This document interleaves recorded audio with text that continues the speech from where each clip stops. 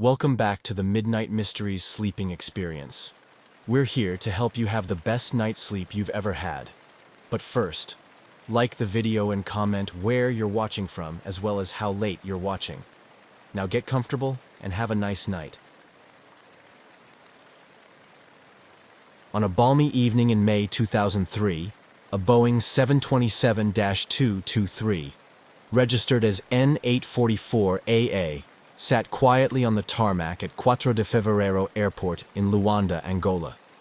This particular aircraft had a rich operational history, having once ferried passengers across vast distances for major airlines. However, its glory days were seemingly behind it, as it awaited a new lease on life or its final resting place, parked among other forgotten relics of aviation. The Boeing 727-223 was a marvel of its time, renowned for its robust tri-jet configuration that made it a favorite among airlines for short to medium haul routes. By the time it arrived in Luanda, this particular aircraft had transitioned from a commercial airliner to a potential cargo plane, reflecting the common fate of many aging aircraft. Its journey to Angola was a far cry from the bustling routes it once dominated. Here, it was meant to find new purpose in the cargo transport sector, a plan that never fully materialized.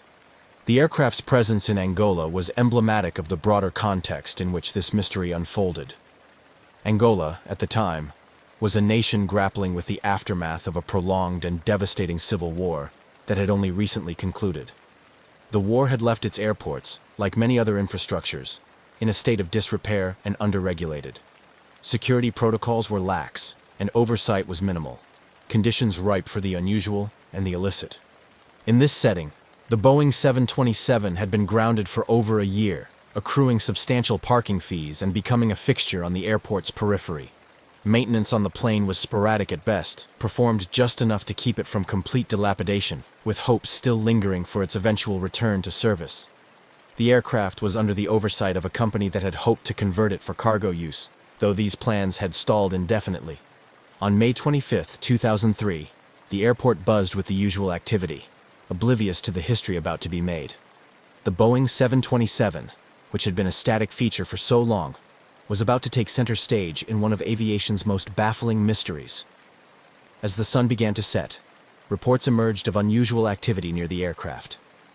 Witnesses later recounted seeing a small group of men boarding the plane, though details were murky and no official record of a scheduled flight existed. What followed next was as audacious as it was perilous. Without any clearance or communication with tower controllers, the Boeing 727-223 powered up its engines. Those on duty watched in disbelief as the aircraft taxied along the runway, its navigation lights off, maintaining a ghostly discretion. With a sudden burst of acceleration, the plane took off, disappearing into the darkening skies, leaving a trail of confusion and alarm in its wake. The immediate aftermath of the unauthorized takeoff was chaotic. Airport personnel scrambled to alert local authorities and aviation agencies, while the control tower made frantic attempts to establish radio contact with the now rogue aircraft. As minutes turned into hours without any sign of the plane or its illicit crew, the severity of the situation began to sink in. The aircraft had vanished, and with it, any straightforward explanation. The Angolan military, along with international aviation authorities, began piecing together the aircraft's last known movements. The search area was vast, spanning a significant expanse of the Atlantic Ocean where the plane was presumed to have headed. Meanwhile, international attention quickly escalated as news of the daring escape spread across the globe. The FBI and the U.S. Department of State became involved, given the American registration of the aircraft and the potential implications of such a security breach on international aviation. This disappearance triggered a cascade of investigative efforts and theories ranging from simple theft to more complex scenarios involving smuggling or espionage.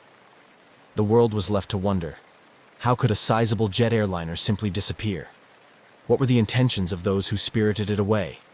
And most importantly, where did they, and the Boeing 727, ultimately end up? As the mystery deepened, the Boeing 727's unauthorized flight became a symbol of post-war Angola's challenges and the broader issues facing global aviation security. This incident was not just a case of an aircraft disappearance. It was a stark reminder of the vulnerabilities that existed in the international system. vulnerabilities that could allow a fully loaded jet airliner to vanish into the night. As the initial shock of the Boeing 727's unauthorized takeoff began to wane, focus shifted to piecing together the puzzle of how such an event could occur. Investigations kicked into high gear, with international cooperation threading through efforts to trace the aircraft's potential routes and ultimate fate. The scenario was baffling. A large commercial jet had seemingly vanished into thin air, prompting a cascade of theories and extensive search operations. Authorities scoured flight data and radar records, attempting to chart a possible path the aircraft could have taken after its dramatic departure from Luanda.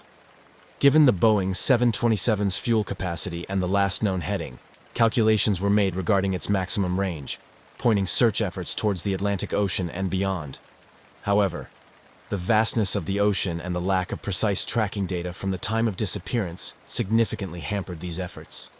The Angolan government, embarrassed by the breach of its airport security, ramped up its involvement, collaborating closely with international agencies including the FBI, which had opened an investigation due to the American registration of the aircraft. The FBI delved into the backgrounds of those known to have been associated with the aircraft in the days prior to its disappearance. They scrutinized maintenance records, interviewed airport staff, and investigated the murky business dealings surrounding the aircraft's presence in Angola. Meanwhile, speculation abounded. One prevailing theory suggested that the aircraft had been stolen for its value as a flying machine, possibly to be used by rogue operators outside of the mainstream aviation industry. Another theory proposed that the plane was commandeered for smuggling purposes, given Angola's history as a hub for the illegal diamond trade. The idea that the aircraft could be repurposed for illicit activities in distant lands added a layer of urgency to the investigations.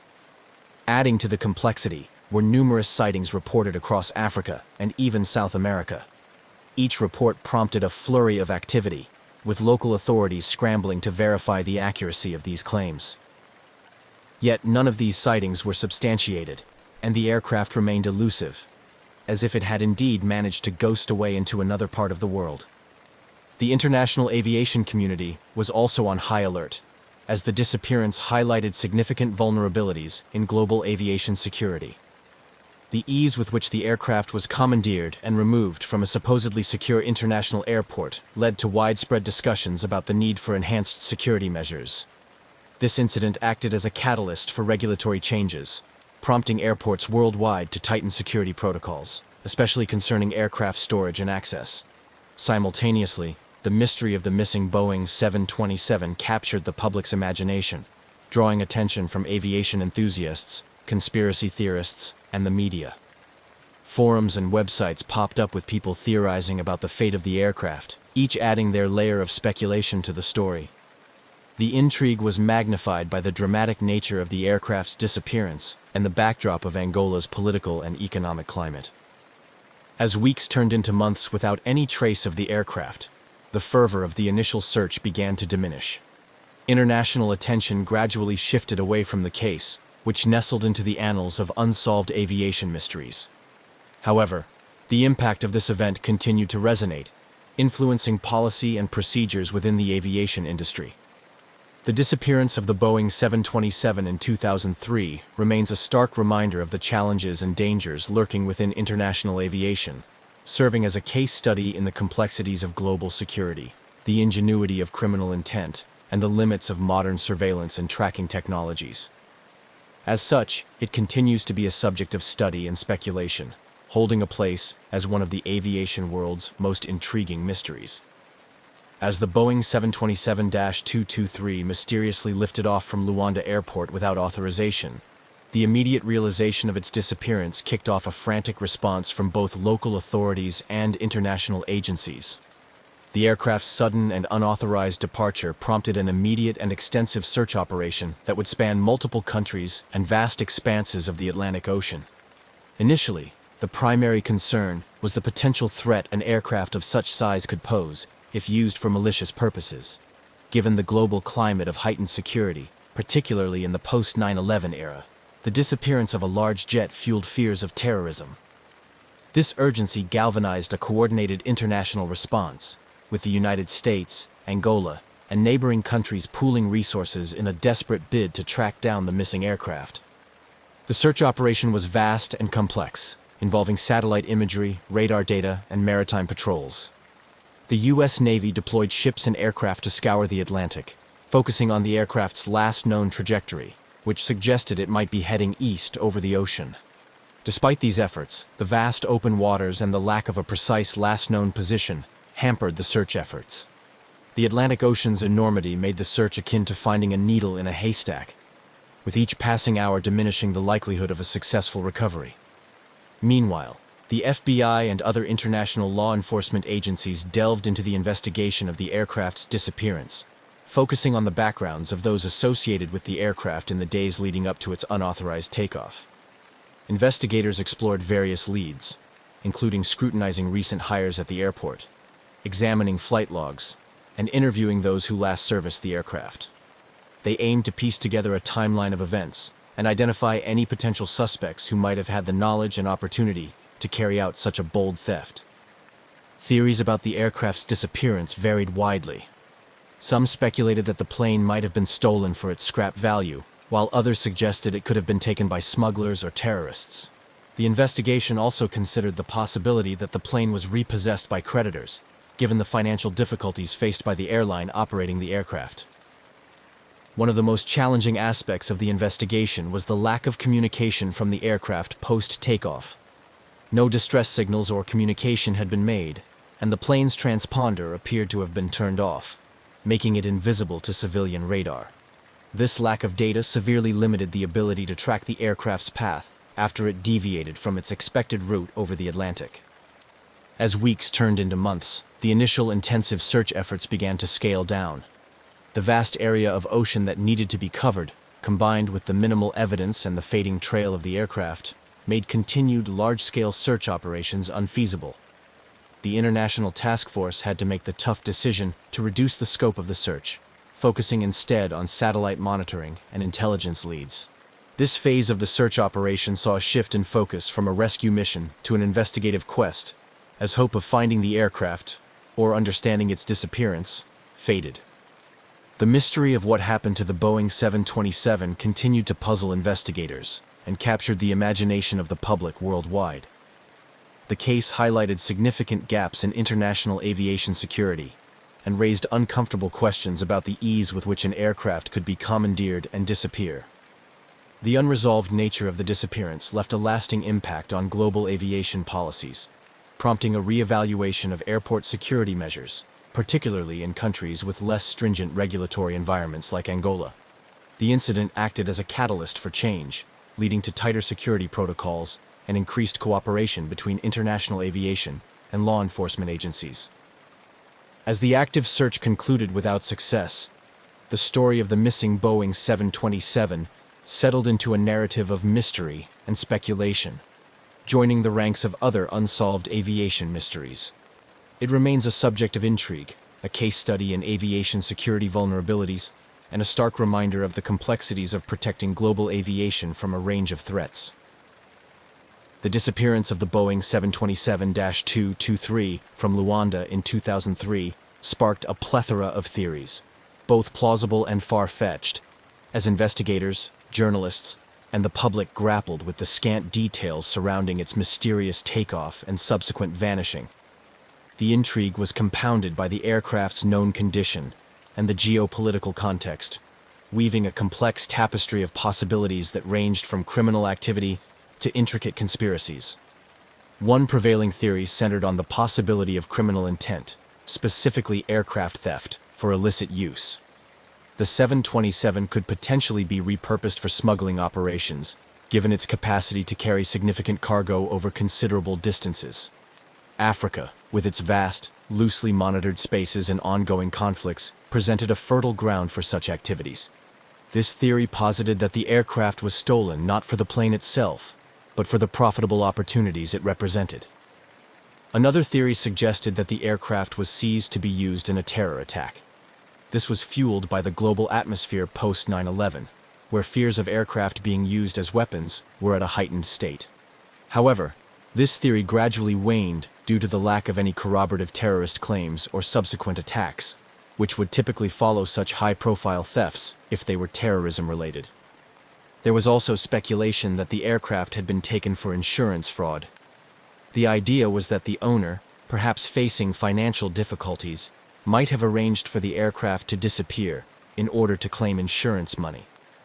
This theory was supported by the aircraft's extended period of inactivity and accumulating fees at Luanda Airport, suggesting financial distress. However, detailed investigations into the insurance policies and financial state of the owning company yielded no substantial evidence supporting this theory. Adding to the web of speculation were numerous reported sightings of the aircraft after its disappearance. Reports came from various parts of Africa and even more remote regions, claiming sightings of an aircraft matching the description of the missing 727. Each report prompted bursts of activity from investigators and sometimes local authorities, but none led to any concrete findings. The elusive nature of these sightings only deepened the mystery, fueling more speculative theories among those following the case. Some conspiracy theorists even suggested that the aircraft was part of a covert operation, either by a private entity or a government agency, which explained the seeming lack of traceability and the muted official responses in some quarters. These theories often drew on the historical context of covert operations in Africa during the Cold War, suggesting a continuation of such practices in a new geopolitical guise. Amidst these swirling theories, the investigation faced significant challenges. The primary issue was the lack of physical evidence. Without wreckage, flight data recorders, or confirmed sightings post-takeoff, investigators had little to work with beyond the theoretical. The vast potential area where the aircraft could have gone down or landed, given its fuel capacity and range, made any search and recovery operation daunting and likely impractical. The international aspect of the case also posed legal and logistical hurdles. The aircraft's disappearance in Angola involved navigating the complexities of international law, cooperation between multiple countries' law enforcement agencies, and dealing with varying levels of resources and political will. The multinational nature of the investigation required careful coordination and was often hindered by bureaucratic delays and jurisdictional disputes. As the years passed, the lack of new evidence and the dimming prospects of solving the case led to a gradual reduction in active investigation efforts. However, the interest in the case did not entirely fade. It remained a popular topic among aviation enthusiasts, mystery aficionados, and conspiracy theorists, who continued to dissect every piece of available data and proposed new angles and insights. The story of the missing Boeing 727 became a part of the larger narrative of modern aviation mysteries, often compared to other incidents like the disappearance of Malaysia Airlines Flight MH370. It served as a stark reminder of the vulnerabilities in global aviation security and the challenges faced in securing older aircraft and preventing unauthorized use. In sum, the disappearance of the Boeing 727-223 is a multifaceted mystery that encapsulates the complexities of international aviation, the challenges of cross-border criminal investigations, and the enduring human fascination with unsolved mysteries. As such, it continues to intrigue and baffle, a modern legend that provokes both professional curiosity and imaginative speculation. The mysterious disappearance of the Boeing 727-223 in 2003 had a significant impact on global aviation security, particularly highlighting the vulnerabilities in aircraft management and airport security in less regulated regions. This incident spurred an overhaul of security measures and policies to prevent similar occurrences in the future, reflecting on the lessons learned from such a startling event. The disappearance underscored the critical need for stringent security protocols at airports around the world, especially in countries where oversight might not be as rigorous due to economic or political challenges. Following the incident, there was a concerted push to implement more comprehensive tracking systems for all aircraft. The idea was to ensure that airplanes could be monitored in real time, not just from takeoff to landing, but also while parked on the tarmac to prevent unauthorized access and use. One of the direct outcomes was the enhancement of the International Civil Aviation Organization's ICAO standards and recommended practices. These updates included improvements in aircraft tracking technologies, mandating more robust communication systems that could help track an aircraft's movements more accurately and reliably. Efforts were made to extend these regulations to include not only passenger aircraft, but also cargo planes and other non-commercial aviation vehicles. The incident also prompted a review of airport security measures globally. There was a renewed emphasis on controlling access to aircraft, requiring more stringent checks for ground staff and maintenance crews who had direct access to planes. Additionally, the installation of better perimeter security measures, such as surveillance cameras and motion detectors around critical areas like parking bays and hangars, became more prevalent. In many countries, the regulatory bodies responsible for aviation safety began conducting regular audits and inspections to ensure compliance with these enhanced security measures. Training programs for airport security personnel were overhauled to equip them with the skills and knowledge necessary to detect and respond to potential threats swiftly. These training initiatives often included modules on crisis management and emergency response to better prepare staff for unusual situations like the one that led to the Boeing 727's disappearance. Moreover, the incident highlighted the importance of international cooperation in aviation security. The ease with which the aircraft was taken from an international airport in Angola and disappeared without trace pointed to gaps not just in physical security measures, but also in the coordination between different countries' aviation authorities. In response, there was a stronger push for shared databases and communication networks that could help track aircraft across borders and jurisdictions more effectively. This collaborative approach was seen not only in operational measures, but also in legal and regulatory frameworks. International agreements and treaties were strengthened or established to aid in the recovery and investigation of stolen or missing aircraft, ensuring that countries could work together more effectively in the face of such challenges. The Boeing 727 disappearance also led to increased public and regulatory interest in the fate of decommissioned aircraft. With hundreds of older planes parked in airports around the world, often in states of disrepair, the incident served as a wake-up call to the potential risks these aircraft posed if not properly secured. Guidelines for the storage, maintenance, and final disposal of decommissioned planes were tightened to prevent them from becoming security liabilities.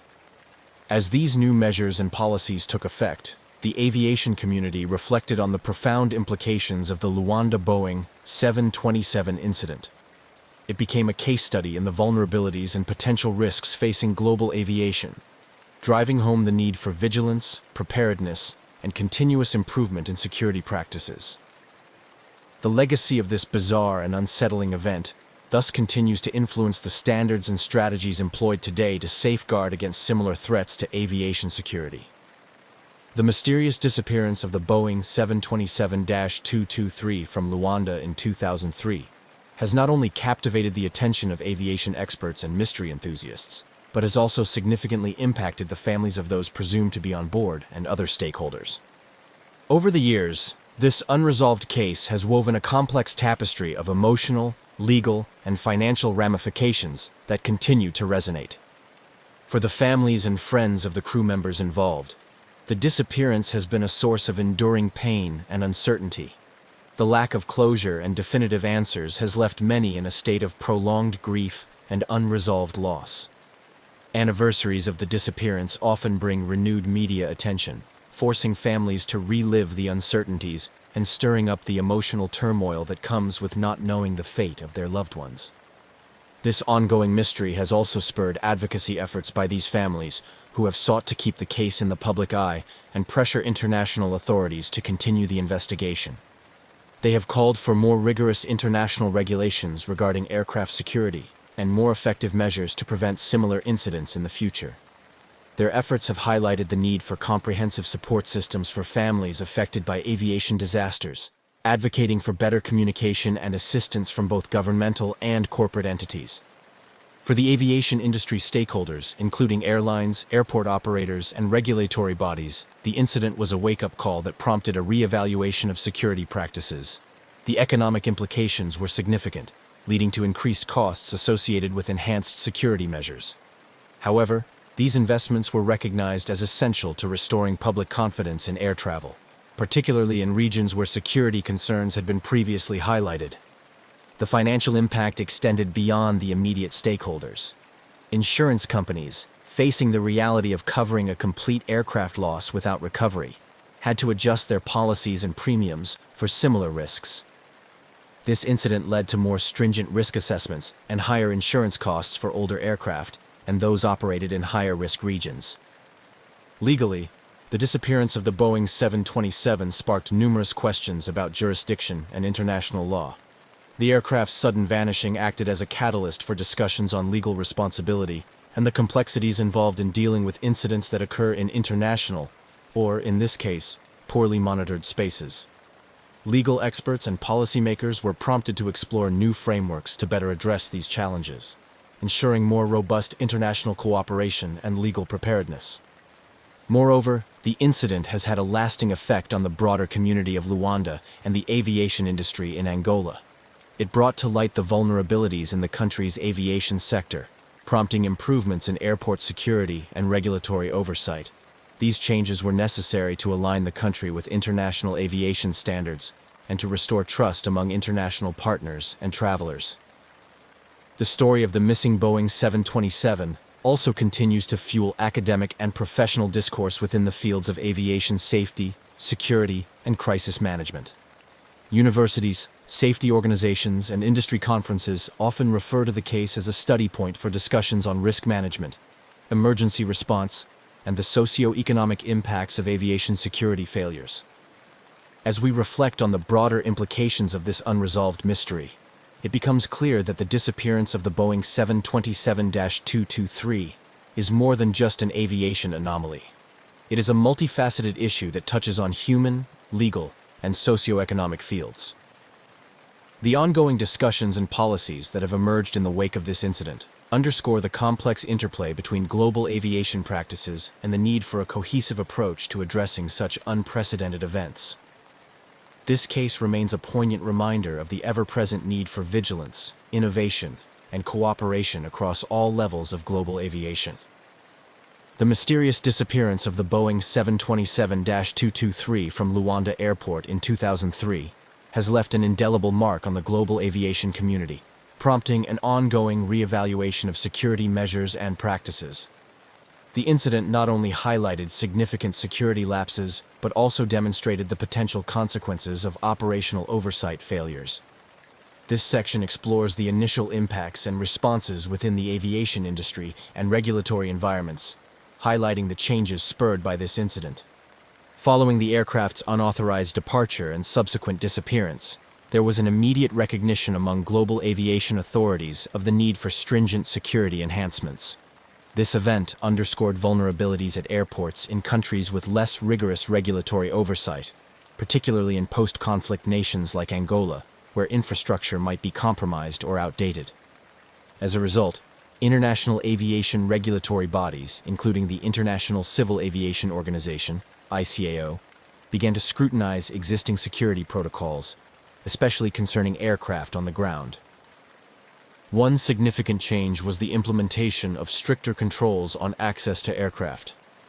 Airports worldwide were urged to reassess their perimeter security, ensuring that all areas were adequately monitored and that access to aircraft was strictly controlled through biometric checks and electronic badge systems. These measures aimed to prevent unauthorized access to aircraft, a critical factor in the Luanda incident, where the individuals involved were able to board and pilot the aircraft without detection. Moreover, the incident catalyzed enhancements in aircraft tracking technology. Real-time tracking systems became a focal point of development, driven by the need to ensure that all aircraft could be monitored continuously throughout their operations, including when parked. Technologies such as automatic dependent surveillance broadcast, ADSB, started to see wider adoption, providing real-time precision tracking of aircraft movements, which would have alerted authorities to the unauthorized movement of the 727 much sooner. The global aviation community also saw a shift towards more collaborative security efforts. Recognizing that security is only as strong as its weakest link, there was a push for improved international cooperation and information sharing among aviation authorities. This was particularly important for tracking and managing the risks associated with older aircraft models, which might not meet the latest operational standards, but are still in use in various parts of the world. Additionally, the incident led to increased investment in training for airport security personnel. Training programs were overhauled to include modules on crisis management, threat detection, and response strategies tailored to scenarios like unauthorized aircraft operations. These training sessions aim to equip personnel with the skills necessary to identify and mitigate risks effectively, ensuring a proactive rather than reactive security posture. In the broader regulatory context, the disappearance of the Boeing 727-223 highlighted the need for comprehensive international standards that could be uniformly applied across all member states. The ICAO and other bodies work towards harmonizing global aviation security standards, emphasizing the need for robust regulatory frameworks that could adapt to the evolving landscape of global threats. These changes collectively represented a paradigm shift in how aviation security was approached, reflecting a more nuanced understanding of the multifaceted risks present in global aviation operations. The legacy of the missing Boeing 727-223, therefore, extends far beyond the immediate mystery and intrigue. It serves as a catalyst for strengthening the safety and security foundations of the aviation industry worldwide.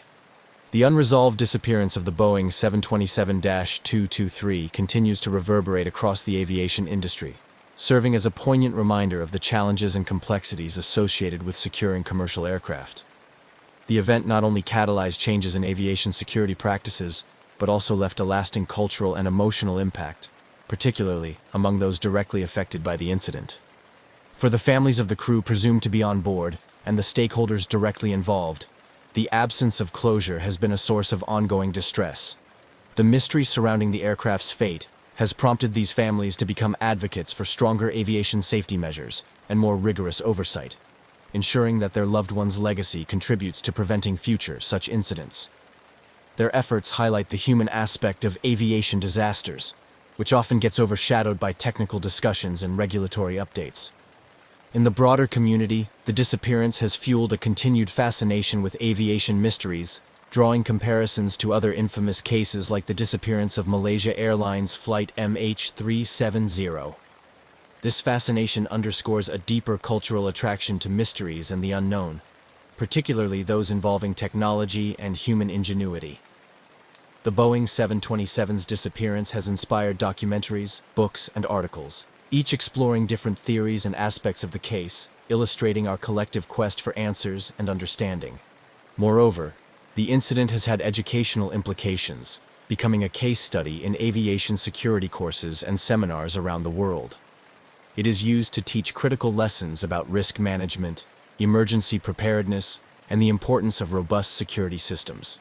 These educational initiatives help prepare the next generation of aviation professionals to better handle the challenges of a globalized and interconnected aviation environment.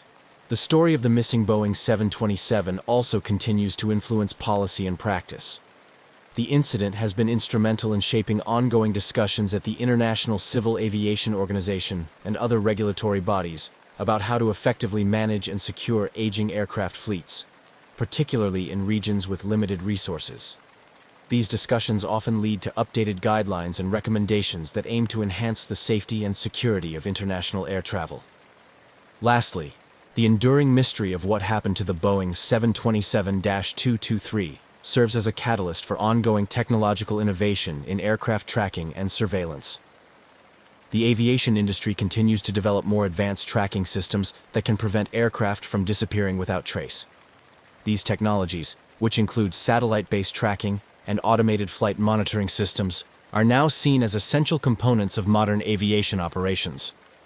As we reflect on the broader impact of this incident, it becomes clear that the disappearance of the Boeing 727-223 from Luanda has left an indelible mark on many levels. From sparking improvements in global aviation security to impacting families and inspiring cultural narratives, the legacy of this event is multifaceted. It continues to motivate advancements in safety and security, ensuring that the aviation industry remains vigilant against similar threats in the future, thereby honoring the memory of those involved in this mysterious disappearance. Prepared for what was to be the most challenging leg of her ambitious quest to circumnavigate the globe. Alongside her was navigator Fred Noonan, whose skills would be crucial in navigating the vast and treacherous expanse of the Pacific Ocean. Their aircraft, a modified Lockheed Electra, was equipped with additional fuel tanks, transforming the cabin into a cramped space filled with just enough room for the pilots and essential navigation equipment. This setup underscored the gravity and daring nature of their journey. Amelia Earhart was not just a pilot. She was a visionary who had already broken numerous records and established herself as a formidable figure in the rapidly evolving field of aviation. Her goal to fly around the world was more than a personal challenge. It was a statement about the possibilities of air travel and the role of women in its future. As the Lockheed Electra took off from Lae, New Guinea, the weight of this ambition was palpable. The flight to Howland Island, a tiny sliver of land in the vast Pacific, was one of the most critical phases of her journey. The island would serve as a crucial refueling stop, without which the completion of the circumnavigation would be impossible. The preparation for this leg of the flight had been meticulous. Earhart and Noonan had spent countless hours poring over maps and flight charts, calculating and recalculating their planned route to account for the myriad of challenges they faced, including unpredictable weather patterns and potential navigational errors. The Lockheed Electra itself had undergone numerous modifications to maximize its range and reliability, tweaks that were tested and retested to meet the exacting demands of their journey. Their departure from Lae on July 2nd was watched by a small crowd, a mix of well-wishers and press, all aware of the significance of the moment. Earhart, ever the emblem of confidence and calm, waved from the cockpit, her expression one of determined focus. As the engines roared to life and the plane lumbered down the runway, there was a collective holding of breath among those watching. Once the aircraft lifted into the sky, it disappeared into the clouds, leaving behind an air of hopeful anticipation. As Earhart and Noonan settled into the flight, their path took them over some of the most remote areas of the Pacific. Communication during this leg was limited to scheduled transmissions with the Coast Guard ship Itasca, which was stationed near Howland Island to provide radio guidance and weather updates. The vastness of the ocean around them was a constant reminder of the isolation and risks inherent in their undertaking. The last communication with the Itasca was both routine and ominous. Earhart reported cloudy weather, some rain, and rough seas below. She mentioned they were flying on a line of position noted on their maps that should have brought them directly over Howland Island. However, as time passed, further attempts to establish radio contact proved fruitless. Noonan's expertise as a navigator, crucial for their success, was up against the daunting challenge of finding a minute target in the immense Pacific. The realization that the aircraft might be lost began to dawn on those waiting on Howland Island and aboard the Itasca. The scheduled radio checks came and went without a word from the Electra. Anxiety turned to alarm as hours passed with no sign of Earhart or Noonan. The Itasca began broadcasting a constant stream of messages, hoping to guide the Electra in by radio if they were close enough to hear but unable to respond. When the full scope of the situation became apparent, a massive search operation was quickly mobilized. The U.S. Navy and Coast Guard, along with other available Pacific military resources, launched one of the most extensive search and rescue missions of the time. Planes and ships scoured thousands of square miles of ocean, retracing Earhart's planned route and exploring other areas where she might have gone down. Despite these efforts, no trace of Amelia Earhart, Fred Noonan, or the Lockheed Electra was ever found. The disappearance became one of the greatest aviation mysteries of the 20th century, prompting a myriad of theories and continuing explorations that spanned decades. Amelia Earhart's legacy, fueled by her daring and her mysterious fate, continued to inspire adventurers and aviators, ensuring that her story, emblematic of the era's bold strides in aviation and the lingering risks of uncharted territories, would not be forgotten. As Amelia Earhart's Lockheed Electra soared across the Pacific Ocean towards Howland Island, her voice crackled over the radio in what would become the last transmissions ever received from the famed aviator. These brief communications conveyed a mix of routine flight updates and growing concern. The weather was worsening, and despite the Electra being equipped for long distances, navigating to such a minuscule target in the vast Pacific was proving more challenging than anticipated. On the morning of July 2, 1937, as Earhart and her navigator, Fred Noonan, approached the vicinity of Howland Island, the tension aboard the Itasca, a U.S. Coast Guard cutter stationed nearby to support the flight, was palpable.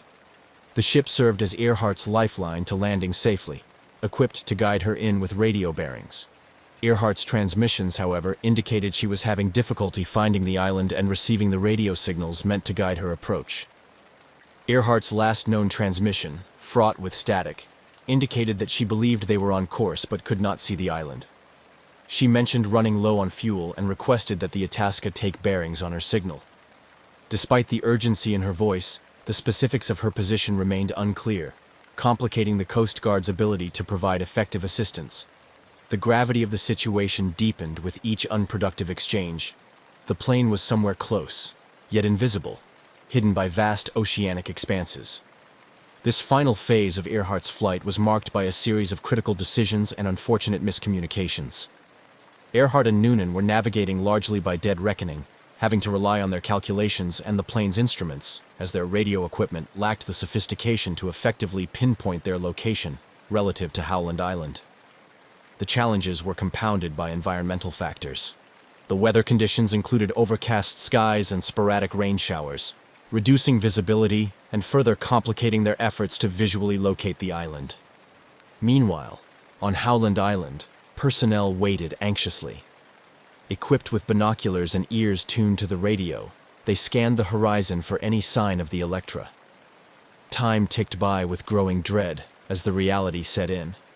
Earhart and Noonan might have missed the island entirely, or worse, run out of fuel and been forced to ditch in the shark-infested waters. Back on the Itasca, operators attempted to re-establish contact, broadcasting a steady stream of messages in hopes that Earhart would pick them up and use them to find her way. Unfortunately, technical limitations and a critical misunderstanding about the frequencies used for transmission hindered these efforts. The Itasca was equipped to transmit strong signals, but without confirmation that Earhart was receiving them, their utility was severely compromised. As hours passed without further contact, the situation escalated into a full-blown crisis. The initial search efforts were frantic, with the Itasca deploying its resources to scour the possible areas where the Electra might have gone down. Aircraft from the island joined in, expanding the search grid and covering larger areas in desperate hope of spotting debris, an oil slick, or any sign of life. This period of uncertainty marked the beginning of one of the most enduring mysteries in the annals of aviation. The disappearance of Amelia Earhart and Fred Noonan prompted a massive response, not just from the immediate search teams, but from the international community. Their fate captured the world's imagination and triggered widespread speculation. Theories abounded, each trying to make sense of how such a well-equipped and well-planned mission could end so abruptly and without a trace. The search for Earhart and Noonan continued for weeks, becoming one of the most extensive and costly in history. Ships and planes combed thousands of square miles of ocean, but the Pacific, vast and inscrutable, offered no clues.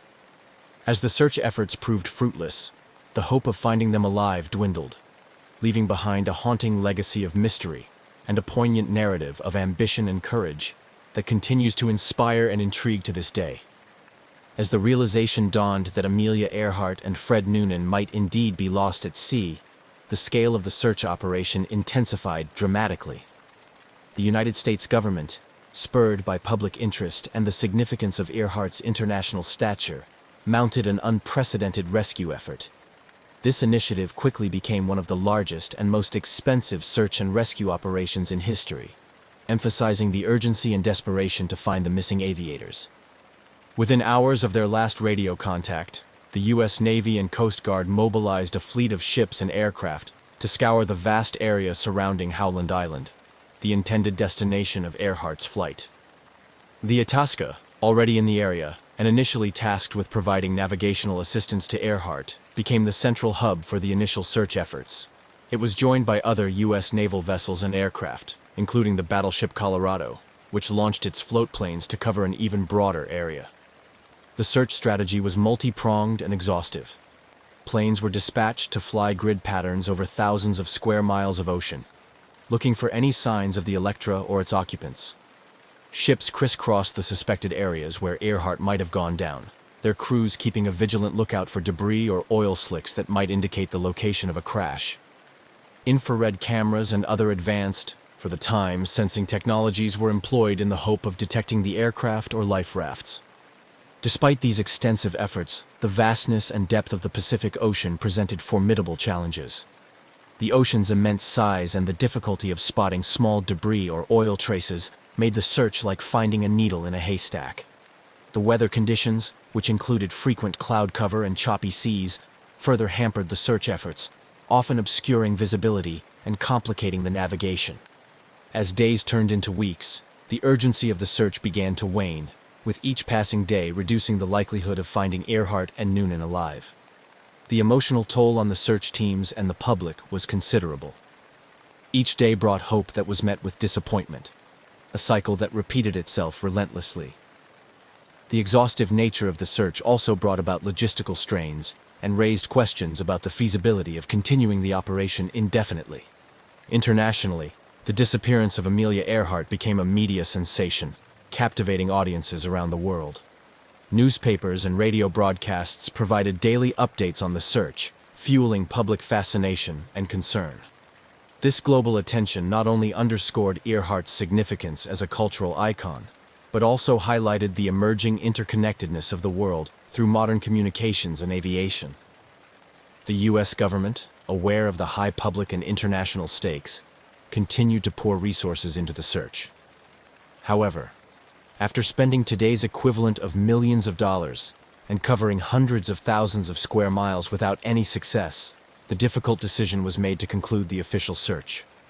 On July 19, 1937, just over 2 weeks after their disappearance, the search for Amelia Earhart and Fred Noonan was officially called off. The conclusion of this extensive search operation marked a somber moment.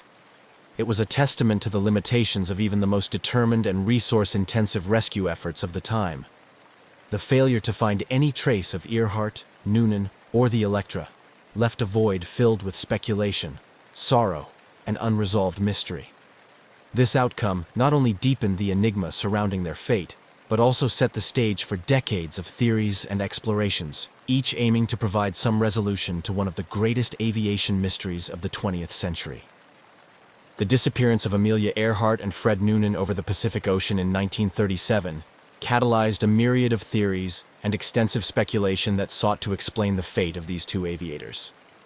Over the years, several prevailing theories emerged, each supported by various degrees of evidence and expert opinion, reflecting the persistent intrigue and the complex nature of their unsolved disappearance. The crash and sink theory is perhaps the simplest and most widely accepted explanation. It posits that Earhart's Lockheed Electra ran out of fuel while searching for Howland Island, leading to a crash into the vast Pacific Ocean. This theory is supported by the last transmissions from Earhart, which indicated that they were running low on fuel. The absence of any confirmed debris or oil slick could be attributed to the immediate sinking of the aircraft in deep water, leaving little trace on the surface to be detected by the search teams. Another compelling theory is the Gardner Island hypothesis, which suggests that after failing to locate Howland Island, Earhart and Noonan might have attempted an emergency landing on another island within the Phoenix Islands, now part of the Republic of Kiribati. Nikumaroro, formerly known as Gardner Island, has been the focus of this theory. Subsequent visits and expeditions to Nikumaroro have uncovered artifacts potentially linked to Earhart and Noonan, including pieces of plexiglass that may have come from the Electra's windows, and an old-fashioned sextant box similar to those Noonan would have used. Supporters of the Gardner Island scenario argue that Earhart and Noonan could have survived for some time as castaways. This theory gained traction with the discovery of human bones on the island in 1940, although initial examinations in the early days were inconclusive, and later analyses led to more questions than answers. Modern forensic techniques continue to examine these findings, adding layers of scientific inquiry to the historical mystery. A more controversial theory involves speculation of capture by Japanese forces, suggesting that Earhart and Noonan might have landed or crashed in the Japanese-controlled Marshall Islands. Some proponents of this theory argue that they were taken as prisoners under the suspicion of being American spies, and that their ultimate fate was covered up amidst the geopolitical tensions leading up to World War II. However, this theory is based largely on anecdotal evidence and has been met with skepticism by mainstream historians due to the lack of concrete archival proof from U.S. or Japanese sources. Each of these theories has been the subject of books, documentaries, and continued research, reflecting the global fascination with Earhart's story and the human desire for resolution. Expeditions to the South Pacific, particularly to Nikumaroro, have utilized modern technology such as satellite imagery, sophisticated sonar, and cadaver dogs to search for any trace of Earhart, Noonan, or their aircraft. These efforts have often been spearheaded by organizations like the International Group for Historic Aircraft Recovery, TIGHAR, which has dedicated decades to investigating the Earhart mystery. The public's fascination with these theories is not merely about solving a mystery, but also about connecting with the past and understanding more about a time when global aviation was still in its early, daring days. Earhart's legacy as a pioneering aviator and a symbol of courage, adventure, and the limitless potential of human ambition continues to inspire these investigative efforts. Each new piece of evidence, whether it conclusively supports a particular theory or deepens the mystery, contributes to the ongoing narrative surrounding Amelia Earhart's final flight. While definitive answers may still elude those who seek them, the pursuit of these answers serves as a testament to the enduring impact of her life and the intriguing nature of her disappearance. In the decades following the disappearance of Amelia Earhart and Fred Noonan, advancements in technology and methodology have rejuvenated efforts to solve one of aviation's greatest mysteries. These modern investigations have not only provided new leads, but have also refined our understanding of what might have happened to Earhart's Lockheed Electra on that fateful day in 1937. One of the most persistent efforts has been led by the International Group for Historic Aircraft Recovery, which has conducted numerous expeditions to Nikumaroro Island, formerly known as Gardner Island. This atoll, part of the Phoenix Islands in the Republic of Kiribati, is central to the hypothesis that Earhart and Noonan may have landed there when they could not locate Howland Island. TIGHAR's expeditions have focused on systematic searches both on the island and in the surrounding waters, employing advanced forensic techniques and technologies. Significant among the findings from these expeditions are items that could plausibly be linked to Earhart, Noonan, or their aircraft. These include fragments of a plexiglass window that closely matches the type used in the Lockheed Electra and an aluminum panel that appears to be aircraft debris. Additionally, the discovery of a 1930s woman's shoe, a jar of anti-freckle cream — Earhart was known to dislike her freckles — and improvised tools suggest the possibility of castaways attempting to survive. Moreover, TIGHAR's efforts have extended to analyzing bone fragments and other biological material found on the island. Initial analyses in the past were inconclusive, or led to the determination that they were from a male, which contradicted the hypothesis that they might belong to Earhart. However, with the advent of more sophisticated DNA technology, these materials are under continuous re-examination, holding out the possibility that one day they might conclusively link them to Earhart. These expeditions have also benefited from technological advancements in satellite imagery and underwater robotics. High-resolution satellite images have allowed researchers to scour the island for signs of an aircraft from the comfort of their laboratories before setting foot on the island. Underwater drones, equipped with cameras and sonar, have explored the deep waters around Nikumaroro for any signs of the wreckage, which would be definitive proof of the plane's final resting place. Despite these promising leads, each expedition has also underscored the monumental challenges of such an endeavor. The remote location of Nikumaroro, combined with its harsh environment, means that each trip is not only costly but also fraught with logistical difficulties. The coral reefs surrounding the island pose a hazard, potentially hiding and even destroying evidence of the Lockheed Electra's landing or crash. The modern search for Amelia Earhart is also marked by collaborations that span governments, private entities, and enthusiasts, each bringing their expertise and resources to bear on this enduring mystery. These collaborative efforts reflect a larger trend in the field of historical and archaeological research, where multidisciplinary approaches are increasingly seen as vital to solving complex puzzles.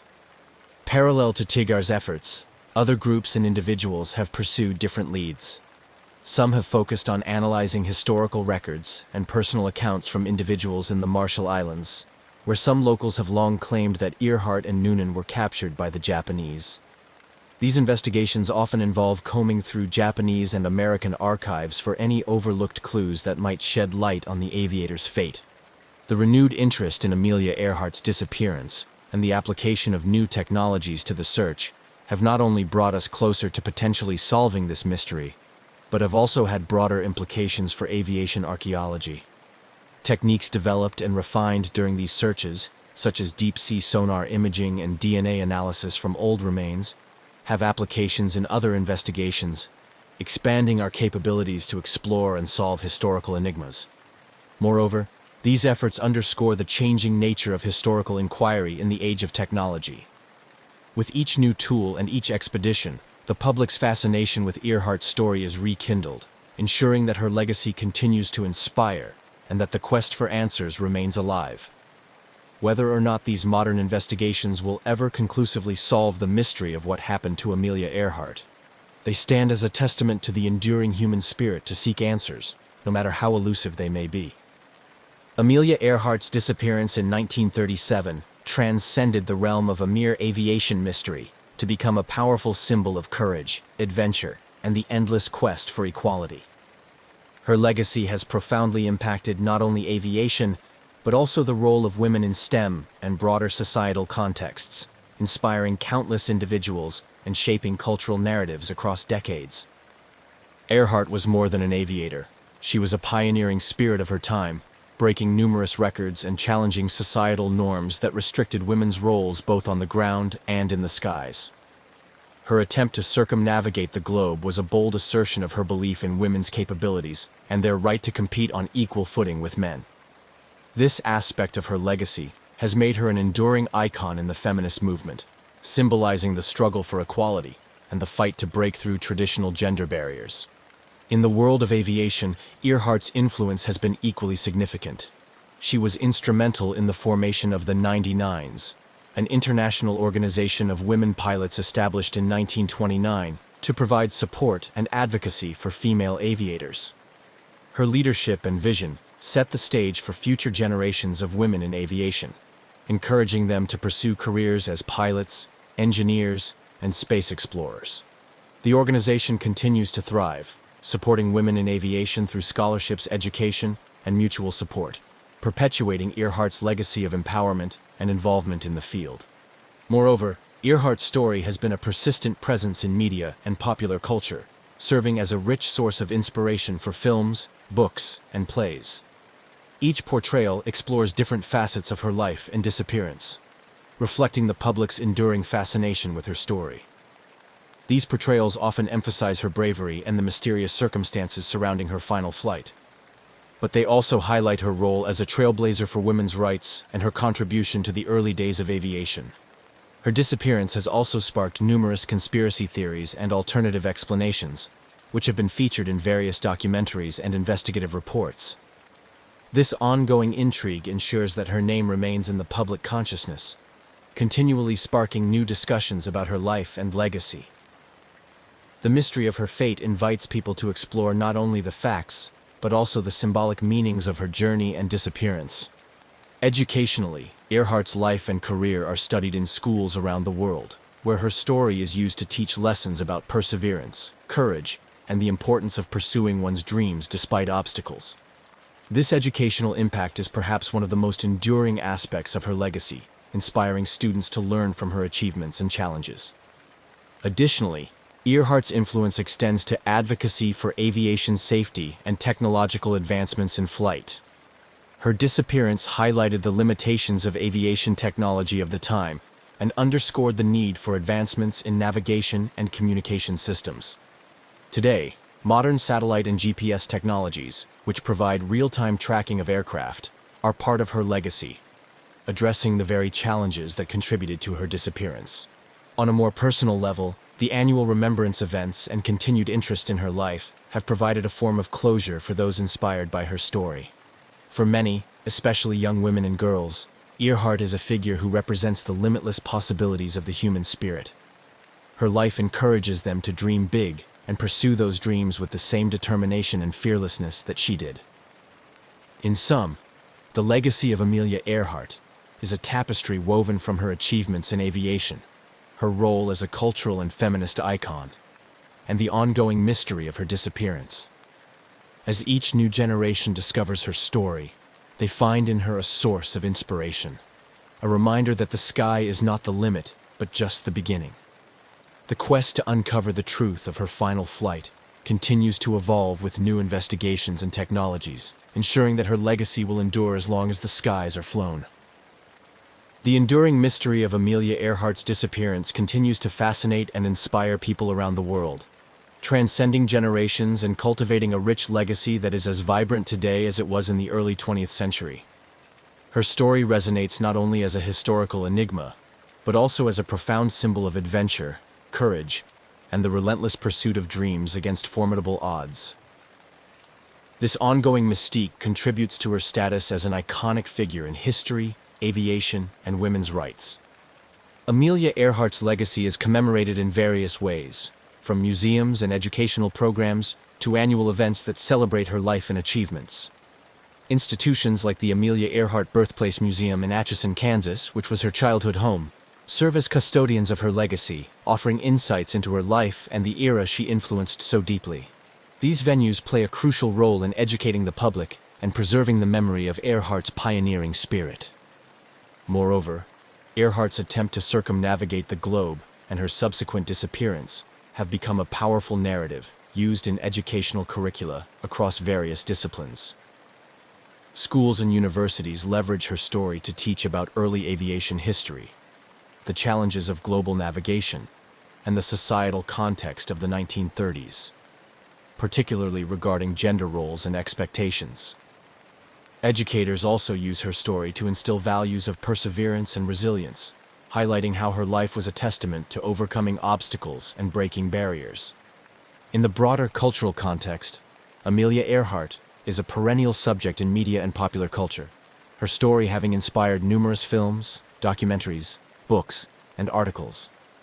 Each new project that seeks to unravel the mystery of her disappearance or celebrate her achievements reintroduces her legacy to a new audience, ensuring that her impact is not confined to history books, but continues to be relevant in contemporary discussions about gender, technology, and exploration. The mystery surrounding Earhart's fate also continues to inspire adventurers, scientists, and historians.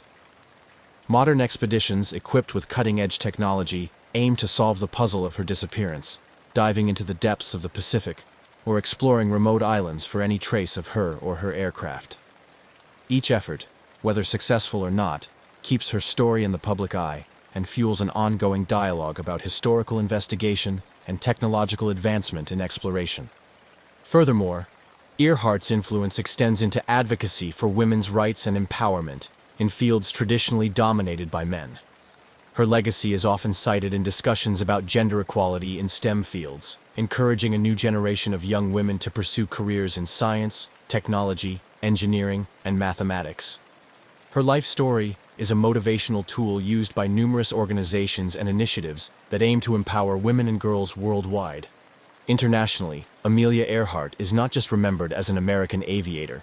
She is celebrated as a global icon who pushed the boundaries of what was possible in her time. Her bravery and the mysterious circumstances of her last flight provide a universal appeal that crosses cultural and geographical boundaries. Festivals, exhibitions, and public talks in various countries commemorate her life, each adding to the tapestry of her global legacy. In reflection, the story of Amelia Earhart is more than an unresolved disappearance. It is a narrative rich with themes of innovation, bravery, and the unyielding human spirit. Her life and the ongoing quest to find her continue to inspire and challenge us, reminding us of the vastness of human potential and the enduring desire to explore the unknown. Her legacy, perpetuated through continuous interest and investigation, ensures that Amelia Earhart will remain an inspirational figure, symbolizing the pursuit of adventure and the endless quest for knowledge. In the quest to preserve and honor the memory of Amelia Earhart, her impact on the field of aviation and beyond has been memorialized in numerous ways that inspire future generations and deepen our collective memory of her pioneering spirit. This additional chapter seeks to encapsulate the tangible and lasting tributes that have been established to commemorate her life and legacy. Across the United States and around the world, various memorials and statues have been erected in Earhart's honor. Perhaps the most significant of these is located at the Amelia Earhart Airport, in her hometown of Atchison, Kansas, which not only serves as a functional airport, but also as a living homage to her legacy. The airport features a museum filled with personal artifacts, photographs, and stories that chronicle her life and career, providing a focal point for those wishing to understand and celebrate her contributions to aviation and women's history. Educational scholarships and programs bearing her name continue to support aspiring female aviators, encouraging them to pursue their dreams with the same boldness and determination that Earhart exemplified. These scholarships are often provided by aviation organizations, including the 99s, which Earhart helped establish, ensuring that her passion for flying and her advocacy for women pilots are passed on to new generations. Furthermore, Earhart's influence extends into annual events and educational programs that not only celebrate her achievements, but also look at her life through the lens of modern feminist and technological perspectives. Conferences and symposiums discuss her impact on navigation technology, global communication, and gender equality, reflecting on how her legacy aligns with contemporary issues in these fields. Additionally, the mystery surrounding her disappearance has inspired a variety of creative works, including plays, novels, and films that explore the many facets of her character and the era she influenced. These portrayals contribute to a broader understanding of her as a complex and multifaceted figure, not only as a heroine in flight, but also as a person who faced immense challenges with courage and resilience. As these memorials, scholarships, and cultural portrayals continue to proliferate, they ensure that Amelia Earhart's legacy remains vibrant and relevant. Each tribute serves as a reminder of her contributions to aviation and her role as a trailblazer for women, proving that her spirit continues to soar in the hearts and minds of those who follow in her footsteps. Through these enduring symbols and initiatives, Amelia Earhart's life and legacy continue to inspire awe and admiration, securing her place as an eternal icon of bravery and innovation. High above the rugged coastline of Chile, the steady hum of a Chilean Air Force helicopter sliced through the sky. The aircraft, a well-equipped Cougar AS-532, was on a routine patrol mission, its crew trained to maintain vigilance over the vast expanse of ocean and land beneath them. It was a clear day in November 2014, with visibility perfect for the task at hand. Little did the crew know, their standard patrol was about to turn into an encounter that would captivate the world and ignite a storm of speculation and intrigue. The crew consisted of a seasoned pilot and a skilled naval technician, both members of the Chilean Air Force, tasked with monitoring the coastal areas for illegal activities and ensuring maritime safety. The helicopter was outfitted with a state-of-the-art infrared camera designed to detect heat signatures from a distance, making it an invaluable tool for their surveillance operations. As they approached a routine checkpoint along their patrol route, the technician monitored the live feed from the camera, expecting nothing out of the ordinary. Suddenly, the calm of the patrol was shattered by an anomaly on the infrared screen. Initially appearing as an inexplicable blip, it quickly became apparent that this was no ordinary object. The pilot maneuvered the helicopter for a better view, while the technician tried to adjust the focus of the camera, zooming in on what appeared to be a flying object emitting an unusual heat pattern. The object moved with a precision and speed unlike any typical aircraft, its motion smooth yet erratic, defying the usual aerodynamic expectations. The technician recorded the object's movements, his hands steady despite the growing realization that this was no ordinary sighting. The object's thermal signature was unusually strong and consistent, suggesting it was not only metallic, but also generating a considerable amount of heat. As they continued to observe, the object began emitting what appeared to be plumes of vapor or gas, which were clearly visible through the infrared camera, adding another layer of mystery to the encounter. Communications between the helicopter crew and their ground control became frantic as they reported the sighting.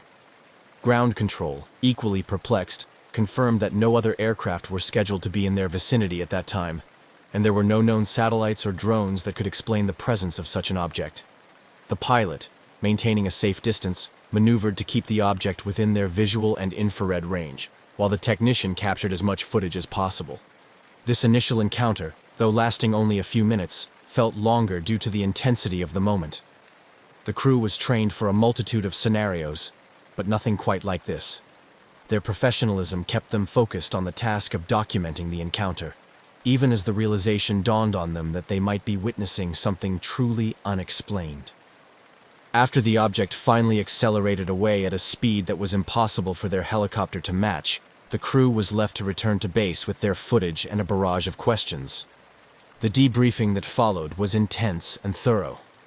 Military officials were cautious but intrigued by the footage, which clearly showed an object whose capabilities surpassed current known aircraft technology.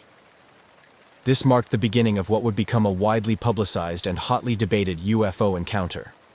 The Chilean government, known for its transparency in dealing with unidentified aerial phenomena, took the unusual step of releasing the footage to the public and seeking help from both national and international experts to try to explain the mysterious encounter. As the news of the sighting broke, it sparked a frenzy of media coverage and public speculation. People around the world watched the grainy infrared footage, captivated by the possibility of an encounter with technology beyond our understanding. The incident not only raised questions about what might be sharing our skies, but also highlighted the growing need for cooperation in addressing phenomena that defy easy explanation. This encounter, with its compelling visual evidence, was set to become a pivotal case in the study of unidentified aerial phenomena, inviting both skeptics and believers to ponder the possibilities of what lies beyond the known frontiers of science and aviation. As the Chilean Air Force helicopter continued its patrol along the pristine coastline, the crew inside was processing the surreal encounter they had just experienced. Equipped with sophisticated technology, the Cougar AS-532 had captured something unprecedented on its infrared camera, an unidentified flying object emitting heat and strange plumes, seemingly defying the known capabilities of conventional aircraft. The technology on board was primarily designed for maritime surveillance and search and rescue missions, capable of detecting heat signatures from great distances, making it an invaluable asset in identifying vessels or individuals in distress at sea. However, on this particular day, the infrared camera had recorded something entirely out of the ordinary, a fast-moving object whose thermal signature was unlike any aircraft or drone typically observed in their operations. Back at the base, the crew's initial report via radio had already stirred considerable interest among the ground control and senior officers. As they landed, the air was thick with anticipation and curiosity. The footage captured by the technician was immediately secured for analysis, with higher-ups in the Air Force and naval intelligence being alerted to the unusual sighting. The debriefing session was thorough. The pilot and technician were asked to recount every detail of the encounter, the object's appearance, behavior, and any electromagnetic interference noticed during the sighting. Questions were pointed and precise, aiming to rule out any conventional explanations such as experimental aircraft, weather balloons, or known drones. The crew maintained that the object moved with an agility and speed that were unlike any known aerial technology, further deepening the mystery. Following the initial internal review, the decision was made to involve technical experts in analyzing the infrared footage. This analysis aimed to verify the authenticity of what was captured and to gather more insights into the physical characteristics of the object observed. Specialists in aviation technology and infrared imaging were brought in, and they set to work examining the footage frame by frame.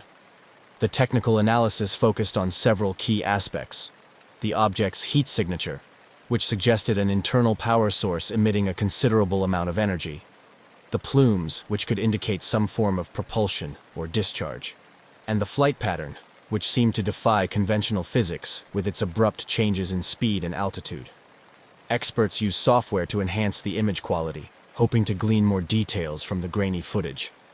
The examination ruled out the possibility of a small aircraft or drone, as no known models possessed the combination of speed, heat signature, and flight capabilities displayed by the UFO. Theories began to circulate among the technical team, ranging from experimental military technology from another nation to more speculative hypotheses involving non-human origins. Meanwhile, the public's reaction was growing fervent. Once the Air Force decided to release the footage to ensure transparency and seek wider input, the video quickly went viral. Across social media platforms, forums, and news outlets, people shared the footage, with many speculating about the possible explanations for the encounter. The release of the video not only confirmed the authenticity of the event, but also opened the door to global scrutiny and debate. As the story gained traction internationally, ufologists and researchers dedicated to studying unidentified aerial phenomena took keen interest. They compared the Chilean encounter with similar incidents reported around the world, noting similarities in the descriptions of the objects and their behaviors. This global context prompted discussions about a possible pattern or phenomenon that transcended national borders. The media coverage varied from factual reporting by major news networks, focusing on the details of the encounter, to more sensational coverage by tabloids, which emphasized the mystery and extraterrestrial possibilities. Documentarians and investigative journalists descended on Chile, eager to capture the story from every angle, interviewing experts, witnesses, and even skeptics. The Chilean Air Force's encounter with the UFO became a case study in how modern militaries respond to unexplained phenomena. The transparent handling of the incident by the Chilean authorities was widely praised, and it set a precedent for how such encounters could be documented and discussed openly in the public sphere. As interest in the incident continued to swell, the need for a deeper investigation became apparent. The Air Force, in collaboration with scientific and military experts both nationally and internationally, planned a comprehensive investigation aimed at uncovering more about the mysterious object. This next phase would delve deeper into the technical, environmental, and historical data available, hoping to shed light on one of the most compelling modern UFO sightings to date. After the initial debrief and the immediate technical analysis, the Chilean Air Force moved forward with a structured response to the unusual sighting. The military's first priority was maintaining operational security and confidentiality as they navigated the complexities of a potential, unidentified flying object that could have broader implications for national security. However, the decision to eventually release the footage to the public marked a pivotal shift towards transparency, aiming to demystify the situation and engage with the global community for broader insights. The aftermath of the sighting and the subsequent release of the infrared footage initiated a multi-phased response plan. Initially, the Air Force leadership conducted a series of confidential briefings with defense analysts to evaluate any potential threats that the unidentified object might pose. These meetings involved strategy discussions, reviews of radar and satellite data, and consultations with international partners to ascertain if similar incidents had been observed elsewhere. Simultaneously, the Chilean government took steps to manage the public narrative. Information about the encounter was carefully released to avoid causing undue alarm. The military's spokesperson provided measured statements that confirmed the sighting while emphasizing that it posed no immediate threat to national security. This approach was designed to maintain public confidence and prevent speculation from overshadowing facts. The leak and public response to the footage were overwhelming. Once the video was made available online, it quickly captured the attention of both national and international media, sparking a flurry of investigative reports, expert interviews, and public speculation. In Chile and beyond, the story became a topic of intense interest and debate, with the footage being analyzed and reanalyzed by various civilian UFO research organizations and independent experts. Media outlets played a significant role in shaping the public's perception of the incident. Major networks sought to strike a balance between reporting on the sensational aspects of the UFO sighting and providing a platform for credible experts to discuss the potential explanations. This coverage helped to elevate the discourse, moving it from mere conspiracy theories to more scientific and investigative discussions about what the object could have been. Online forums and social media also became hotbeds for debate. Enthusiasts and skeptics alike shared their theories, ranging from secret military technology and drones to extraterrestrial vehicles. This digital conversation expanded the reach of the incident, drawing in audiences from around the world who might not typically engage with military or aviation news. The Chilean Air Force continued to monitor these discussions closely, noting where misinformation spread and stepping in to clarify when possible. Their ongoing involvement helped to maintain a level of authority over the narrative, ensuring that the public received accurate updates as the investigation progressed.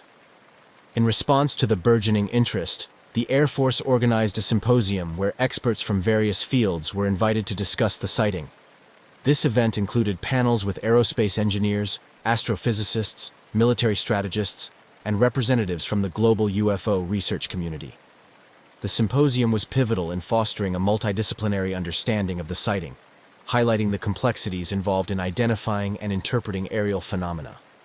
This collective approach not only enriched the investigation, but also demonstrated the Chilean military's commitment to transparency and scientific inquiry. By openly discussing the sighting and inviting international experts to contribute, they mitigated the risk of sensationalism and grounded the conversation in a search for verifiable truth. As the investigation moved forward, the Air Force and other involved agencies continued to sift through data, looking for any clue that might explain the nature of the mysterious object. Each piece of information, from radar signatures to historical aircraft records, was meticulously analyzed in the hope of uncovering a logical explanation for the sighting. This thorough and open approach ensured that whatever conclusions were eventually drawn, they would be based on solid evidence and careful consideration, maintaining public trust and scientific integrity throughout the process. Following the unprecedented encounter and the widespread public interest it generated, the Chilean Air Force initiated a formal and comprehensive investigation into the incident. This step was essential not only for national security purposes, but also to satisfy the curiosity and concerns of both the national and international communities. The official investigation was spearheaded by a special task force composed of experts from various fields, including military aviation specialists, aerospace engineers, and scientists specializing in atmospheric phenomena. The task force's primary goal was to analyze every aspect of the encounter thoroughly, from the technical specifications of the helicopter and its equipment, to the environmental conditions on the day of the sighting. The team started by scrutinizing the infrared footage captured by the helicopter's camera. This involved a detailed frame-by-frame analysis to understand the object's size, speed, thermal signature, and flight pattern. Special attention was given to the plumes emitted by the object, which were atypical for conventional aircraft or known drones. Experts in propulsion and aerospace technology were consulted to determine if the object could be an undocumented type of military drone or experimental aircraft, possibly from another nation. Parallel to the technical analysis, the task force investigated the electromagnetic environment during the incident. They collaborated with meteorologists and physicists to explore whether unique atmospheric conditions could have caused optical illusions or radar anomalies. This line of inquiry included a review of historical meteorological data to check for similar anomalies that might have been recorded but not publicized. The military also re-examined radar data from the day of the sighting to trace the object's flight path and origin. This effort was coordinated with neighboring countries' air defense systems to rule out the possibility that the object had crossed into Chilean airspace from abroad.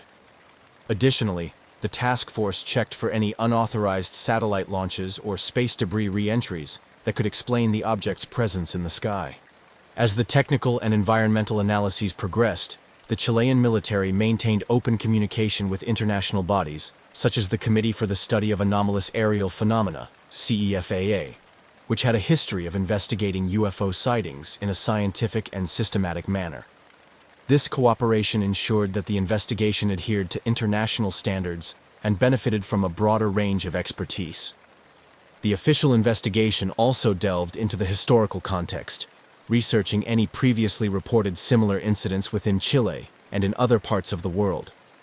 This broader historical review helped to contextualize the encounter and provided insights into how similar sightings had been handled and interpreted by other nations' military and scientific communities. Throughout this extensive investigative process, the Chilean Air Force showed a remarkable level of transparency.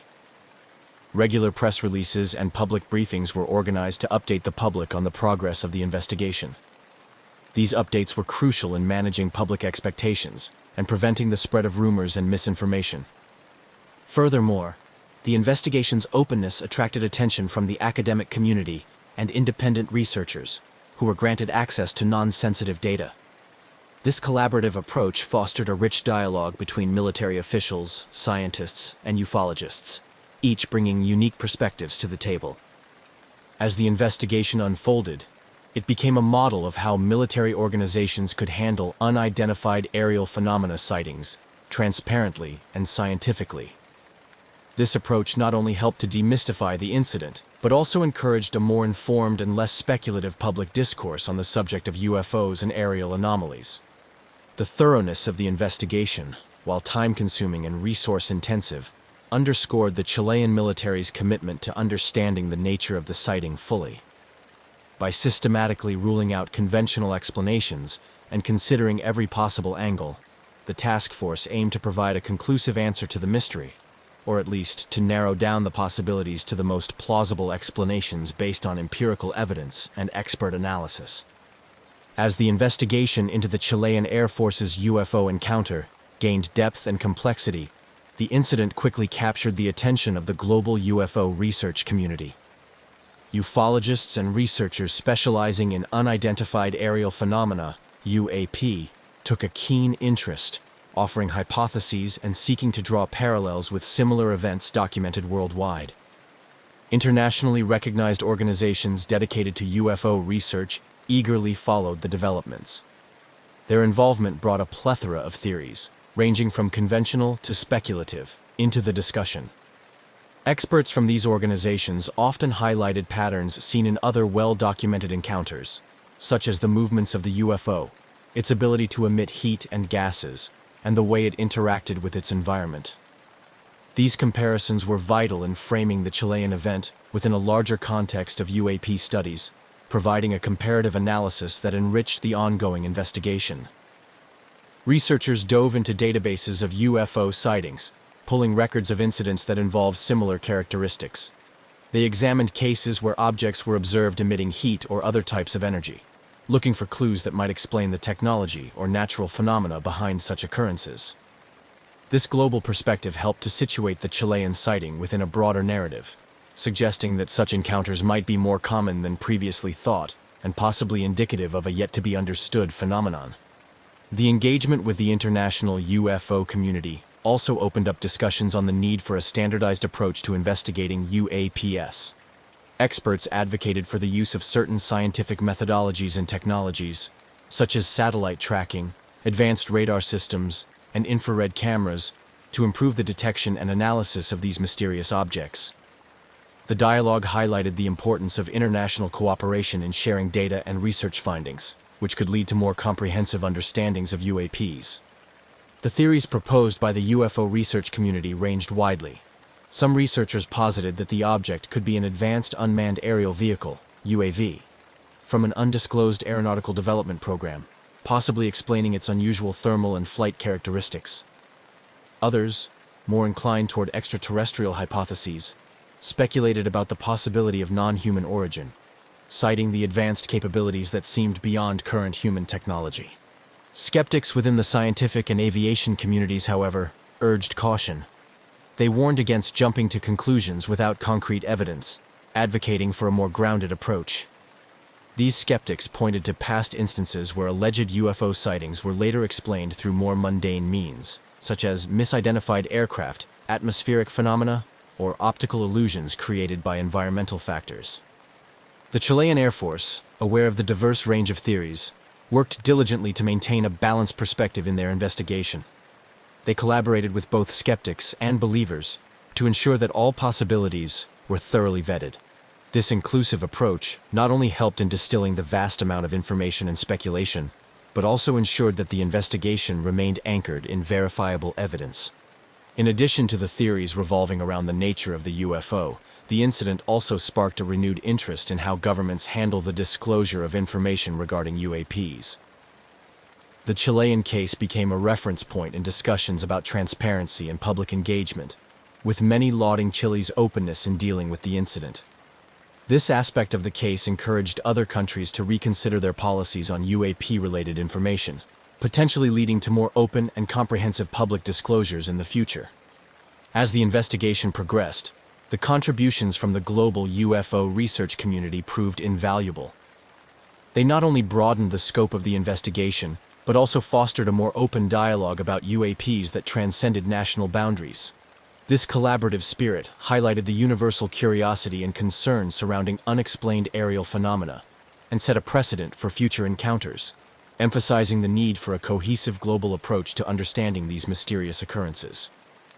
As the Chilean Air Force continued its investigation into the mysterious UFO encounter, a range of theories and speculations proliferated, each offering potential explanations for the observed phenomena. Among these, the extraterrestrial hypothesis garnered significant attention, captivating the imagination of the public and stimulating debate among experts and enthusiasts alike. Extraterrestrial hypotheses. Many in the UFO research community and the general public lean towards the possibility that the object could be of extraterrestrial origin. This theory was supported by the object's seemingly advanced capabilities, such as its rapid maneuvers, the ability to emit heat without visible propulsion systems, and the odd plumes that were unlike any known aircraft emissions. Proponents of this theory cited the lack of conclusive explanations from conventional investigative routes, arguing that the object's technology appeared to surpass current human achievements in aerospace. Alternative explanations. In contrast, a significant number of scientists and skeptics presented alternative explanations grounded in known scientific principles. One popular theory suggested that the object might be an undisclosed experimental military drone, possibly from another nation, testing advanced propulsion systems. This theory was supported by the fact that governments often conduct secret tests of new technological equipment, sometimes without broad disclosure even to other branches of their own military to maintain confidentiality. Atmospheric scientists brought up the possibility of rare atmospheric phenomena that could create illusions or reflections in the sky, misleading observers and instruments alike. Optical illusions, particularly in high-stress, high-altitude flight conditions, could cause pilots and sensors to misinterpret airborne objects. Additionally, advanced mirages, known to occur under certain atmospheric conditions, were proposed as a natural explanation for the sighting. Psychological and sociological perspectives. Psychologists and sociologists also weighed in, discussing the human factors influencing UFO sightings. They pointed out that under conditions of uncertainty and high tension, individuals are more prone to interpret ambiguous stimuli as significant or threatening. This cognitive bias, known as pareidolia, where people see specific, often meaningful images in random or vague visual patterns, could explain why the crew interpreted the anomaly as a structured, intentional object. Furthermore, sociologists discussed the societal impact of UFO sightings, noting that such events often reflect broader cultural anxieties about the unknown and technology. They suggested that public fascination with UFOs and extraterrestrial life often spikes during periods of social or technological change, highlighting these incidents as manifestations of collective fears and hopes about the future. Continued scrutiny and analysis. Throughout the investigation, the Chilean Air Force remained committed to a rigorous scientific methodology, carefully analyzing all available data and consulting with international experts. They conducted simulations and recreated the flight conditions using different aircraft and sensors to see if they could replicate the observations. These experiments aimed to rule out any equipment malfunctions or environmental factors that could have led to the sighting. As the investigation drew on, the lack of conclusive evidence to support any single theory meant that the UFO encounter remained open to interpretation. This ambiguity kept the conversation alive both within and outside the scientific community, maintaining a cycle of speculation and investigation. The ongoing scrutiny not only highlighted the complexities involved in studying UFOs, but also underscored the limitations of current scientific understanding when faced with anomalies that do not fit neatly into existing frameworks. In conclusion, the diversity of theories about the Chilean UFO sighting illustrates the wide array of possible explanations that exist when confronting unidentified aerial phenomena. From extraterrestrial to experimental technology, natural atmospheric effects to psychological factors, each theory offers a different lens through which to view the mysterious encounter, reflecting the multifaceted nature of human inquiry into the unknown.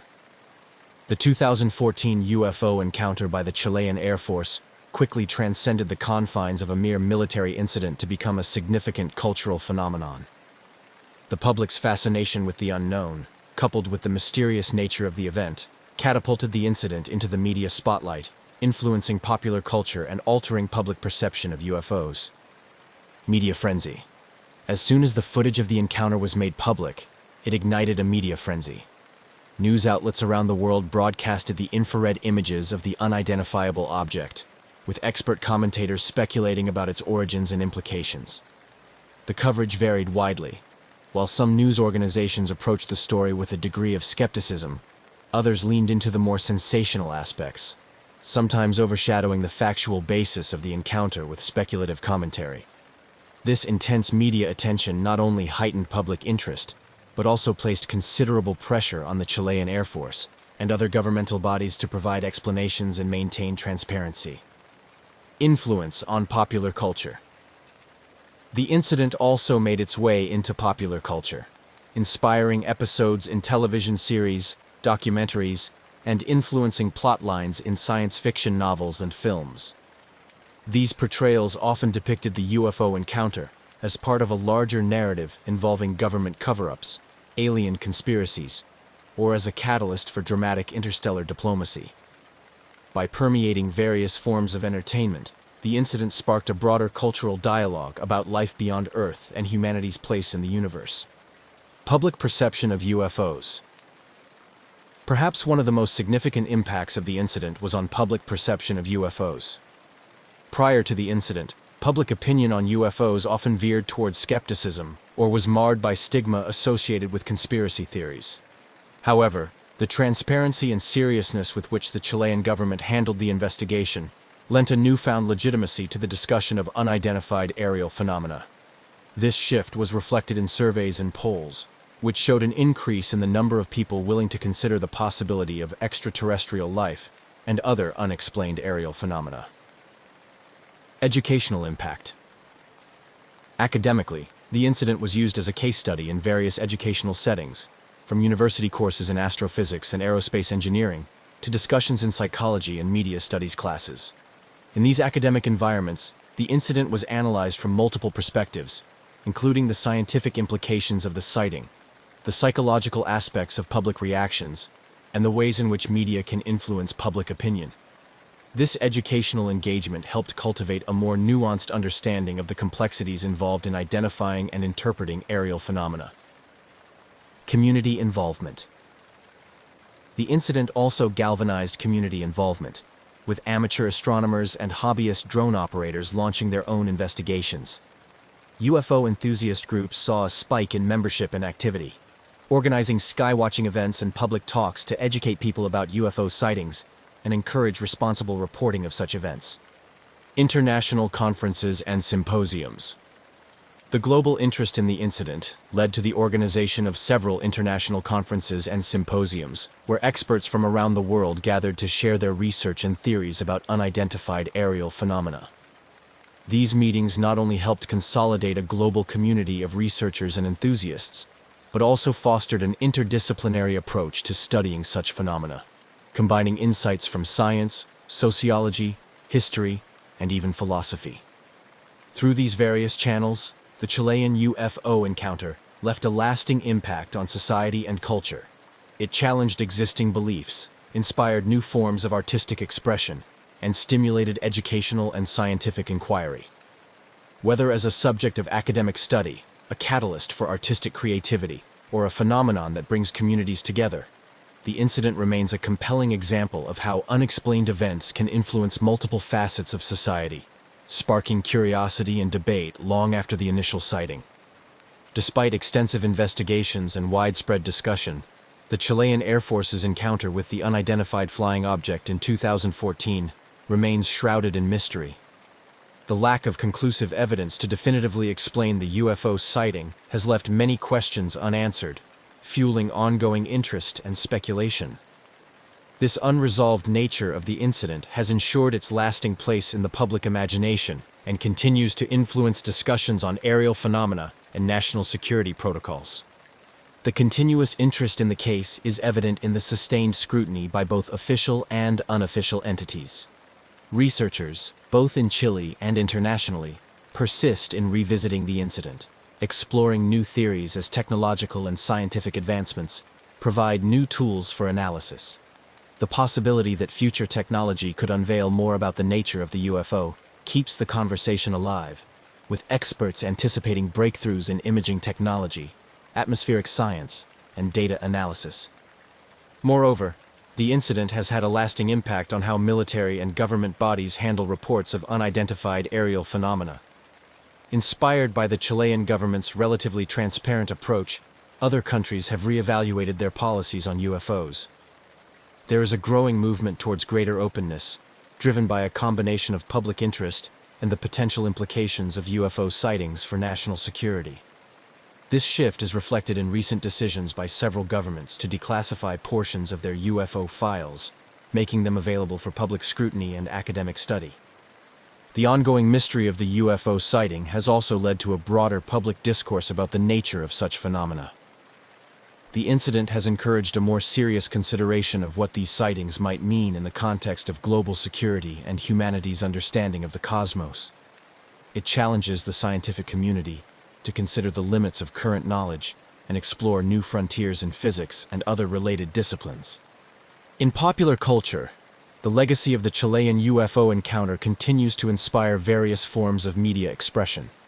Documentaries, podcasts, and fictional adaptations draw on the themes and intrigue of the incident, often using it as a springboard to explore larger existential questions about humanity, technology, and the unknown. These narratives contribute to a cultural landscape where the fascination with UFOs is not only maintained, but also evolves with changing societal attitudes. Furthermore, the incident has fostered an environment where communities around the world engage in more open dialogue about UFOs without the stigma that once surrounded such discussions.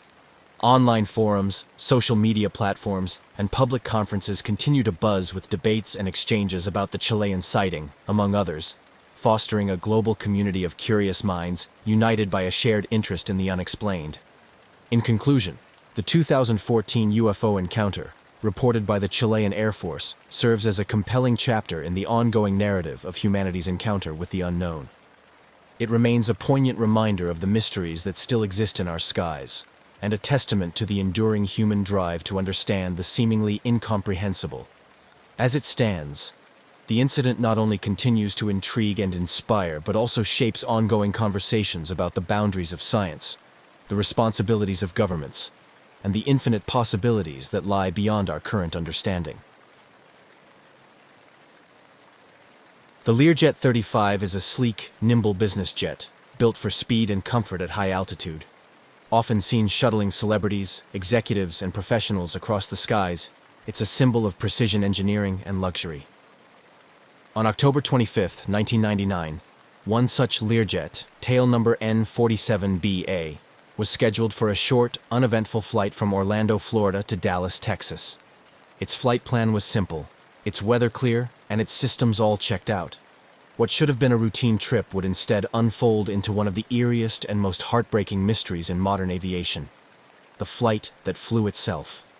That morning began quietly at Orlando Sanford International Airport. The Learjet sat prepped and fueled on the tarmac, awaiting its crew and passengers. Among those on board would be professional golfer Payne Stewart, fresh off recent victories and with a bright career still ahead of him. Stewart, known for his charismatic presence on and off the green, was headed to Dallas for business, traveling with his agents and close companions. The crew, consisting of 2 experienced pilots, arrived early, conducted their inspections, and found everything in working order. No warning lights, no strange behavior. Nothing to suggest anything other than a smooth flight ahead. At 9:19 a.m. Eastern Time, the Learjet taxied down the runway and lifted effortlessly into the morning sky. Controllers noted a smooth ascent and acknowledged a routine check-in as the plane climbed through 23,000 feet. The crew confirmed their heading, received clearance for further ascent, and switched frequencies as instructed. But after that final handoff to a new air traffic controller, radio silence. Repeated calls to the aircraft went unanswered. Controllers began to suspect a simple communications issue. Perhaps the crew was just slow to tune to the new frequency. It happens. But the silence continued. Minutes turned to more than 10. Then 20. As the Learjet continued climbing to its cruising altitude of 39,000 feet, concern quietly began to spread through the radar stations watching its steady path. There were no turns off course, no erratic behavior, no deviation in altitude. It flew with an eerie steadiness, almost like a textbook autopilot demonstration. But the longer it flew without a response, the more unusual the situation became. Air traffic control centers along its path continued to attempt contact, escalating alerts and reaching out to the aircraft again and again. Nothing. When the plane crossed into Missouri airspace and still had not responded, the Federal Aviation Administration began coordinating with military authorities. NORAD, the North American Aerospace Defense Command, was notified, and preparations began to scramble fighter jets. The goal was to intercept the Learjet, attempt visual contact, and determine whether the crew was in distress or the aircraft had been hijacked. But even as the military moved into action, there was still no sign of deviation. The jet flew northwesterly, passing over Georgia, Alabama, Mississippi, and into the Midwest. It flew for hour after hour, eerily consistent in its heading and altitude, cruising far above the ground as though everything was perfectly normal. All the while, those tracking it from the ground grew increasingly uneasy. Planes don't just go silent for no reason. Pilots don't miss repeated check-ins. Something was wrong. But what? And what were the people on board experiencing at that moment, if anything at all? F-16 fighter jets were finally scrambled from an Oklahoma Air National Guard base. The pilots quickly ascended to meet the Learjet's altitude and reached visual range as it neared Missouri. What they reported back was chilling. Through the cockpit windows, frosted over and opaque, they could see no movement, no sign of life, no signal or change in trajectory. The jet flew on, as if guided by invisible hands. As they circled the silent aircraft, the fighter pilots tried to make contact, maneuvering beside it, rocking wings, attempting hand signals through the glass. But there was no response. The Learjet flew on, ghost-like, cutting through the sky without a sound save for the engines that kept it aloft. Back on the ground, the realization began to set in. Whatever had happened on board must have happened quickly, and it had likely rendered everyone on the jet unconscious. Investigators would later suspect a loss of cabin pressure, an insidious and silent failure that could rob everyone of consciousness in just minutes, especially at high altitudes where the air is thin and time for useful action is measured in seconds. As the Learjet pushed farther into the open skies of the Great Plains, its engines still strong, it was clear the aircraft was running on autopilot, unmanned, unattended, and unable to correct course. Those watching on radar and through binoculars could only wait, powerless to alter its trajectory. The mystery, now fully underway, had moved beyond a simple communication issue.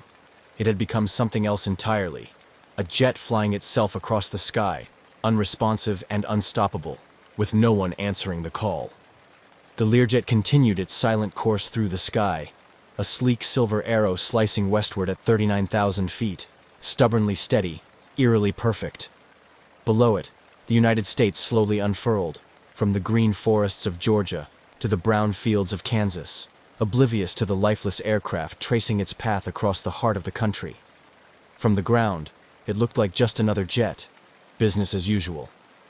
But from within radar rooms and military command centers, the reality was growing darker by the minute.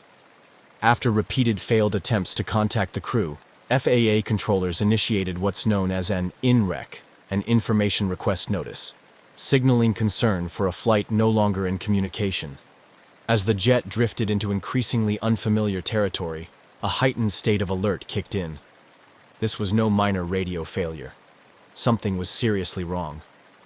NORAD scrambled its fighter jets shortly after 10 a.m. Central Time. Pilots from the Oklahoma Air National Guard were directed toward the rogue aircraft. Flying at supersonic speeds, they caught up to the Learjet near Springfield, Missouri. The intercept was coordinated not only to assess the situation visually, but to act swiftly in case of hijacking or other security threats. What they found instead was more unsettling than any armed conflict they had trained for. The F-16s closed in on the Learjet's left side, approaching carefully. Through the aircraft's rounded windows, the fighter pilots tried to catch any sign of movement. Someone at the controls, a passenger shifting in their seat. But the cockpit windows were fogged or frosted, difficult to see through. At one point, one of the fighter pilots reported seeing what appeared to be condensation, or ice, coating the interior of the glass.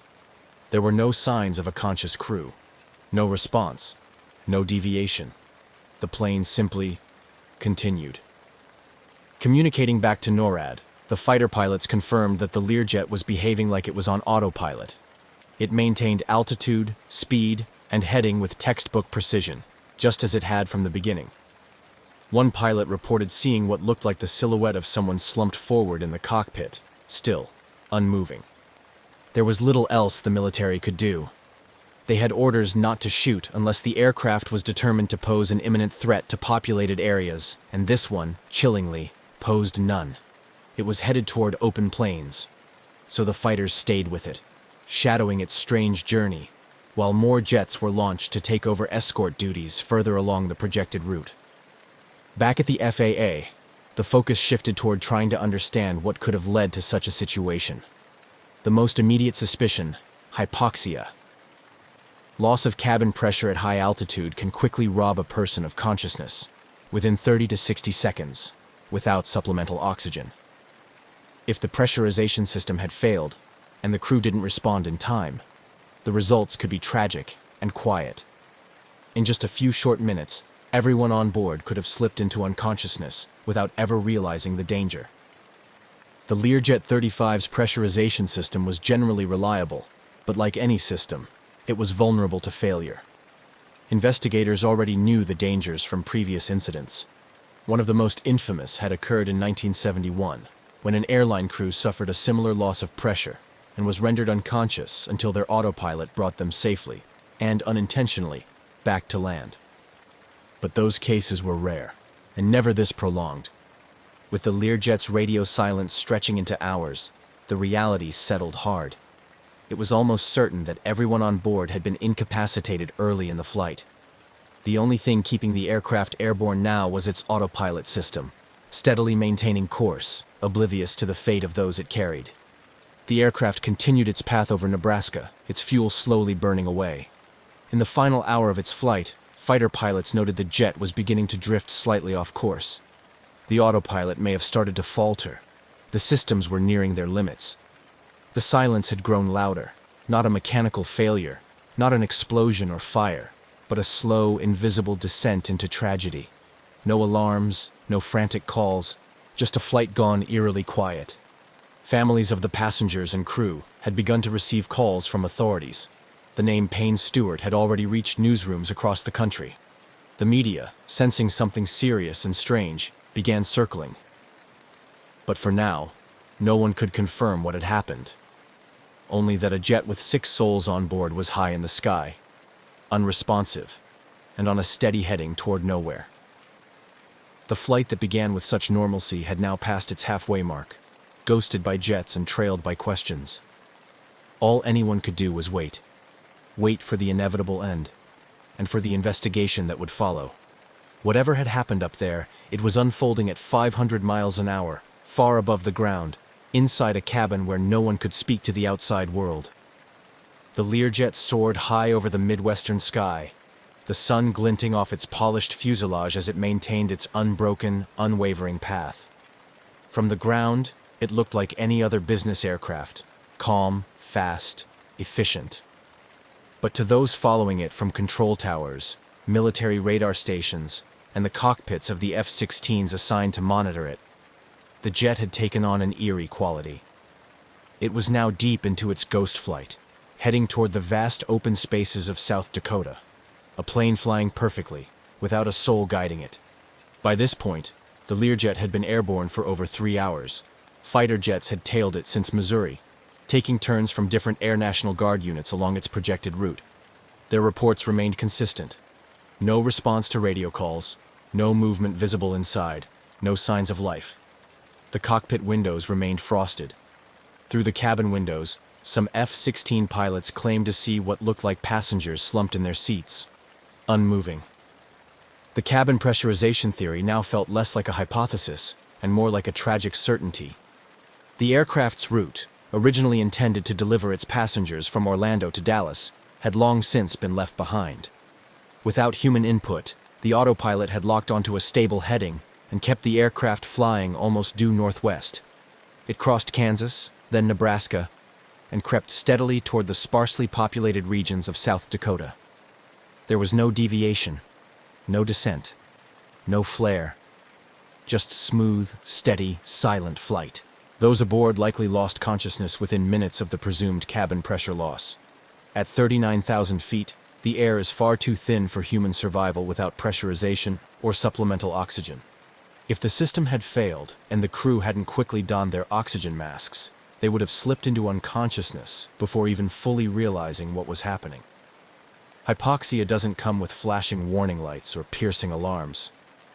It arrives like a soft veil. Confusion, fatigue, and then nothing. And in the calm quiet of a smooth climb, it's easy to miss until it's too late. In the Learjet's cockpit, the autopilot likely maintained level flight while the aircraft cruised through the upper atmosphere. There were no inputs from the pilots, no course corrections, no descent planning. It simply flew, mechanically perfect and unnervingly indifferent to the condition of the people on board. The fighters assigned to shadow it could do little but watch. They flew alongside at a respectful distance, occasionally adjusting positions to recheck for visual clues. Radio calls continued, but no response ever came. With the Learjet not exhibiting any signs of aggression, deviation toward populated areas, or threat to national security, there was no justification to intervene physically. NORAD issued strict standing orders: do not shoot. Meanwhile, across the country, the story had begun to emerge. News outlets picked up on reports of a plane flying unresponsive across several states. As word spread, the name Payne Stewart entered headlines and broadcasts. The golfing world, already buzzing with his recent success at the US Open, was stunned. Fans, colleagues, and sports journalists held their breath, hoping for a miraculous explanation, or at least a safe landing. But aviation experts understood what the signs meant. This was not a survivable scenario. Just after 12 p.m. Central Time, fuel began running low. The jet, having traveled over 1,500 miles, had nearly exhausted its supply. Those tracking it braced for the inevitable. The aircraft could no longer stay aloft. There would be no emergency landing, no radioed mayday. There were no conscious hands at the controls. It was only a matter of time. Radar data showed the Learjet slowly beginning to descend. At first, it seemed like a typical programmed descent, the kind you'd expect from an autopilot approaching a destination. But it wasn't under control. It was a quiet fall. Engines sputtering. No flaps, no gear, no course correction. A graceful but terminal arc toward the ground. At 12:13 p.m., in a remote field near Mena, South Dakota, the Learjet crashed. There were no survivors. The jet impacted the earth at high speed, creating a deep, smoking scar in the soil and scattering debris in a tight pattern. Local authorities and emergency responders were quickly on scene, but the outcome was as expected. The aircraft had completed its journey with tragic precision, flying itself right to the end. The news was swift and sobering. The wreckage confirmed what had already been feared. Among the 6 lost were Payne Stewart, his 2 agents, and the 2 experienced pilots who had flown many such routes before. The country mourned. The aviation world reeled. But more than grief, what followed was a haunting sense of disbelief. A modern aircraft with a seasoned crew, perfect weather, and no distress call, simply vanishing into radio silence and flying on until it could fly no more. Now, the questions began. What exactly had happened inside that cabin? Could anything have been done to save the crew? And how, in the age of radar and redundancy, could a plane become so utterly silent and still so deadly? The crash site investigation would soon begin, but the mystery and the sense of quiet horror had already settled in. The crash site near Mena, South Dakota, was eerily quiet. In the middle of a wide, open pasture, far from any major town or highway, a long scar marked the spot where the Learjet 35 had come to rest. Investigators arrived to find wreckage strewn across the field, much of it buried or fragmented from the high-speed impact. There was no fire, no smoke clouding the horizon, just twisted metal and solemn stillness, a fitting end to a flight that had unfolded in haunting silence. The National Transportation Safety Board, NTSB, quickly secured the site. Their investigators began methodically collecting debris, photographing the scene, and marking the positions of recovered parts. The aircraft had disintegrated on impact, and there were no survivors to offer insight into what had happened in the sky above. But even in devastation, patterns emerge. Investigators knew that answers could still be found, if not in the wreckage itself, then in the systems that had quietly guided the aircraft on its final path. Within days, the flight data recorder, FDR, and cockpit voice recorder, CVR, were recovered. These devices, often referred to as the plane's black boxes, were damaged but largely intact. The FDR contained a record of the aircraft's performance, altitude, heading, engine parameters, over the final minutes of the flight. The CVR held up to 30 minutes of cockpit audio, continuously overwritten unless something triggered a need to preserve it. What they found on the voice recorder was unsettling in its emptiness. For the vast majority of the tape, there was no conversation. No last-minute panic, no emergency troubleshooting, no calls for help. Just the quiet hum of avionics, the occasional autopilot engagement tone, and eventually, nothing at all. The silence on the CVR confirmed what had already been suspected. The crew likely lost consciousness early in the flight. The remaining hours, the jet had flown itself. Further analysis of the flight data showed that the aircraft had performed normally for the first few minutes after takeoff. The climb was steady, the speed within normal limits, and all signs pointed to a well-handled departure. But around the time the aircraft reached its cruising altitude, 39,000 feet, everything stopped changing. The jet leveled off and held that altitude for the remainder of the flight, until the engines flamed out from fuel exhaustion hours later. The most probable cause was now becoming clear: a loss of cabin pressurization, which had gone unnoticed or unaddressed by the crew in the critical early moments. Without pressurization at that altitude, the atmosphere inside the cabin would have thinned rapidly. Hypoxia would have set in, quietly, lethally.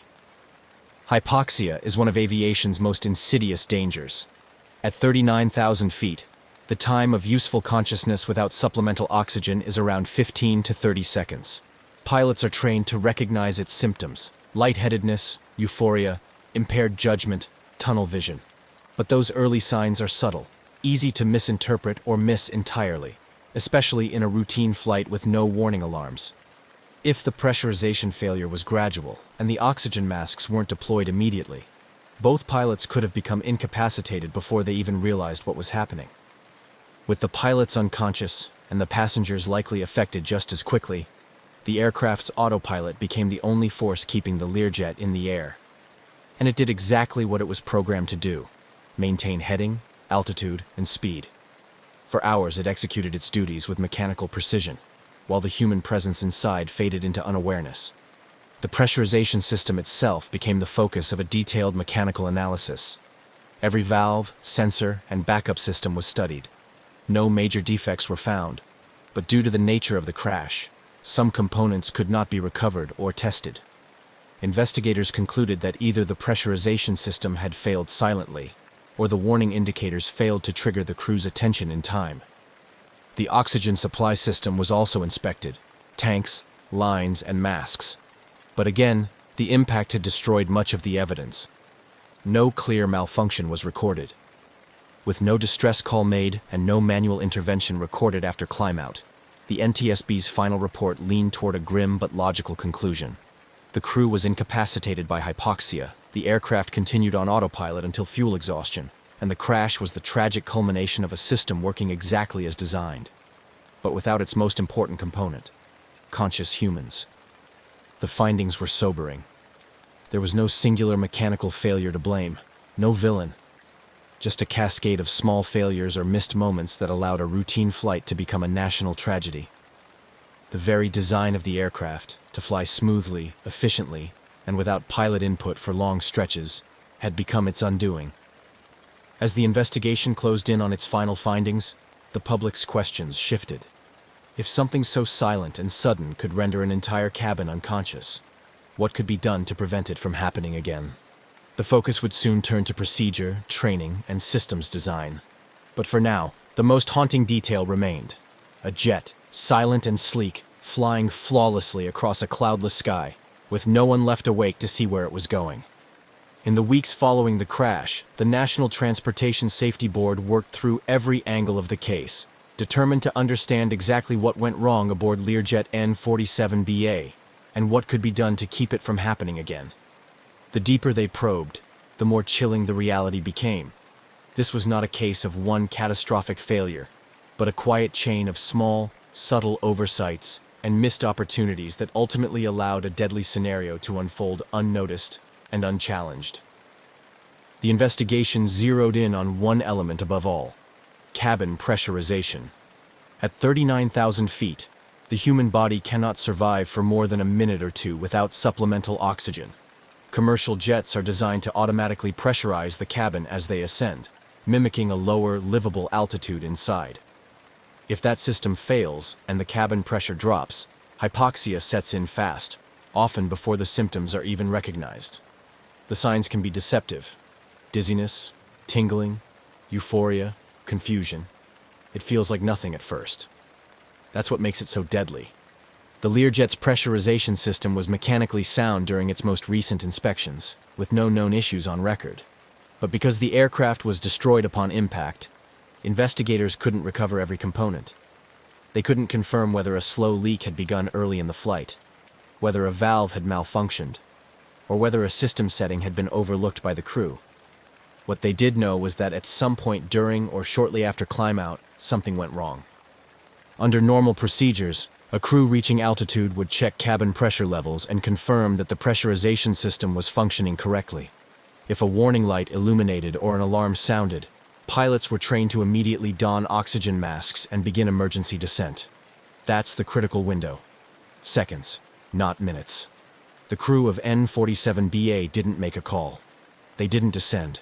They didn't engage emergency protocols. The only conclusion? They lost consciousness too quickly to act. The aircraft's oxygen system also came under scrutiny. Investigators wanted to know if the emergency supply, stored in high-pressure tanks and delivered through masks, had failed in some way. But there was no way to verify whether the masks had deployed or whether they had been used. The voice recorder revealed no conversation indicating trouble, no sounds of masks being donned, no struggle, no effort to troubleshoot.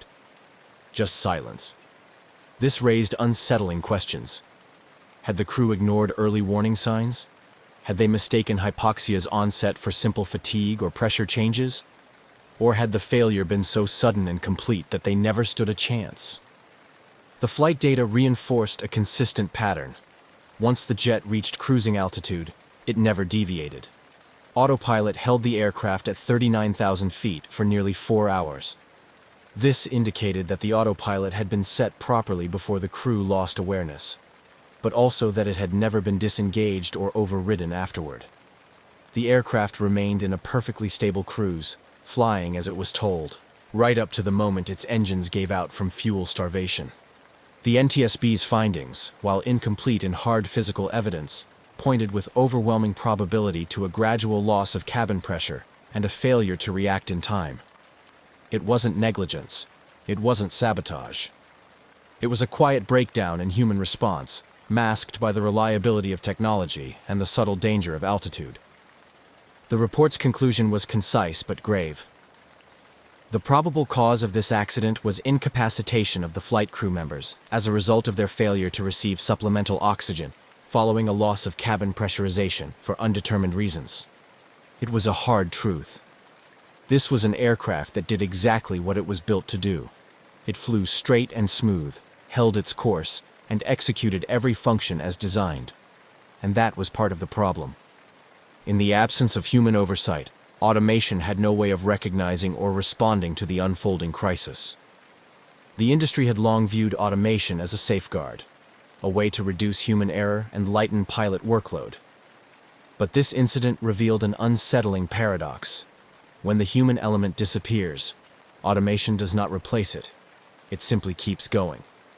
For pilots across the aviation world, the case became a cautionary tale. It emphasized the importance of early response to pressurization warnings, the need to remain vigilant even in routine climbouts, and the real present danger of hypoxia.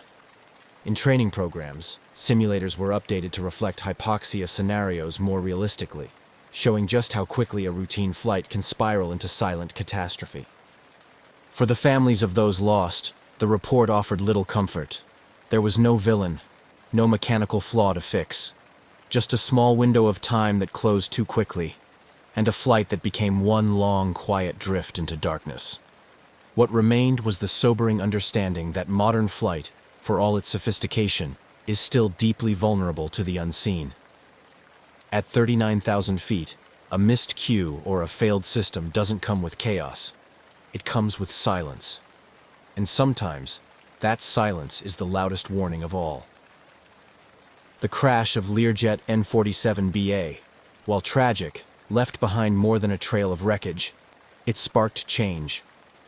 In the months following the investigation, the aviation industry began taking a closer look at how it trained pilots to recognize and respond to hypoxia, and how it designed safety systems to account for the very scenario that had unfolded across America's skies. Simulators were updated to emphasize rapid onset hypoxia situations, showing pilots just how subtle and dangerous the symptoms could be. Training programs stressed that reaction time is everything. New emphasis was placed on immediate oxygen use at the first sign of cabin pressure loss, even before verifying the problem. Aircraft manufacturers and regulators reviewed pressurization systems and the alarms associated with them. The aim was to create clearer, more urgent warnings, both visual and audible, so that no early sign would go unnoticed or dismissed. Some aircraft began including additional automation that could descend a plane automatically in the event of pilot incapacitation. But perhaps the most lasting impact was in the collective mindset of aviation professionals. The Learjet incident reminded the industry that high-altitude flight isn't just about navigating clear skies. It's about respecting the invisible risks that come with them. At 39,000 feet, there is no room for hesitation, no second chances. The ghost flight of October 25, 1999, became a case study, not just in system failure, but in how quickly silence can fall when vigilance slips for even a moment. It wasn't just a story of a jet that flew itself. It was a quiet call to action that rippled through the aviation world, changing how pilots prepare, how aircraft are designed, and how deeply the human element matters, even in the most advanced flying machines. News of the ghost flight spread rapidly in the hours after the crash. By the time the Learjet came to its tragic end in a South Dakota field, the story had already gripped the nation. It wasn't just that a high-profile figure like Payne Stewart was aboard. It was the deeply unsettling nature of what had occurred. A plane, flying perfectly straight for hours, with no one in control. The public response was swift, emotional, and widespread. Vigils were held across the country. Golf fans, friends, and colleagues gathered not only to honor Stewart's legacy, but to try and process the surreal nature of the event. He had been more than a champion athlete. He was a personality known for his charisma, his old-school attire, and his spirit. The golf world mourned not just the loss of a player, but a symbol of the sport's character.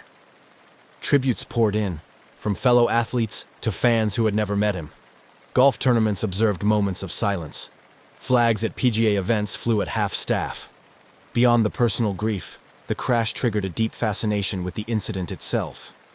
People were drawn not just to the tragedy, but to the mystery, the unsettling idea of a plane in flight, silently continuing its journey with no human hand guiding it. It became the subject of intense media coverage, panel discussions, and late-night conversations. The phrase ghost plane entered the public lexicon, carrying with it a strange blend of technological wonder and human fragility. As the months passed and the investigation concluded, the public's focus turned to the legacy of the event. Families of the victims worked with aviation safety groups, pushing for reforms and sharing their stories. They didn't just want answers. They wanted to ensure that future flights wouldn't suffer the same fate. Their advocacy added a human face to the technical changes that would follow. And so, the story of the Learjet 35 that flew itself came to rest not only in a quiet field in South Dakota, but in the minds of millions who followed its journey. It served as a modern parable of how even the most precise machines depend on fragile human systems. A reminder that, in aviation, silence isn't always a sign of calm. It can be the first whisper of something going terribly wrong. In the years since, the incident has remained one of aviation's most haunting modern mysteries. It is taught in flight schools, discussed in safety briefings, and referenced in conversations about the evolution of autopilot systems and cockpit protocols. The aircraft's flight path has been recreated in simulations, studied in classrooms, and depicted in documentaries. But above all, it endures because it touched a nerve, a flight that began like any other, guided by trusted hands and bound for familiar skies, only to drift slowly into the unknown. The final chapter of N47BA wasn't written by turbulence or storm, nor sabotage or chaos, but by stillness. A quiet cabin, a plane flying itself through clear skies, and a world below, watching, wondering, and learning. In commercial aviation, few places in the world are as busy and precisely controlled as the skies above Los Angeles International Airport. Known simply as LAX, this sprawling hub is home to hundreds of daily takeoffs and landings, where air traffic controllers choreograph streams of incoming and outgoing flights with near-flawless coordination. At around 3,000 feet, just a few miles from final approach, pilots are focused, systems are configured for landing, and every second is part of a rehearsed and monitored ballet. So when an American Airlines pilot, flying a routine approach into LAX on August 30th, 2020, looked out his window and reported seeing something wildly out of place, the entire system paused to take notice. Tower, American 1997. We just passed a guy in a jetpack. The transmission was calm, clipped, and strangely casual, but the words hung in the air like vapor. A guy. In a jetpack. At 3,000 feet, on the approach path to one of the busiest airports in the world. The controller, caught between routine chatter and disbelief, asked the pilot to confirm. He did. Moments later, another voice crackled over the radio. A JetBlue pilot, on a nearby approach vector, chimed in with the same observation. A humanoid figure, upright, flying alone through open sky. No wings, no visible support, just flying. At first, there was an air of disbelief. Not denial exactly, but that pause between hearing something unusual and truly processing it. Pilots are trained observers. They know the difference between a bird, a balloon, and a person. Their reports don't come from imagination or exaggeration. They come from discipline, training, and 1,000 hours behind the yoke. If they saw something, it wasn't a joke. And they weren't the only ones. LAX Tower immediately alerted law enforcement and the Federal Aviation Administration. The term jetpack lit up radios and inboxes in minutes. Within the hour, the FBI had been notified. It wasn't just a strange sighting. It was a potential breach of highly controlled Class B airspace, a safety concern that could not be ignored. Jetpacks, as far as most people understood, were the stuff of comic books and air shows. Yes, the technology existed in experimental form, but they weren't widely available, and their limitations were well known. Short flight times, low altitude, extreme fuel consumption. The idea of someone hovering at commercial altitudes for any length of time was, to experts, next to impossible. And yet, there were now multiple eyewitnesses from 2 commercial aircraft, all describing the same thing. LAPD dispatched helicopters to canvass the area. News crews began calling aviation authorities. The story was strange, yes, but this was Los Angeles, a place where helicopters fly low, stunts are commonplace, and the occasional oddity in the sky isn't entirely unheard of. But this was different. This was controlled airspace. This was close to final approach, where jets are vulnerable and margins are slim. And the figure, whoever, or whatever, it was, had vanished by the time aircraft were redirected to get a closer look. Back in the control tower, the recording of the pilot's transmission was already being reviewed. The audio was shared among aviation circles and online forums within hours. "We just saw the guy pass by us in the jetpack," the JetBlue pilot added later, as the transmission looped back through public replay. The reports were consistent. Upright figure, no wings, no obvious propulsion source, just flying alongside a jet. Within days, the sighting was national news.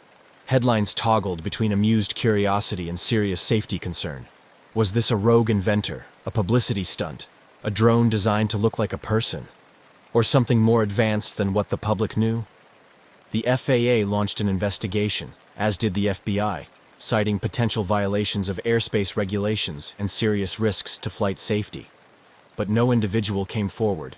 No known jetpack test flight had been scheduled or cleared in the region, and no wreckage, equipment, or follow-up sighting was found that day. The skies above LAX returned to normal, but the radar logs now included a gap.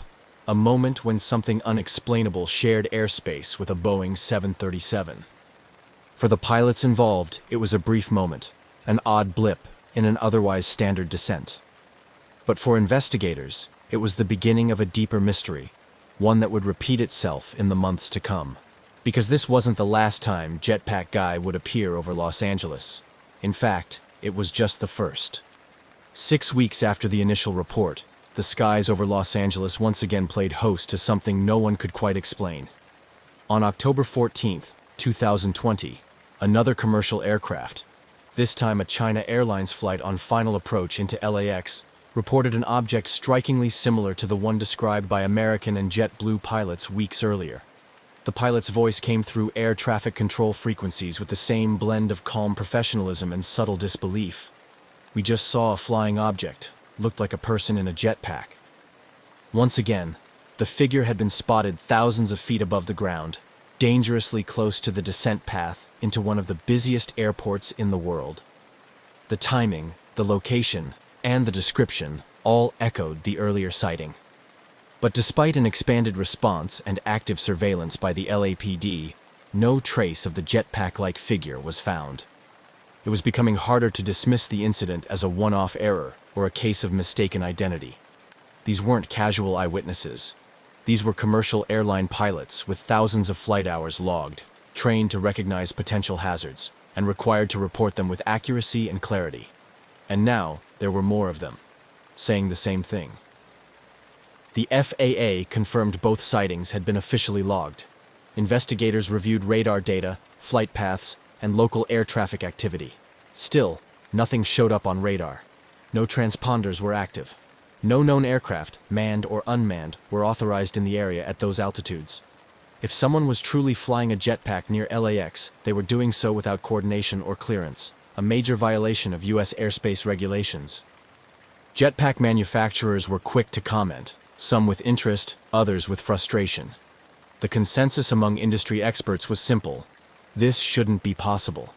The technology to fly solo with a jetpack does exist, but it comes with sharp limitations.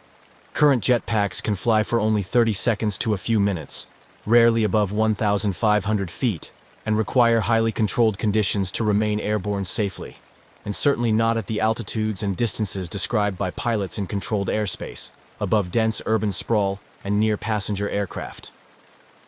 David Mayman, CEO of Jetpack Aviation, a Los Angeles-based company developing jetpack technology, openly stated that if someone had built a device capable of flying for extended periods at commercial altitudes, it would represent a leap beyond the current state of the art, and he would know. His company's jetpacks, while impressive, are not capable of the range, altitude, or stealth described in these incidents.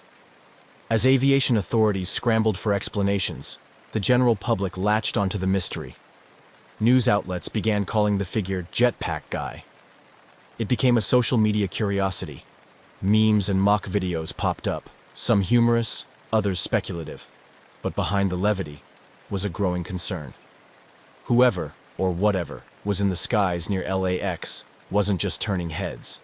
They were entering protected airspace, putting aircraft, passengers, and crews at risk. By November, the FAA and FBI had launched a joint investigation. Every agency with a stake in aviation safety was now watching closely. They reviewed reports, canvassed local airports, questioned operators of experimental aircraft, and scanned satellite imagery. Helicopters were deployed in the area with infrared and high-resolution cameras. Still, no definitive source. Then came a new lead. Around the same time as the second sighting, a video surfaced online showing what appeared to be a human-like figure drifting along the coast near Palos Verdes, south of LAX. Captured by a local flight school during a training exercise, the video showed a floating object, dark in shape and upright in posture, slowly moving through the air at around 3,000 feet. It didn't behave like a balloon, but it also didn't appear to have visible propulsion. It hovered, it drifted, and then disappeared into the haze. The footage deepened the mystery. Was this the same entity spotted by commercial pilots? Was it a drone made to resemble a person, perhaps even with a mannequin attached? Or was this simply a case of optical illusion, a stray object caught in the right light, seen from the wrong angle? Speculation began to stretch. Some experts suggested a sophisticated drone, possibly a hobbyist project gone too far. Others floated the idea of an elaborate hoax. though how such a prank could evade multiple radar systems and fly alongside aircraft without consequence remained unanswered. What was certain, however, was that this wasn't going away. LAX controllers continued to warn pilots to report any unusual aerial activity, and pilots, now aware of the prior sightings, were watching more closely. It wasn't a question of whether the jetpack guy would return. It was a question of when, and what, if anything, would be waiting for him on the ground. By early 2021, the jetpack guy had evolved from an aviation oddity into a full-blown mystery. With 3 pilot sightings logged near LAX and a growing archive of videos and speculation, the phenomenon was no longer a fleeting curiosity. It was a potential threat to flight safety. And still, there were no answers. No individual had come forward. No jetpack had been recovered. And no government agency could confirm what, exactly, was moving through controlled airspace, undetected and untraced. The Federal Aviation Administration and the FBI remained at the helm of the investigation, but their updates became increasingly scarce. The absence of solid leads was baffling. In an age of constant surveillance, radar coverage, and drone regulation, how could something, whether manned or unmanned, appear and disappear with such precision? The question wasn't rhetorical. It was one investigators were asking behind closed doors. Meanwhile, the Los Angeles Police Department, which had initially treated the sightings as a potential airspace violation, began taking a more active role. Helicopter patrols were deployed intermittently through the LAX approach corridor, particularly during peak travel times when traffic converged into tight formations on descent. LAPD air support teams flew grid searches, scanning for signs of jetpack activity using thermal cameras and long-range lenses. Nothing turned up. Not a blip. Not a trail. The airspace remained quiet until the next report came in. On July 28, 2021, the mystery returned. A Boeing 747 pilot, again descending into LAX, radioed air traffic control. "We just passed a guy in a jetpack." The location was consistent with previous sightings, 5 miles from the airport, around 5,000 feet. This time, ATC quickly notified other nearby aircraft and launched an immediate response. Helicopters were dispatched. Airspace data was reviewed in real time. Still, nothing. What made this 4th sighting more alarming was its consistency. The reports were no longer isolated. They followed a pattern. Similar altitudes, locations, and descriptions. Each time, the figure was seen hovering upright, traveling at a steady speed. No wings, no rotors, and no visible means of lift other than what could only be described as a jetpack. Yet, jetpack experts continued to raise doubts. While several companies around the world were actively developing personal flight systems, some of them quite advanced, the physics didn't align with what pilots were describing. Real jetpacks, even those powered by miniature turbines, couldn't sustain flight at 3,000 or 5,000 feet for long periods. They used enormous amounts of fuel. They generated intense heat and noise. They were notoriously difficult to control at high altitudes or in congested airspace. The idea that someone could fly repeatedly near one of the world's busiest airports with that level of precision and remain unidentified, it just didn't compute. One working theory began to gain traction. Perhaps the sightings weren't of a human at all. Perhaps what the pilots were seeing was a drone, highly customized to look like a person in flight. Drone technology had advanced rapidly in recent years, and high-performance platforms could now mimic humanoid shapes. A mannequin or foam figure, paired with a sophisticated propulsion system, might appear from a distance to be a person flying upright. It was a plausible explanation, at least more plausible than a lone jetpack pilot defying altitude limits and FAA regulations undetected. But if it was a drone, it was being flown far beyond the line-of-sight rules required by law, with flight durations and range capabilities not available to the average hobbyist. That suggested either a high-budget operation, a reckless daredevil, or someone intentionally trying to provoke a response. The fact that it had happened repeatedly, and always near LAX, implied planning. Despite all this, authorities remained cagey. Official statements confirmed that investigations were ongoing, but declined to share technical details. Internally, FAA analysts were reviewing radar logs and ADS-B tracking data from the time of the sightings. Military radar inputs were also considered, though it was unclear whether the figure had ever registered on any system. That alone raised even more questions. Was the object simply too small to reflect radar? Or was something else interfering? Journalists covering the story began to dig deeper. They contacted jetpack companies, aerospace experts, and drone hobbyists. Most agreed. This wasn't likely to be a prank. Whoever was doing this had access to advanced equipment, knowledge of aviation corridors, and a clear sense of timing. And still, nothing concrete emerged. The media narrative oscillated between playful headlines and serious concerns. The FAA reiterated its warnings. Entering controlled airspace without clearance, especially in proximity to commercial aircraft, could result in severe penalties or prosecution. But no suspect was named. No arrests were made. No footage, beyond the now famous Palos Verdes video, had captured the figure up close. By mid-2021, the jetpack guy had become aviation's high-altitude phantom, real enough to be seen, but elusive enough to vanish without a trace. Pilots were instructed to continue reporting any sightings. Radar techs kept their eyes on unusual returns. And overhead, the descent into Los Angeles continued, one jet at a time, gliding through the sky where something unknown had passed not long before. By the end of 2021, the mystery of the so-called jetpack guy had transformed from an odd aviation anecdote into an unsolved case drawing attention from pilots, investigators, and even intelligence analysts. Despite 4 confirmed pilot reports, ground searches, and a viral video, there was still no definitive explanation. And then came something new. A clue, but of a different kind. In December 2020, a video began circulating on aviation forums and social media. It had been captured several months earlier by flight instructors near Palos Verdes, south of LAX. In the grainy footage, a humanoid-shaped figure appears to hover motionless at high altitude over the ocean. There were no wings, no contrail, no visible propulsion. It simply floated. The figure's legs dangled loosely, as if from a mannequin, and it drifted with the wind, eerily steady in its upright posture. Some experts quickly pointed to the possibility that the object wasn't a person at all, but a balloon. A very specific kind of balloon. Perhaps a novelty inflatable shaped like a human or superhero. Others weren't convinced. The object's stability and behavior in the air suggested more than passive drifting. Still, the theory gained ground. Could this explain the pilot sightings? Could a life-sized balloon, caught in a thermal or carried by upper-level winds, be the entire mystery? The FBI quietly acknowledged the theory in early 2021, noting that one working theory was that the sightings involved a balloon made to resemble a jetpack-equipped figure. But they didn't confirm that this explained everything. The locations didn't quite match.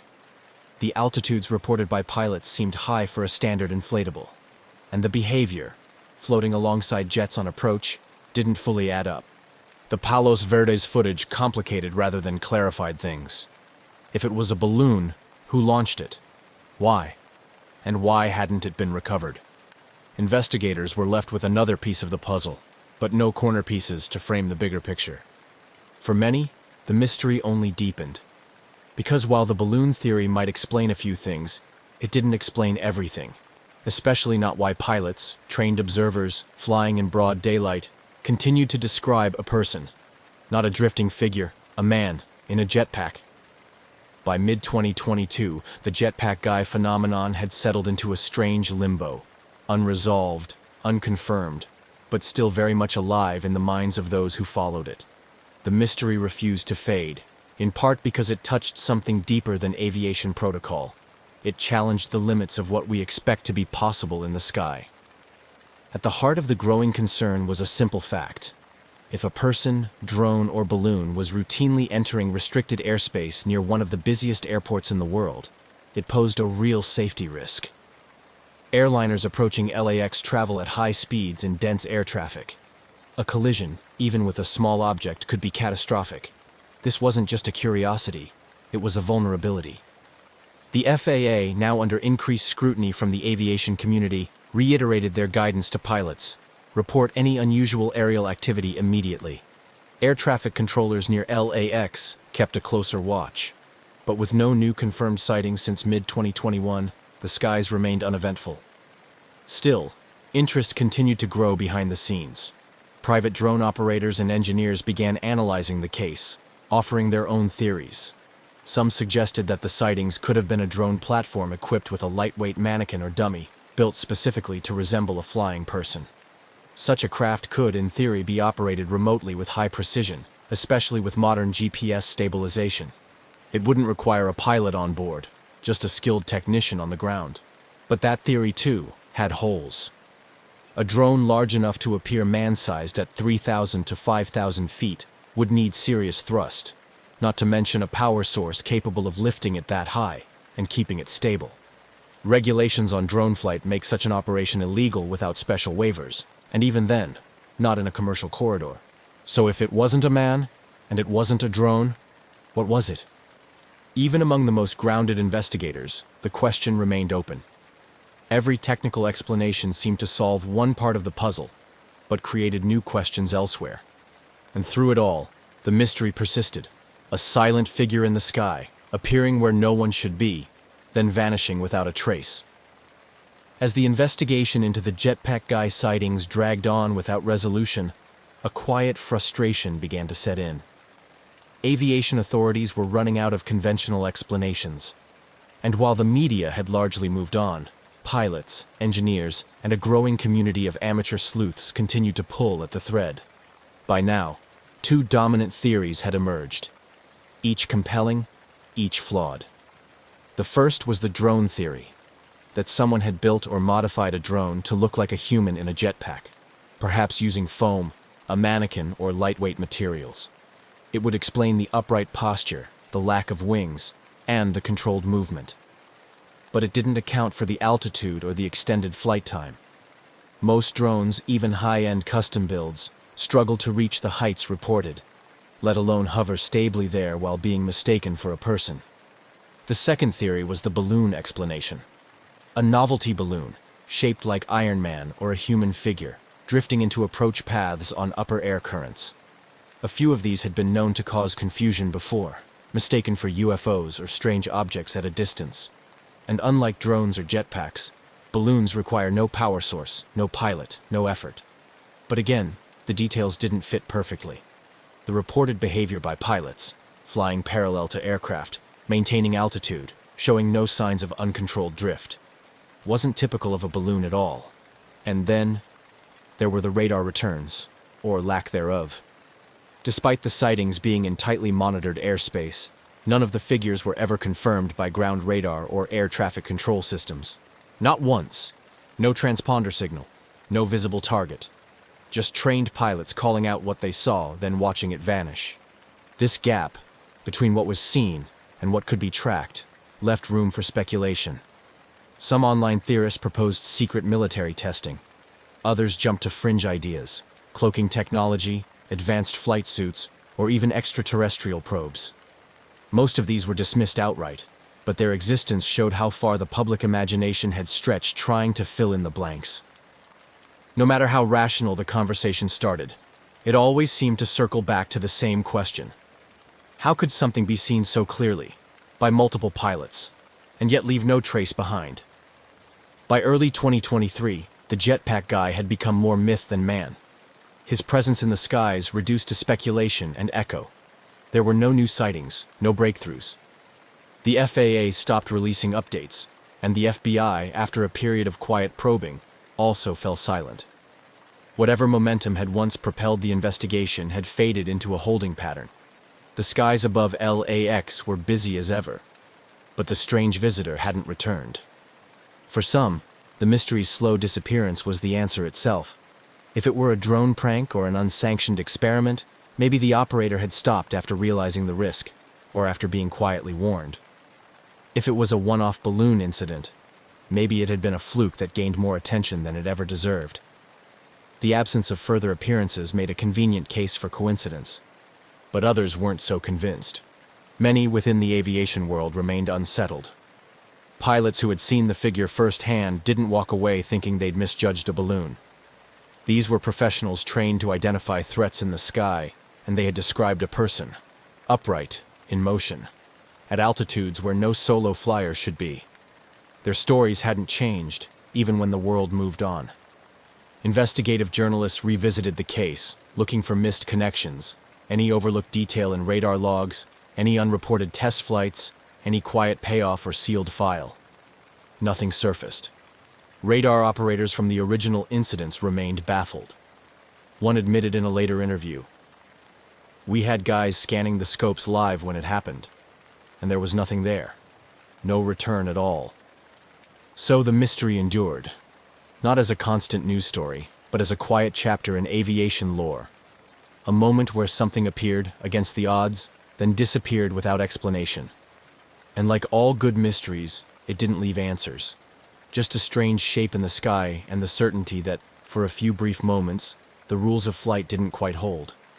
Today, the story of the jetpack guy floats somewhere between urban legend and unresolved aviation case file. There's no confirmed identity, no recovered equipment, no public resolution. The official investigations have long since gone quiet, but the incident lives on, spoken of in pilot lounges, discussed in online forums, and remembered by those who saw it firsthand.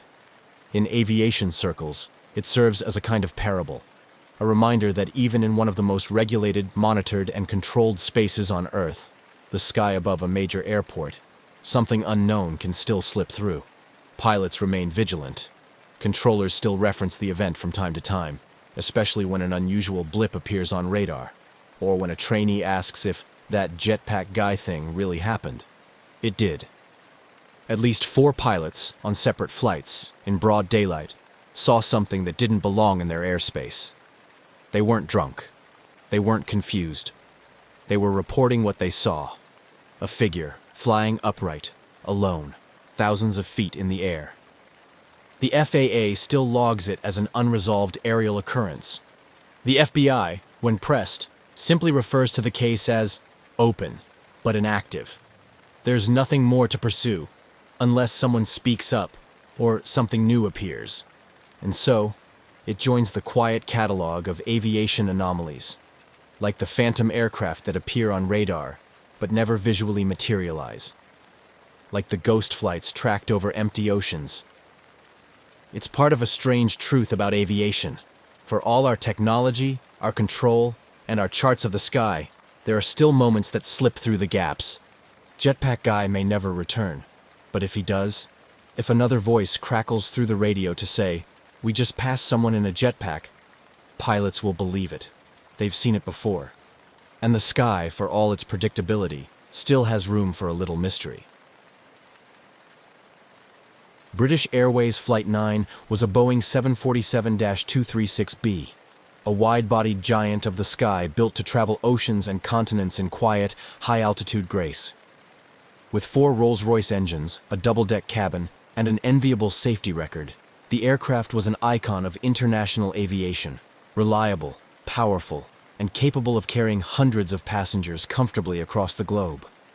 It was not a plane one expected to see in distress, let alone gliding silently through the dark with all 4 engines out. But on the night of June 24, 1982, this very aircraft, registration GBDXH, would be at the center of one of aviation's most remarkable survival stories. The flight was part of a long journey from London to Auckland, New Zealand, broken into multiple legs. That evening, Flight 9 had just completed a brief stop in Kuala Lumpur, Malaysia. Passengers had stretched their legs, grabbed snacks, or wandered through the small terminal. Most were weary but in good spirits. They were nearing the final stretch. Next stop, Perth, Australia. At the controls for this segment was Captain Eric Moody, an experienced pilot with thousands of flying hours under his belt. Alongside him in the cockpit were First Officer Roger Greaves and Flight Engineer Barry Townley Freeman. All 3 were seasoned, calm professionals, the kind of crew passengers rarely think about, because everything always goes to plan. As the aircraft taxied for departure, the weather was reported as good. It was a routine evening in Southeast Asia, humid but clear, and the crew saw nothing of concern on their instruments. The 747 rolled down the runway with the familiar surge of thrust, lifting into the sky just after 8:40 p.m. local time. Inside the cabin, Lights dimmed to a gentle glow as the plane climbed to its cruising altitude of 37,000 feet. By now, passengers had settled into the lull of overnight flight. Cabin service was underway, soft music played over the intercom, and outside, the view was pitch black. Just the occasional flash of stars beyond the window. In the cockpit, it was quiet. The aircraft was flying smoothly, and the crew made small talk while monitoring instruments. Over Indonesia's Java Sea, the aircraft's flight path would soon arc southward toward the Indian Ocean, placing it above volcanic regions, but the skies looked clean. Then, somewhere near the halfway mark between Jakarta and Perth, subtle changes began. It started with something beautiful. Strange blue-white sparks began dancing on the cockpit windscreen. They crawled along the glass like electric tendrils, glowing at the edges of the wipers. This phenomenon, known as St. Elmo's fire, wasn't entirely unheard of. It's an atmospheric electrical effect caused by static buildup, often seen near thunderstorms. But tonight it was different. The glowing shapes were brighter, more intense, and they were being noticed not just by the flight crew, but by passengers as well. Back in the cabin, a strange haze was forming. A soft mist seemed to be drifting from the vents. Some passengers thought it was smoke, others assumed it was condensation. Flight attendants moved through the aisles calmly, checking in with passengers but noticing it too. The haze was odd, and it had a faint smell. Something slightly metallic, a little like sulfur. Nothing alarming, but strange enough to raise eyebrows. Then the cockpit received its first real surprise. Engine 4, on the far right, began to lose power. Warnings flashed briefly, and then Engine 2 began surging. Within seconds, both Engine 1 and Engine 3 began spooling down. The noise in the cabin changed from the steady hum of jet thrust to something quieter, almost unsettling. And then the unimaginable happened. All 4 engines failed. For a moment, the silence was total. No engine roar.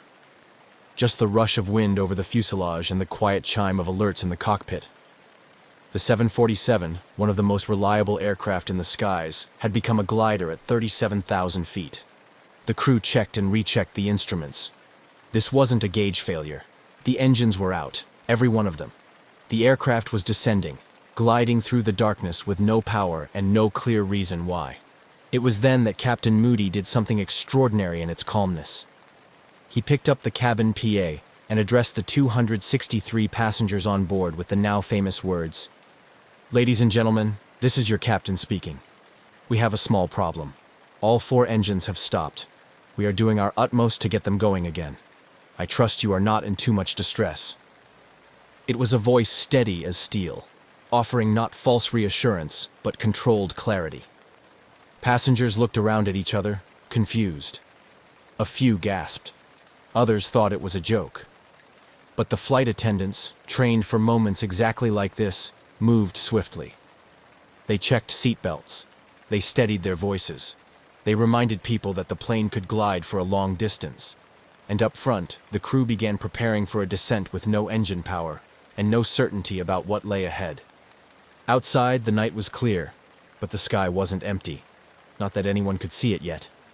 The Boeing 747 continued its silent descent through the upper atmosphere, gliding with nothing but inertia and altitude to guide it. In the cockpit, Captain Eric Moody and his crew worked through emergency checklists with quiet urgency, their training sharp, but their situation unprecedented. 4 engines out, no power, no warning, and no clear explanation. They had prepared for engine failures before. Every commercial pilot is, but never all 4. It was the sort of scenario that wasn't supposed to happen. And yet, here they were, in the middle of the night sky over Indonesia, coasting downwards in an aircraft that now resembled a 350-ton sailplane. Inside the cabin, time seemed to slow. Flight attendants, despite their own uncertainty, moved efficiently through the aisles. Passengers clutched armrests and exchanged nervous glances. Some whispered prayers. Others stared out the windows into the black void. There was no screaming, no chaos, just a steady hum of confusion and unease. The mist in the cabin was still there, faintly glowing in the dim lighting. A few passengers noted an unusual brightness around the wings. like a soft, unearthly halo. This was no ordinary turbulence. Something had happened, something environmental, and completely unexpected. The crew still didn't know the source, but they were beginning to suspect it wasn't mechanical in the usual sense. As the aircraft descended past 30,000 feet, a critical clock began ticking. Oxygen. At cruising altitudes, passengers and crew need supplemental oxygen to stay conscious. The aircraft had deployed emergency oxygen masks automatically when the engines failed, but they were only designed to function for a limited time, about 15 minutes, long enough to get the plane down to breathable altitudes. Captain Moody and First Officer Greaves performed glide calculations quickly. The 747 could descend at roughly 2,000 feet per minute with no power. That gave them maybe 20 minutes before they'd be near sea level. If they couldn't restart the engines by then, they'd need a plan B. Jakarta was the nearest viable airport, but reaching it depended on distance, descent rate, and a heavy dose of luck. They began trying to restart the engines, first in sequence, then out of sequence. Fuel valves were adjusted, ignition switches recycled, airflow was monitored. Nothing. The engines refused to respond. At this point, the crew made the difficult decision to declare an emergency with Jakarta Air Traffic Control. The transmission was calm but urgent. Total engine failure. Initiating descent. Requesting immediate vectors for possible landing. The controllers, stunned, began relaying instructions, advising vectors to Halim Perdanakusuma International Airport, Jakarta's primary field. What no one in the aircraft knew was that they were flying directly through a dense, invisible ash cloud, part of a massive plume released hours earlier by Mount Galunggung, a volcano in West Java that had erupted without warning. Volcanic ash doesn't show up on traditional weather radar, and it doesn't look like a thunderstorm cloud from the outside. It's dry, fine, and composed of glass-like particles that can sandblast a windshield and choke jet engines. The volcanic ash had entered all four of the 747's engines, melting internally at high temperature, coating turbine blades, and then solidifying as it cooled. The engines had essentially suffocated, starved of clean air and jammed by glass dust. And because this phenomenon was not widely understood at the time, the crew had no idea what they were up against. Still descending, they passed through 25,000 feet, then 20,000. The lights flickered, the silence remained, and then something changed.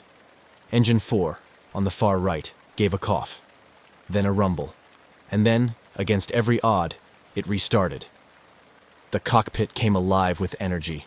If one engine could be revived, so could the others. Restart procedures were repeated immediately.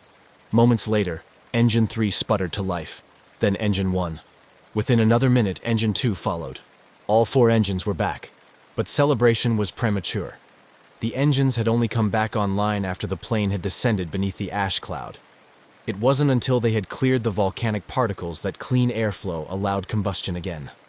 And now, having regained power, the aircraft was still in a precarious position, descending, engines unstable, and visibility worsening by the second. The windshields, now coated with a layer of ash and microscopic debris, had been rendered nearly opaque. The crew could barely see forward. Forward lighting produced a milky white glare on the glass, like headlights in a foggy snowstorm. The approach to Jakarta would have to be managed not by sight, but by instruments, and by looking through the tiny clear strips on the side windows where the wipers had kept the view somewhat unobstructed. Passengers, meanwhile, hadn't fully grasped what had just happened. The engines had fallen silent and returned without fanfare. Most remained in a quiet daze, holding tightly to the armrests, oxygen masks dangling now, unsure of whether the danger had passed or only just begun. The crew adjusted altitude, stabilized speed, and turned toward Jakarta. The flight, once a simple overnight leg, had now become a race against further ash exposure, fuel calculations, and a difficult approach into an unfamiliar airport. With limited visibility, potential engine damage, and 263 lives in the balance. British Airways Flight 9 was no longer a glider, but it wasn't out of danger. As the crew steadied the now breathing engines and recalibrated their approach toward Jakarta, the stress inside the cockpit remained razor-sharp. The 747 had dropped from 37,000 feet to below 13,000 during the terrifying engine-out glide. With the engines back online, They were climbing slightly to maintain safe maneuvering altitude, but none of the 4 power plants could be trusted yet. Captain Eric Moody, calm as ever, knew the aircraft had passed through something dangerous. Volcanic ash still wasn't even on the flight crew's radar, literally and figuratively. But the damage it had caused was evident in every system readout. The engines were now operational, but only just. And the flight deck's view of the outside world was a ghostly blur. The front windscreen, once a clear panel offering visibility for miles, was now frosted with a fine, gritty residue, etched by the abrasive glass particles of volcanic ash. Headlights reflected off it in a white, opaque haze. From the captain's seat, forward visibility was next to nothing. They could see a little more through the outer side windows, where the wipers had pushed away enough ash to form narrow slits of clarity. But the view directly ahead was like staring into a lit fog. Instrument flight rules, IFR, would have to carry them through the landing. That meant relying entirely on gauges, sensors, radio beacons, and air traffic control guidance. It wasn't uncommon in bad weather or fog, but this was different. The ash damage added an unpredictable element to everything. From airspeed indicators to engine temperature readings, everything had to be double-checked. Meanwhile, back in the cabin, the atmosphere was a mix of subdued tension and whispered relief. The engine's return brought a noticeable change in sound, and with it, a flicker of hope. But no announcement had yet come explaining what had happened. The flight attendants, trained for every possible scenario, kept the passengers calm with measured voices and quick, practiced movements. They offered reassurances, collected used oxygen masks, and quietly passed information back to the cockpit. Then came the announcement. Captain Moody's voice crackled over the intercom, deliberate, composed, and unmistakably British. He informed the passengers that all 4 engines had temporarily failed, and that the aircraft had descended to a lower altitude before successfully restarting them. He offered no dramatics, no guesswork, just facts. He ended with a line that would later be remembered by those on board for its surreal restraint. "We trust you are not in too much distress." The tone of the announcement left many passengers blinking in disbelief. The word temporarily didn't seem to carry the gravity of what they'd just endured. But Moody's cool demeanor had its effect. Panic never truly took hold. Instead, there was a strange kind of stillness, the calm that follows when people realize they're part of something far bigger than themselves, but are being led by someone who won't let go of the wheel. Below them, the lights of Jakarta began to come into view, dim through the smeared glass of the side windows. The aircraft had been cleared for approach to Halim Perdanakusuma International Airport, a military civilian facility with a long enough runway for a wide-bodied 747. But this was no ordinary landing. With forward vision compromised and concerns still hanging over the engine's reliability, the crew approached the descent with surgical precision. The autopilot assisted in keeping their trajectory clean, while instruments guided them along the glide path. They flew almost blind, save for those narrow bands of semi-clear vision and the glowing instruments inside the flight deck. As they neared 6,000 feet, small sparks danced along the wing edges again. St. Elmo's fire, the same eerie electrical phenomenon from earlier. It was a reminder. They might not be entirely clear of the ash cloud yet. The atmosphere remained unpredictable. Any moment, an engine could surge or fail again. The crew made final landing checks. Landing gear down, flaps extended, speed adjusted, altitude descending. Through the side window, Moody could just make out the lights of the runway, but he would need help lining up. First Officer Greaves leaned to his side to aid with visuals, while Flight Engineer Townley Freeman monitored the engine's delicate parameters. It was a cockpit ballet, each man doing his part, trusting the others, moving in rhythm through one of the most demanding approaches in their flying careers. As the runway drew closer, there was no drama in the cabin, no countdown, no fanfare. Just the familiar pitch change as the aircraft flared, then the heavy thud of wheels touching down. The landing was firm, but smooth. The crowd of flight attendants, quietly gripping seatbacks, began to breathe again. On the tarmac, emergency vehicles rolled forward, unsure of what to expect from this wounded aircraft from the sky. But what they found was extraordinary. The engines were still running. The aircraft was structurally intact. and every one of the 263 passengers had survived. They had done it. They had landed a 747, blind and battered, after gliding through a full engine failure at cruising altitude, and no one on board had been lost. The mystery of what had nearly taken them down was still unresolved, but for now there was ground beneath their feet. The nightmare at 37,000 feet was over. When British Airways Flight 9 came to a complete stop on the runway at Jakarta's Halim Perdanakusuma International Airport, a stillness fell over the aircraft, unlike any other moment in the journey. After hours of tension, a powerless glide from 37,000 feet, and a descent through an obscured sky, the sound of engines idling on solid ground felt surreal. Passengers looked around, as if waiting for someone to tell them what had really happened. There was no cheering, no clapping. Just quiet exhalation, a shared disbelief that they had made it. Outside, emergency vehicles swarmed toward the aircraft. Fire crews, medics, and ground personnel moved into position, anticipating anything from engine fires to evacuation procedures. But there were no flames, no smoke, no injuries. The only unusual sight was the state of the 747 itself. The once shining paint on the leading edges of the wings was dulled and scorched. The nose cone was frosted over in an eerie gray film, and the cockpit windows were so sand-blasted they looked like frosted bathroom glass, completely opaque from nose to crown. Captain Moody and his crew powered down the engines one by one. The aircraft's long flight had ended not in disaster, but in an emergency landing pulled off with remarkable composure and precision. And yet, none of them fully understood what they had just flown through. As maintenance crews swarmed the aircraft, the extent of the damage began to reveal itself.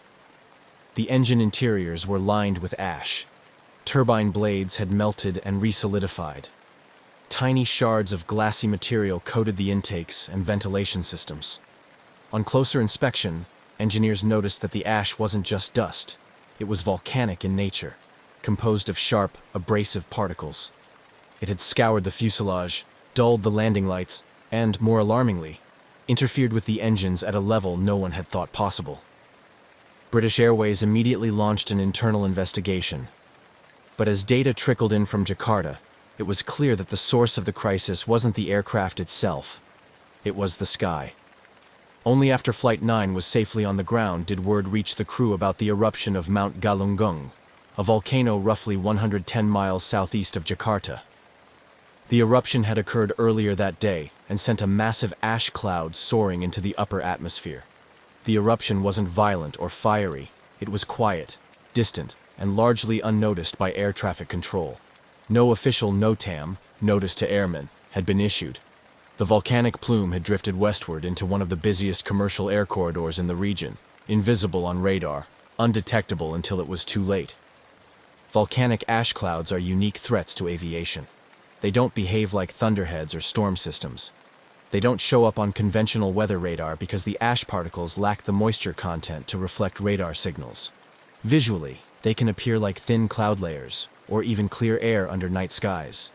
But inside those clouds are microscopic fragments of rock, glass, and minerals, lethal to jet engines.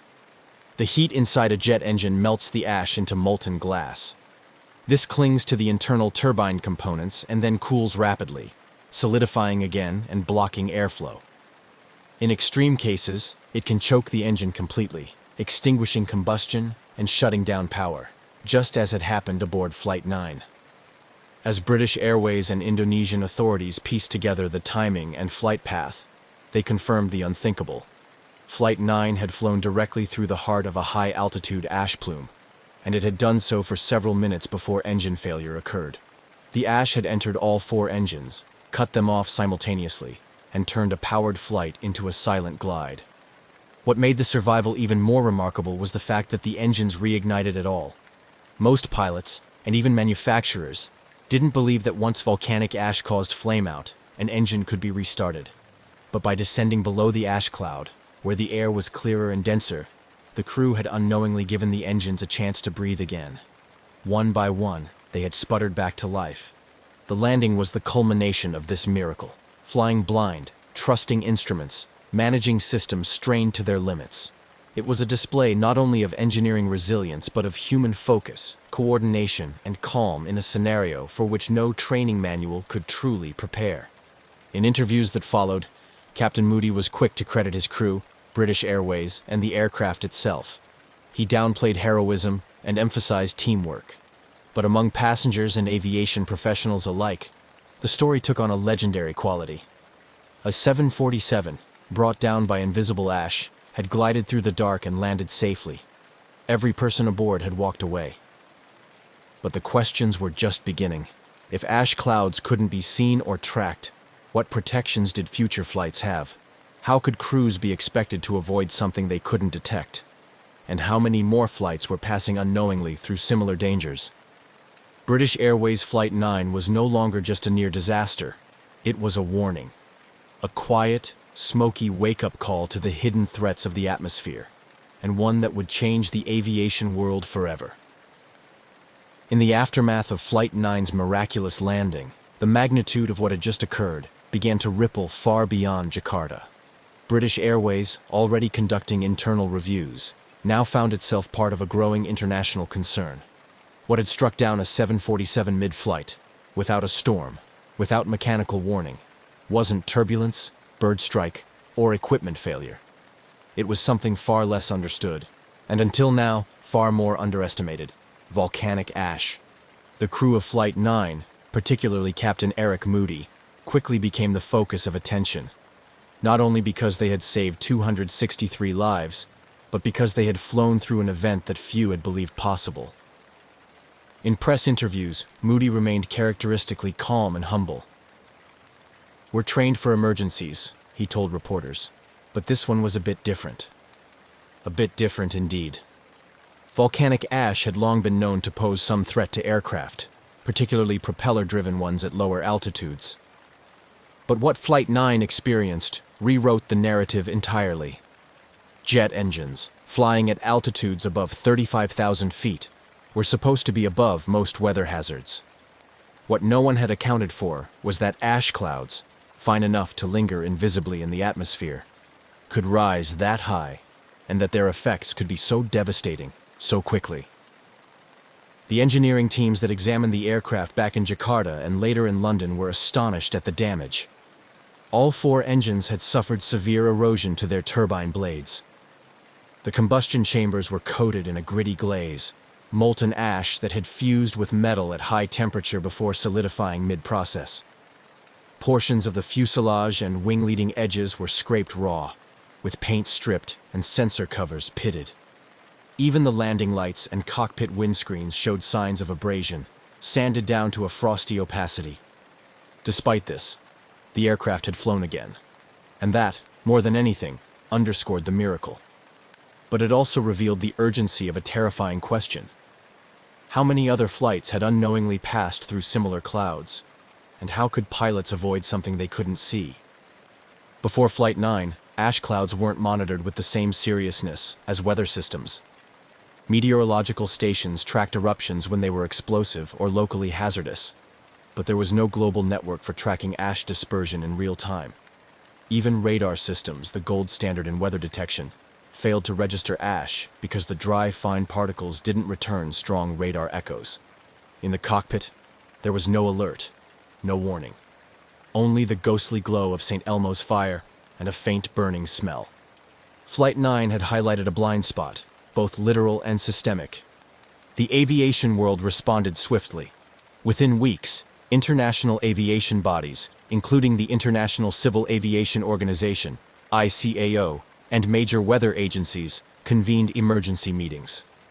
Volcanologists were brought in. Ash behavior at altitude was analyzed. Flight 9 had shown that a jet could lose all engines at once, and that a modern aircraft, even one as large and robust as a 747, was not immune to a silent hazard lurking in plain air. New protocols were drafted. Airlines began training pilots to recognize early symptoms of ash encounters: the sudden static discharge, unusual smells, engine surging, and forward visibility loss. Emergency checklists were updated. Perhaps most importantly, aviation authorities started to develop the world's first volcanic ash advisory centers, VAACs. a global network designed to monitor volcanic activity and issue real-time advisories to aircraft flying in affected zones. Satellite monitoring of ash plumes also advanced significantly in the years that followed. Earth-observing satellites could now track sulfur dioxide and ash dispersal with far greater accuracy, enabling warning systems that could alert air traffic control, dispatchers, and pilots more effectively than ever before. Flight 9 had done something no one wished for, but everyone ultimately benefited from. It forced aviation to evolve. It filled a knowledge gap with a hard-earned lesson. For those aboard that night, the world carried on, but never quite the same. Passengers spoke later of a strange peace during the descent, of how calm the cabin remained even as oxygen masks fell and the engines went quiet. Many credited the demeanor of the flight attendants, who moved like clockwork, keeping passengers steady in the face of the unknown. Captain Moody and his crew received widespread recognition. Their teamwork under pressure became a case study in aviation training programs around the world. Pilots and instructors referenced Flight 9 as the benchmark for poise and process during emergencies. It was not just a near disaster. It was a masterclass in how to fly through one. And in the years to come, other flights would encounter volcanic ash. Some would divert early, thanks to new detection. Others, like the 2010 Eyjafjallajökull eruption in Iceland, would ground hundreds of flights altogether, a decision made not out of fear, but from the lessons learned aboard Flight 9. What was once invisible now had a name, a path, and a plan. The night sky was still dark, but no longer unknowable.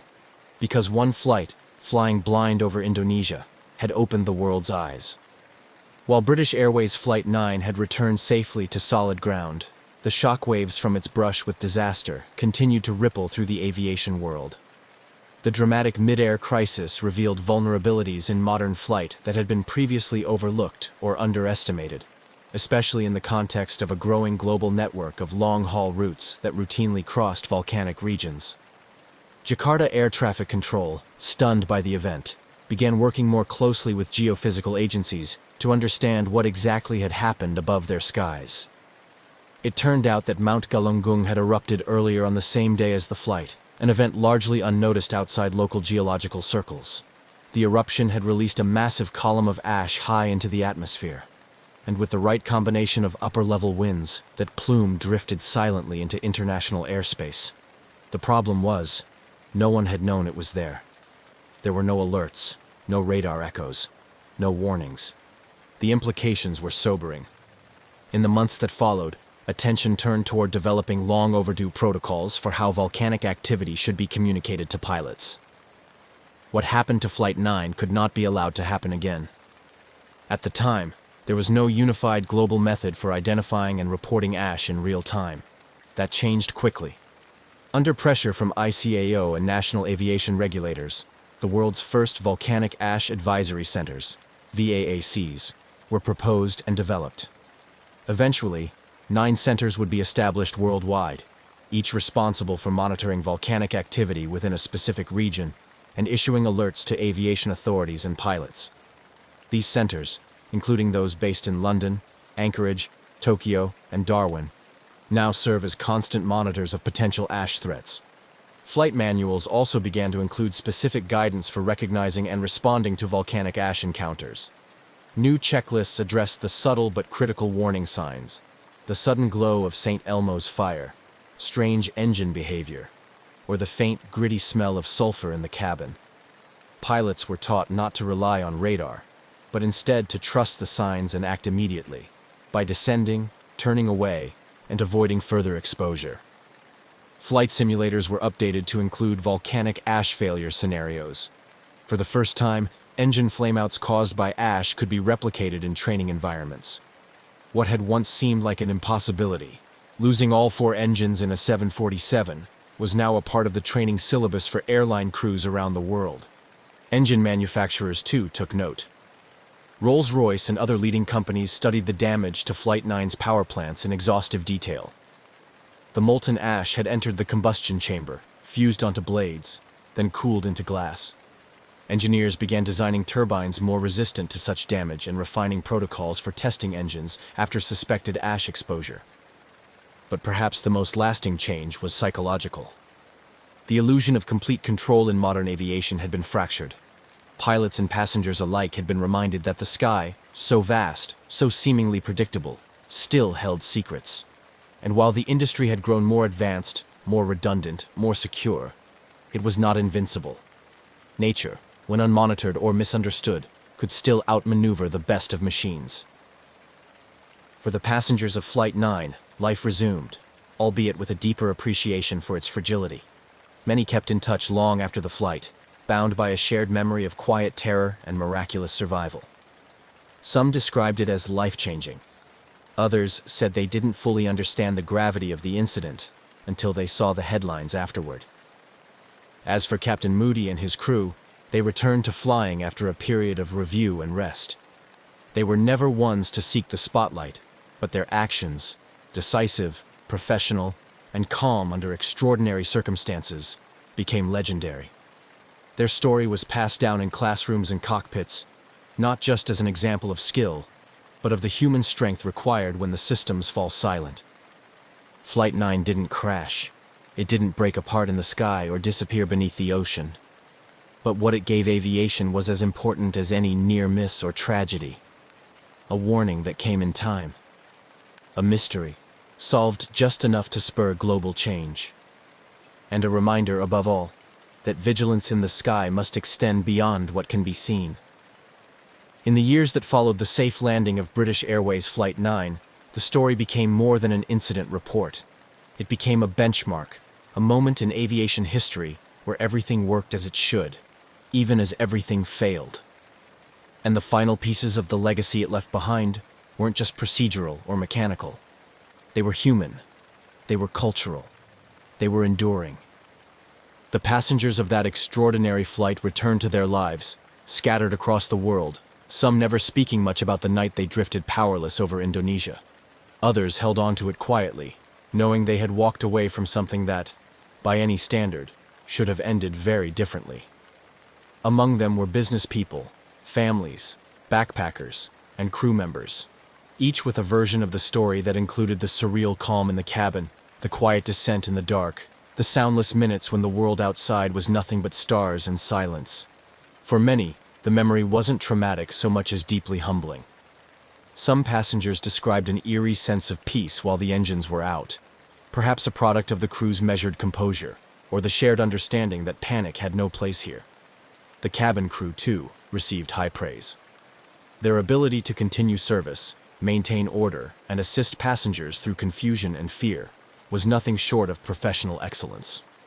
British Airways Flight 9 became a celebrated example of crew coordination under duress. It entered training manuals. Aviation conferences cited it as the gold standard for CRM, crew resource management.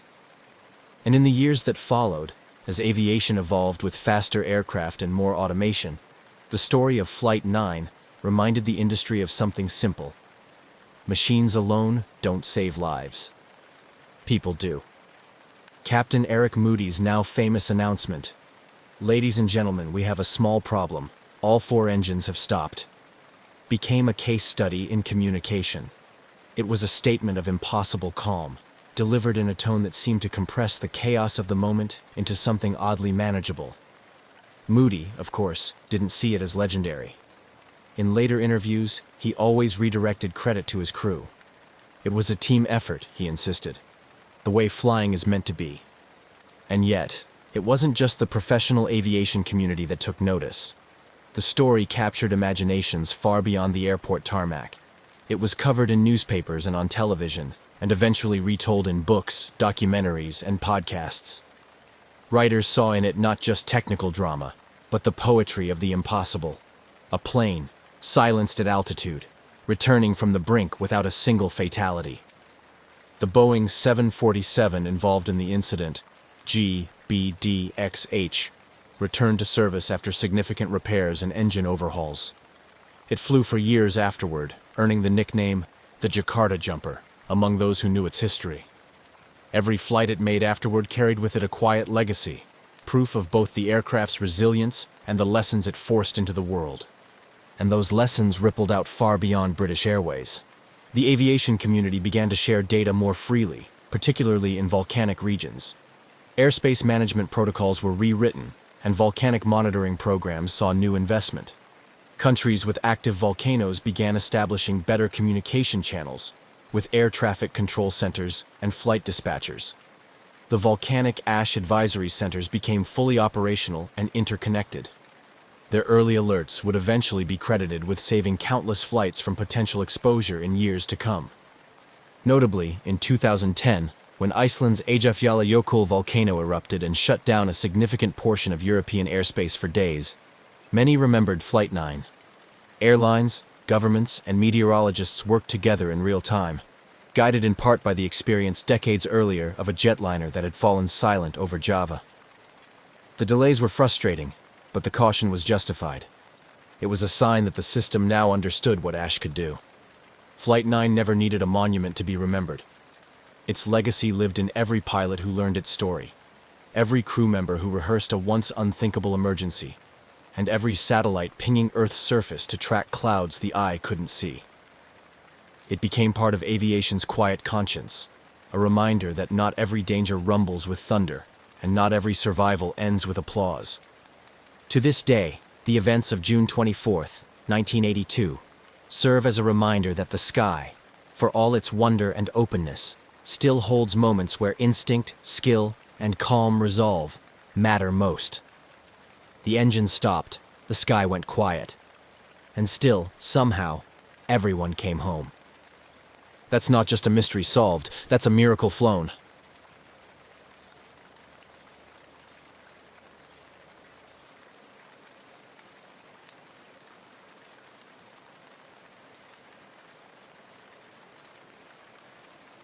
In the quiet expanse of the Australian skies, where the vast blue meets the endless horizon, flying was more than just transportation.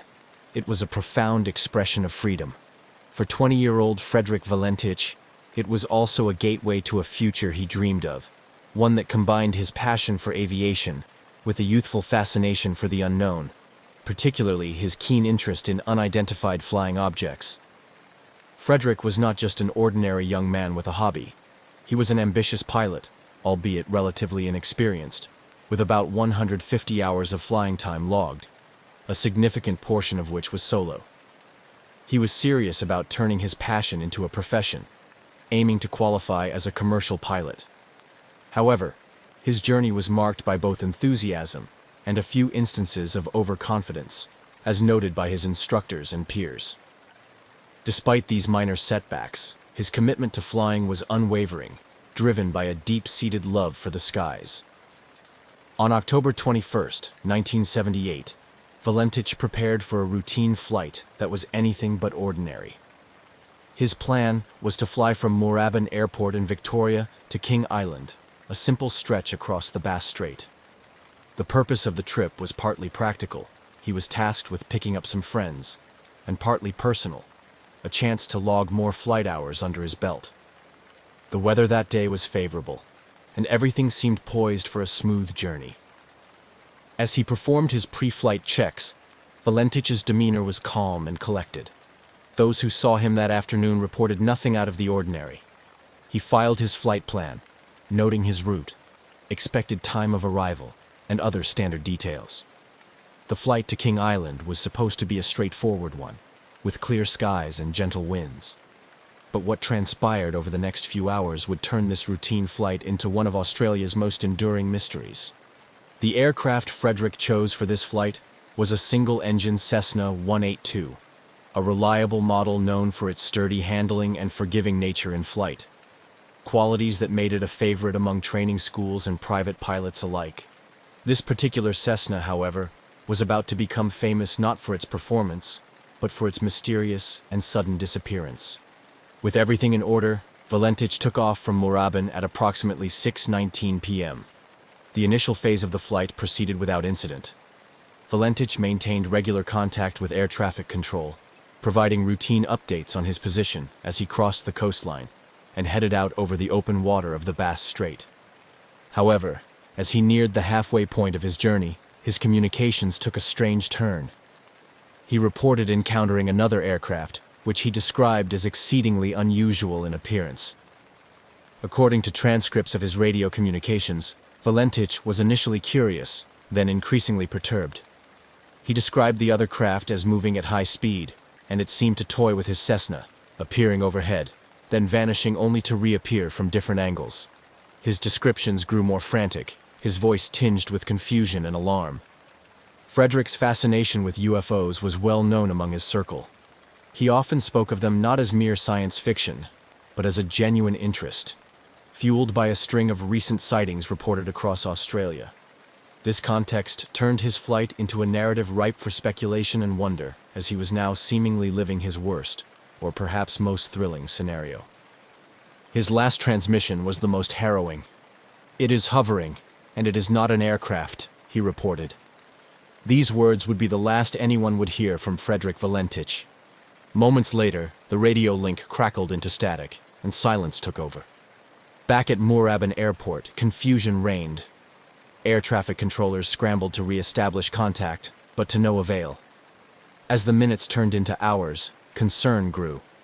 Search and rescue operations were soon underway, marking the start of an extensive search that would captivate and mystify the world. Frederick Valentich's disappearance raised numerous questions. What did he see in the sky that evening? Was it a misinterpretation, or had he encountered something truly unexplainable? These questions haunted the investigation, and would soon elevate the incident from a mere missing person case to a legend discussed and debated by aviators and UFO enthusiasts alike. Frederick Valentich's departure from Moorabbin Airport had been routine. The engines of his Cessna 182 hummed smoothly as he ascended into the early evening sky, leaving the familiar landscape of Victoria behind. His flight plan was straightforward: head southwest towards King Island, a speck of land nestled in the Bass Strait between Australia and Tasmania. It was a flight path he had considered carefully, suited to his experience level and the Cessna's capabilities. As Valentich settled into the cockpit, the world below him transformed. The urban sprawl gave way to the rugged, windswept coastline, and then to the open sea. Flying over water was a different kind of piloting experience, one that demanded constant vigilance and respect for the unpredictable nature of the ocean below. The first half of the flight passed uneventfully. Valentich maintained a steady altitude, checking his instruments routinely while keeping in contact with Melbourne's air traffic control.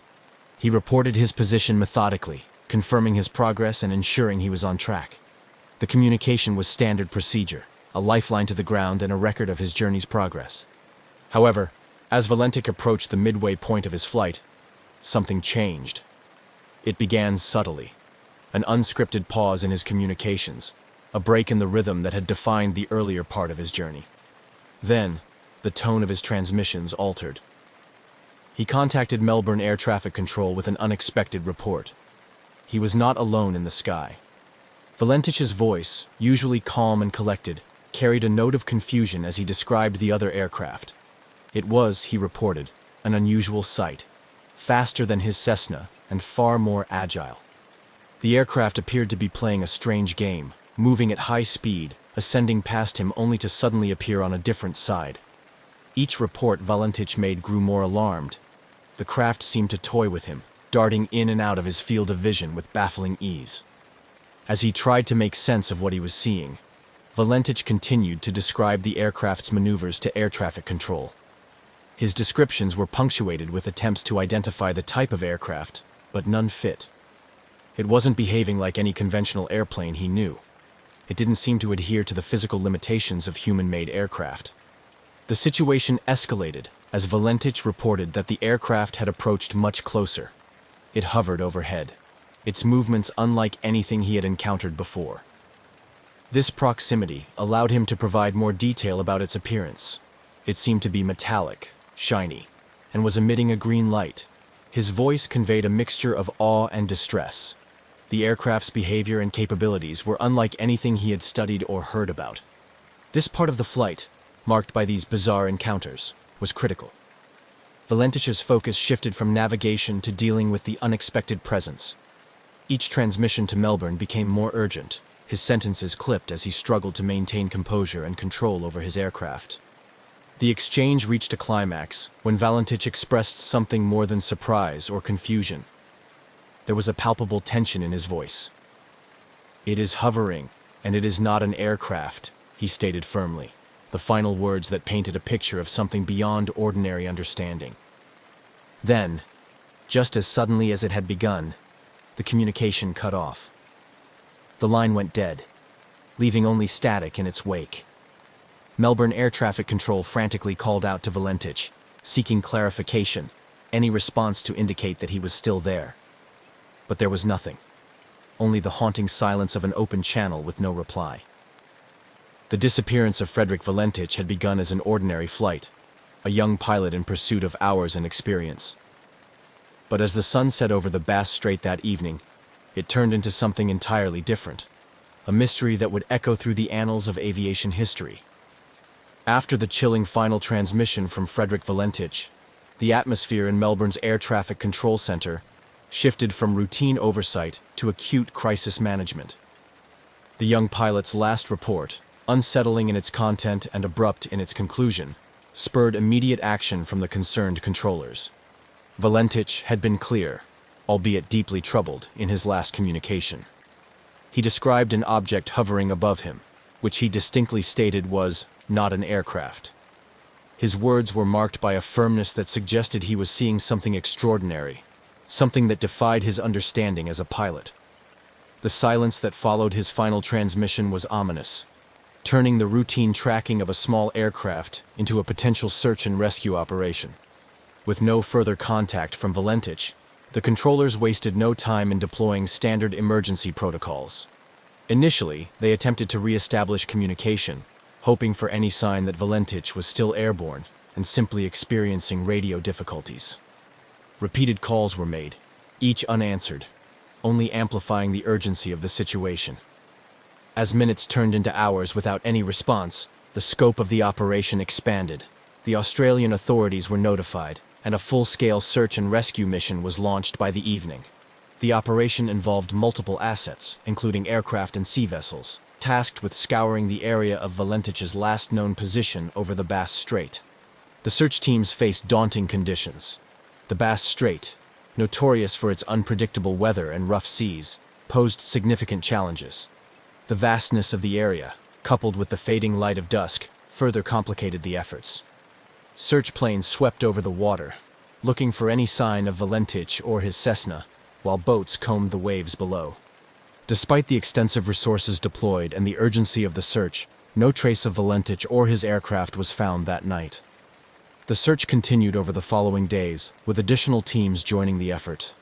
The Australian Maritime Safety Authority coordinated the operation, expanding the search area and utilizing more sophisticated technology, including radar and satellite imagery. The lack of physical evidence was perplexing. No debris, oil slick, or other typical indicators of an aircraft crash were evident. The sea and air search teams reported back only the emptiness of the open water and the unyielding silence of the sky. The search efforts persisted, driven by hope and the possibility that Valentich might have landed somewhere on the water and was waiting to be rescued. But as days passed with no sign of him or his aircraft, that hope began to wane. The official search operation would eventually be called off, leaving unanswered questions and profound concern for the young pilot's fate. The disappearance of Frederick Valentich became a focal point of intrigue and speculation.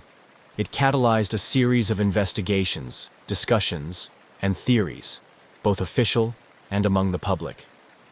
The mysterious circumstances, particularly the pilot's report of an unusual object, fed into broader discussions about unidentified flying objects and their possible interactions with aviation. This chapter of Valentich's journey concludes not with resolution, but with the stark reality of his vanishing, a moment in time that would forever be etched in the annals of Australian aviation mysteries. The silence from his radio on that fateful evening marked the beginning of a story that continues to provoke curiosity and debate to this day. As the reality of Frederick Valentich's disappearance settled in, the focus shifted entirely to a comprehensive search and rescue operation. Initiated by the Australian authorities, the operation spanned several days and involved numerous assets, drawing on a broad spectrum of air and sea resources to comb through the vast, treacherous waters of the Bass Strait. The search efforts were extensive and meticulously planned. Aircraft equipped with advanced radar and thermal imaging flew grid patterns over the area, while boats with sonar capabilities scanned the depths below. The goal was to cover as much area as possible, as quickly as possible, in the hope of finding any trace of Valentich or his Cessna 182. Despite the favorable weather conditions that followed the initial disappearance, the search teams faced the inherent challenges of the Bass Strait, known for its capricious weather patterns and strong currents. These conditions often made the search efforts difficult, with waves and wind disrupting the progress of boats and limiting the effectiveness of aerial searches during certain parts of the day. As the search continued, the Australian Maritime Safety Authority coordinated efforts from multiple agencies, including the Royal Australian Air Force, local volunteer marine rescue organizations, and even merchant vessels passing through the area. Each day, the teams would debrief, share findings, and adjust their strategies, determined to uncover any clue that could lead to Valentich. However, the days passed with frustratingly little to show for the efforts. No wreckage was sighted, and no signals were detected that could suggest the location of the crashed plane. The search teams expanded the search radius, hoping that drift patterns might have carried Valentich away from his last known location. Still, the vast ocean seemed to have swallowed all evidence of his passage. The lack of any physical evidence perplexed investigators and search crews alike. In cases of aircraft crashes at sea, some debris typically surfaces, whether from the impact itself or from the interior of the aircraft. Yet, in Valentich's case, the sea offered nothing. No floating debris, no oil slicks, no emergency locator transmissions, nothing that indicated a crash site. This complete absence of evidence led to an increased interest in Valentich's last communication. His report of an encounter with an unusual aircraft, described under clear distress, became a focal point for both official investigators and the public. The peculiar nature of his descriptions prompted some to speculate about otherworldly explanations, including UFO involvement, which only intensified as the search yielded no results. After 2 weeks of intensive searching, the official search and rescue operation was reluctantly called off. The decision was met with disappointment and a sense of defeat by those involved, especially given the emotional toll on Valentich's family and friends. The announcement marked a somber acknowledgement that the chances of finding Valentich alive, or even recovering his remains, were exceedingly slim. The cessation of the search did not end the public's fascination with the case, nor did it silence the myriad theories about what might have happened. Instead, it transitioned the incident from an active rescue operation to a lingering mystery, one that would captivate curious minds and fuel debates about aviation safety, the unknown, and the unexplained. The story of Frederick Valentich's disappearance remained alive in the collective memory, a perplexing enigma of the skies that refused to be forgotten. With the official search for Frederick Valentich concluded and no tangible evidence found, the focus shifted from a rescue mission to the realm of speculation and investigation. The mysterious circumstances surrounding Valentich's last transmission led to a myriad of theories, each trying to make sense of the unexplained disappearance. Valentich's own interest in UFOs became a significant aspect of the public discourse surrounding his disappearance. His final communication with air traffic control, where he described an encounter with an unusual aircraft exhibiting extraordinary capabilities, naturally led to conjecture about extraterrestrial involvement. This theory was bolstered by reported UFO sightings in the area around the time of his flight. UFO enthusiasts and some members of the public embraced the possibility that Valentich had encountered an alien craft, which somehow led to his disappearance. These speculations were fueled by a broader global interest in UFOs, which in the late 1970s was still riding the wave of the post-Roswell fascination with flying saucers and government cover-ups. Skeptics of the UFO theory proposed more conventional explanations for Valentich's disappearance. Some aviation experts suggested that Valentich, possibly disoriented by the overwater flight at dusk, might have become the victim of spatial disorientation, a common hazard in aviation, particularly among less experienced pilots. This could have caused him to misinterpret what he saw, including mistaking his own aircraft's lights reflected on the water or on a layer of cloud as another craft. Another theory was that Valentich had staged his own disappearance. This stemmed from investigations into his background, revealing his fascination not only with UFOs, but also with stories of pilots disappearing or starting anew under a different identity. However, those close to Valentich, including family and friends, strongly disputed this, describing him as enthusiastic and serious about his aviation career. The possibility of a more mundane accident was also considered. Some speculated that Valentich's aircraft might have suffered a mechanical failure, or that he might have crashed into the sea after running out of fuel. However, the lack of debris and the absence of an oil slick on the water made this scenario seem unlikely unless the aircraft had sunk intact, a rare occurrence given the expected breakup on impact. The absence of hard evidence meant that no conclusive determination could be made. The Australian Department of Transport conducted an investigation, but its findings were inconclusive, citing a lack of sufficient information to reach a definitive explanation. The mystery of Valentich's disappearance had a lasting impact on aviation in Australia, leading to increased safety protocols and more rigorous training for pilots flying over water. The case also continued to be a topic of academic and investigative interest. Researchers and documentary filmmakers periodically revisited the story, each bringing new technology and theories to bear in the hope of uncovering new information, or perhaps one day finding physical evidence that could bring closure to the case. The Valentich disappearance remains a compelling story, not just for those involved in aviation and UFO studies, but for anyone intrigued by human interaction with the unknown. It serves as a cautionary tale about the limits of human perception and the mysteries that can arise when the familiar intersects with the unexplainable. As the years passed, the disappearance of Frederick Valentich continued to resonate not just within the aviation and UFO enthusiast communities, but also among the wider public as a compelling mystery of the unknown. The lack of closure and definitive evidence has kept the case alive in the form of books, documentaries, and continued discussions in various forums. Here, we examine the legacy and ongoing interest surrounding Valentich's mysterious flight. Frederick Valentich's case has become a cornerstone discussion in both aviation safety and UFO circles.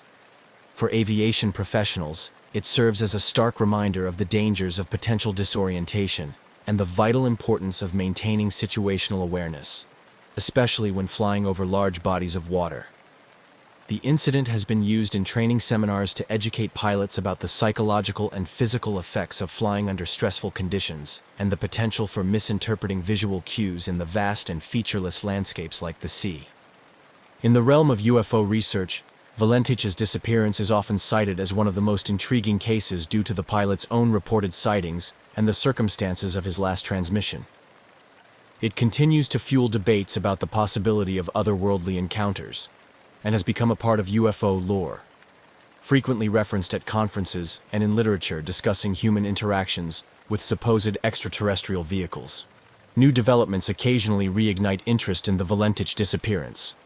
Advances in technology, such as satellite imagery and improved sonar capabilities, have prompted new searches in the Bass Strait and surrounding areas. Though these efforts have not yet produced any concrete results, they maintain public interest and hope that new evidence may eventually surface. Interest is also kept alive by the media, with periodic retrospectives and updates on the case. These often coincide with anniversaries of the event, drawing new attention from those previously unaware of Valentich's story. Each wave of interest encourages fresh looks at the available data, sometimes bringing new theories to light or re-examining old ones with new technology or methodologies. Researchers and theorists continue to explore less conventional explanations, driven both by the strange details of Valentich's last reported observations and by the absence of physical evidence. Discussions often involve the exploration of what an encounter with an advanced unknown technology might entail, and how it could lead to the disappearance of an aircraft without a trace. Such speculations delve into the limits of current human understanding of physics and technology, proposing scenarios where conventional retrieval and detection methods might fail. The Valentich case has also had a significant cultural impact, inspiring segments of films, television series, and literature. These portrayals explore the human aspect of the mystery, emphasizing the emotional and psychological effects on those involved, particularly Valentich's family and friends. They also examine the broader implications of a society grappling with phenomena that it cannot easily explain through current scientific understanding. The legacy of Frederick Valentich is a complex tapestry woven from threads of mystery, tragedy, and the unyielding human quest for answers. While the truth behind his disappearance may never be fully uncovered, the story continues to intrigue and inspire. It serves as a reminder of our perpetual fascination with the sky and what lies beyond, as well as the profound and sometimes haunting unknowns that remain in our own world. As long as the mystery remains unsolved, the legend of Valentich's flight will continue to captivate imaginations and stimulate curiosity across generations. There's something eerie about a plane with no passengers, a machine meant to carry hundreds of people, now sitting idle, its engines silent, its cabin empty. The Boeing 727-223 at Quatro de Fevereiro Airport in Luanda, Angola, had been sitting there for over a year. Unpaid airport fees kept it grounded. No flight attendants bustled through its aisles. No captains checked their instruments. Just dust, settling quietly over the aircraft's faded American Airlines stripes. This particular 727 had seen better days. Built in the 1970s, it once soared across the United States, carrying businessmen, families, and dreamers. But time had stripped it of its prestige. By the early 2000s, it was purchased by an American businessman named Miami-based Keith Irwin, who leased it to an Angolan airline for fuel hauling operations. Its new role? A flying gas station, refueling remote locations where fuel trucks couldn't go. But things weren't going smoothly. The aircraft sat unpaid, unwanted, and unmoving. Mechanics worked on it sporadically, hoping to get it flying again. But bureaucracy and financial troubles kept it stuck on the tarmac. It became just another forgotten plane in an airport full of them. Until one quiet evening in May 2003, when it did something no one expected. Without warning, the 727 powered up. Its once dead engines rumbled to life, sending a low vibration through the concrete beneath it. Airport workers paused, confused. There had been no flight plan filed, no clearance, no crew had officially boarded. Yet, there it was, moving. As the plane began to taxi, its lights remained off. No communication with the tower, no acknowledgement of commands, just the deep growl of its engines as it turned toward the runway. By the time air traffic control realized what was happening, the Boeing 727 was already accelerating. Within seconds, its wheels left the ground, and the massive aircraft soared into the darkening sky. No distress calls, no transponder signals, just silence. One of the world's largest commercial jets had just vanished into thin air, and no one knew why. At least not yet. The sky was beginning to darken over Luanda, the air thick with the lingering warmth of an African evening. The hum of airport activity had started to quiet, but on the runway, something unusual was happening. The Boeing 727, long grounded and collecting dust, was moving. Its engines, once lifeless, now roared with a low, steady rumble. It wasn't scheduled for departure. No flight plan had been filed, no pilots had requested clearance. But here it was, slowly taxiing toward the runway, as if it had a mind of its own. Airport workers turned to watch. Some assumed it was a maintenance check, maybe a simple repositioning. But something felt off. The aircraft's exterior lights remained off, making it difficult to track in the growing darkness. No calls came through the radio. No one in the control tower had authorized the movement. Inside, if there was a pilot at all, they were flying blind. The 727 was a complex machine, typically requiring a 3-person flight crew to operate. A captain, a first officer, and a flight engineer. Yet, according to every log, no qualified flight crew had boarded that evening. The only 2 people suspected of being on the aircraft were Ben Charles Padilla, an American aircraft mechanic with some piloting experience, and John Mutantu, a Congolese aviation technician. Neither was licensed to fly a 727 solo, yet somehow the plane accelerated down the runway. Then, in a rush of displaced air and roaring engines, the massive jet lifted off the ground. Control tower operators scrambled to make contact. Unidentified aircraft, please respond. Silence. State your flight number and intentions. Nothing. The aircraft climbed westward, heading toward the Atlantic Ocean. It passed over the coastline, growing smaller and smaller, fading into the horizon. Then, it was gone. No distress calls. No emergency transponder signals. No radar track beyond a certain point. A 200,000-pound aircraft had just disappeared, and the world would never see it again. The night air over Luanda settled into a thick, humid stillness. The Boeing 727 had disappeared beyond the horizon, swallowed by the vast Atlantic. Yet inside the control tower, the confusion lingered like a fog. Officials scrambled to make sense of what had just happened. A commercial airliner had taken off with no clearance, no lights, and no communication. That alone was an aviation nightmare. But worse, no one could confirm who had been at the controls. The last known individuals connected to the aircraft were Ben Charles Padilla and John Mutantu, but neither had been scheduled to fly. Padilla was a skilled mechanic and a licensed pilot for small aircraft, but he wasn't qualified to operate a 727 alone. The aircraft required a flight crew trained in complex systems, someone with experience in a large multi-engine commercial jet. So how did it take off so smoothly? Some in the airport speculated that Padilla and Mutantu were not alone. Had a third person, perhaps a skilled pilot, been secretly involved? If so, who were they, and where had they gone? Immediately, officials in Angola reported the missing aircraft. But there was little they could do. The plane had left national airspace. Once it flew over the ocean, it became a ghost. In the following days, the U.S. government took an interest. It was 2003, and in the post-9/11 world, an unidentified commercial jet suddenly going off the grid set off alarms. The FBI, CIA, and even the National Security Agency, NSA, started monitoring possible sightings. Had the plane been hijacked? Was it being repurposed for something sinister? A Boeing 727 wasn't exactly easy to hide. It was nearly 50 meters long and weighed over 100 tons when fully fueled.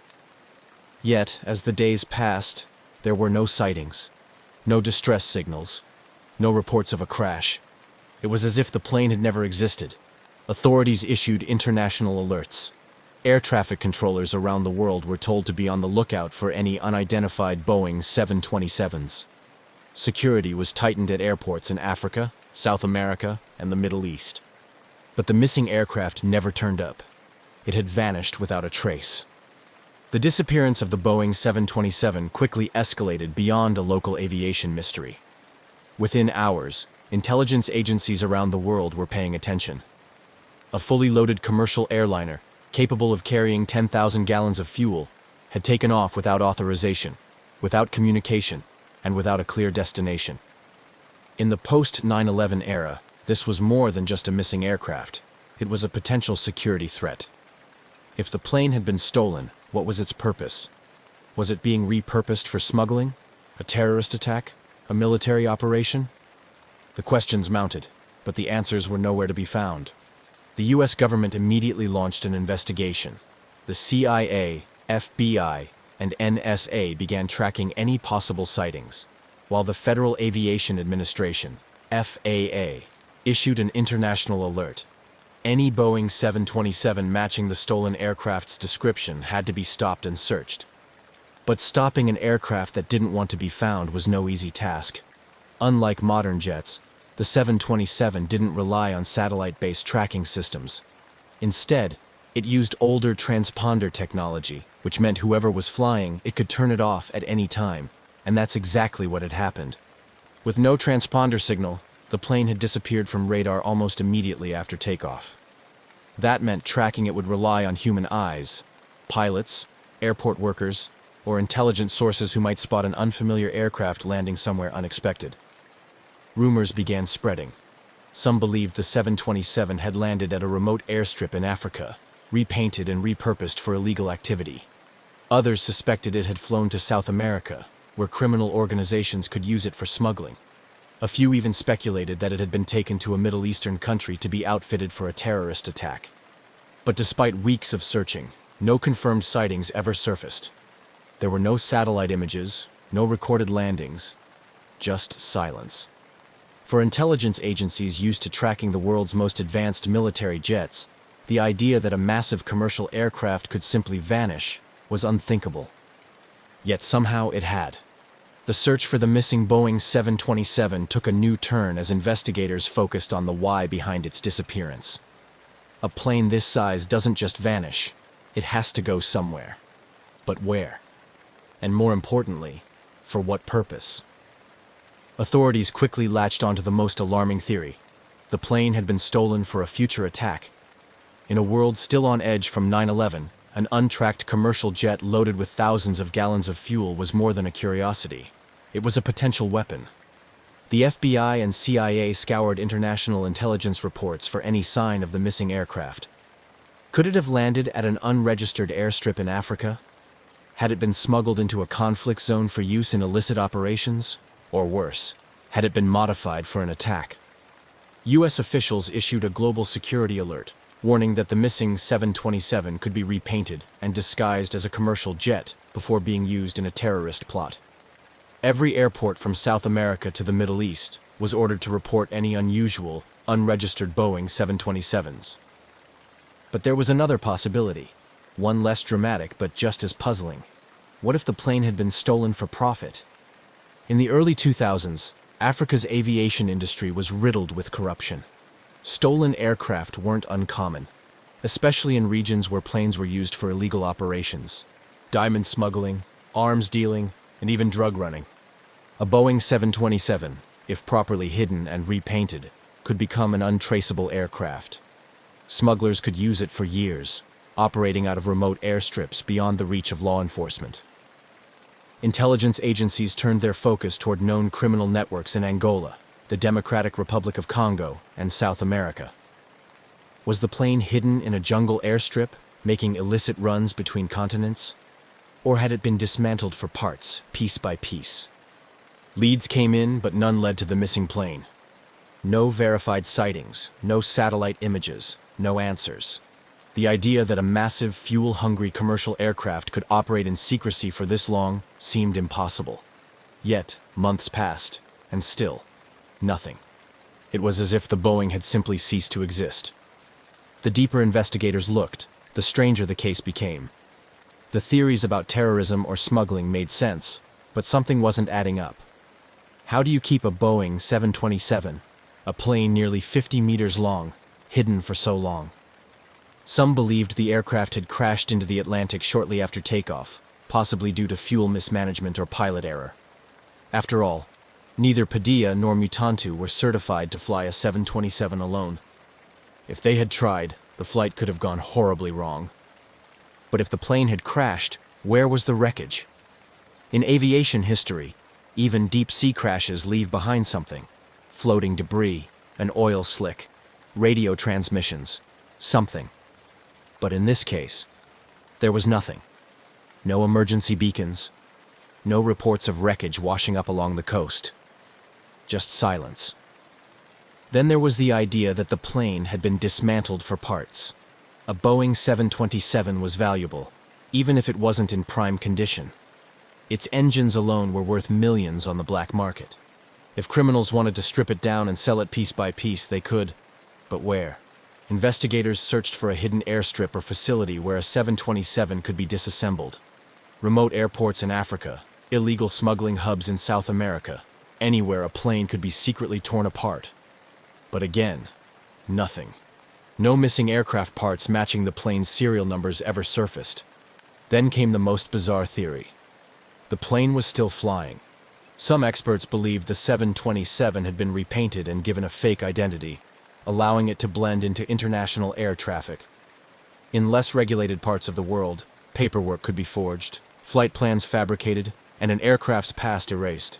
Reports surfaced of suspicious Boeing 727s spotted in Guinea, Colombia, and even the Middle East. But every lead hit a dead end.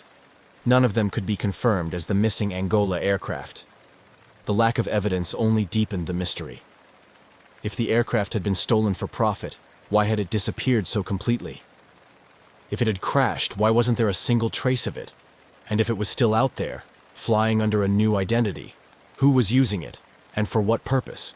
Months turned into years, and the missing Boeing 727 became something more than just a stolen plane. It became a legend. The case never truly went cold. There were always whispers, rumors of sightings, and theories that refused to die. A plane of that size couldn't just vanish. Someone, somewhere, had to know something. Then, in 2005, 2 years after the disappearance, an unregistered Boeing 727 was spotted in Guinea, West Africa. The sighting came from a private intelligence source, someone who had been tracking illegal aircraft movements in the region. The plane matched the description of the missing Angola jet. Same model, same modifications, but there was no way to confirm if it was the same aircraft. By the time authorities arrived, the plane was gone. Not long after, a second suspicious 727 was reported, this time in Colombia, a known hub for drug cartels and smuggling operations. Again, the details were vague.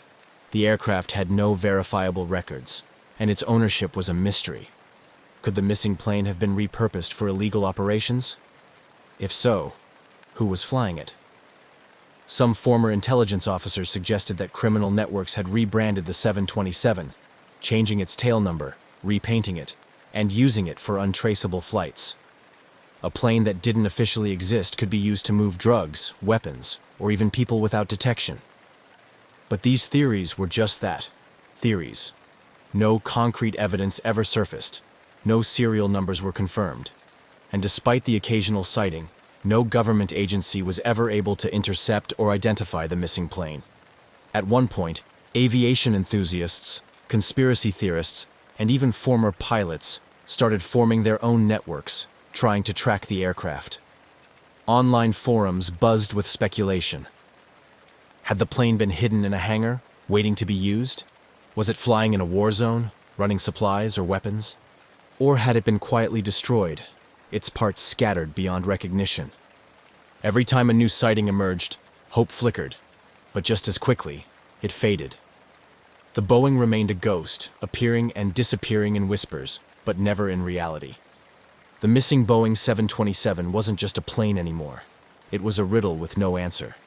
For years, aviation experts, intelligence agencies, and amateur sleuths chased rumors, hoping for a break in the case. But despite fleeting sightings and scattered theories, the real question remained. What happened to the two men suspected to be on board? The last known individuals connected to the stolen aircraft were Ben Charles Padilla, an American aircraft mechanic, and John Mutantu, a Congolese aviation technician.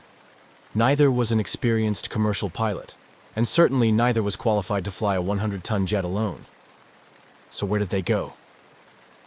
Ben Padilla, the man at the center of the mystery.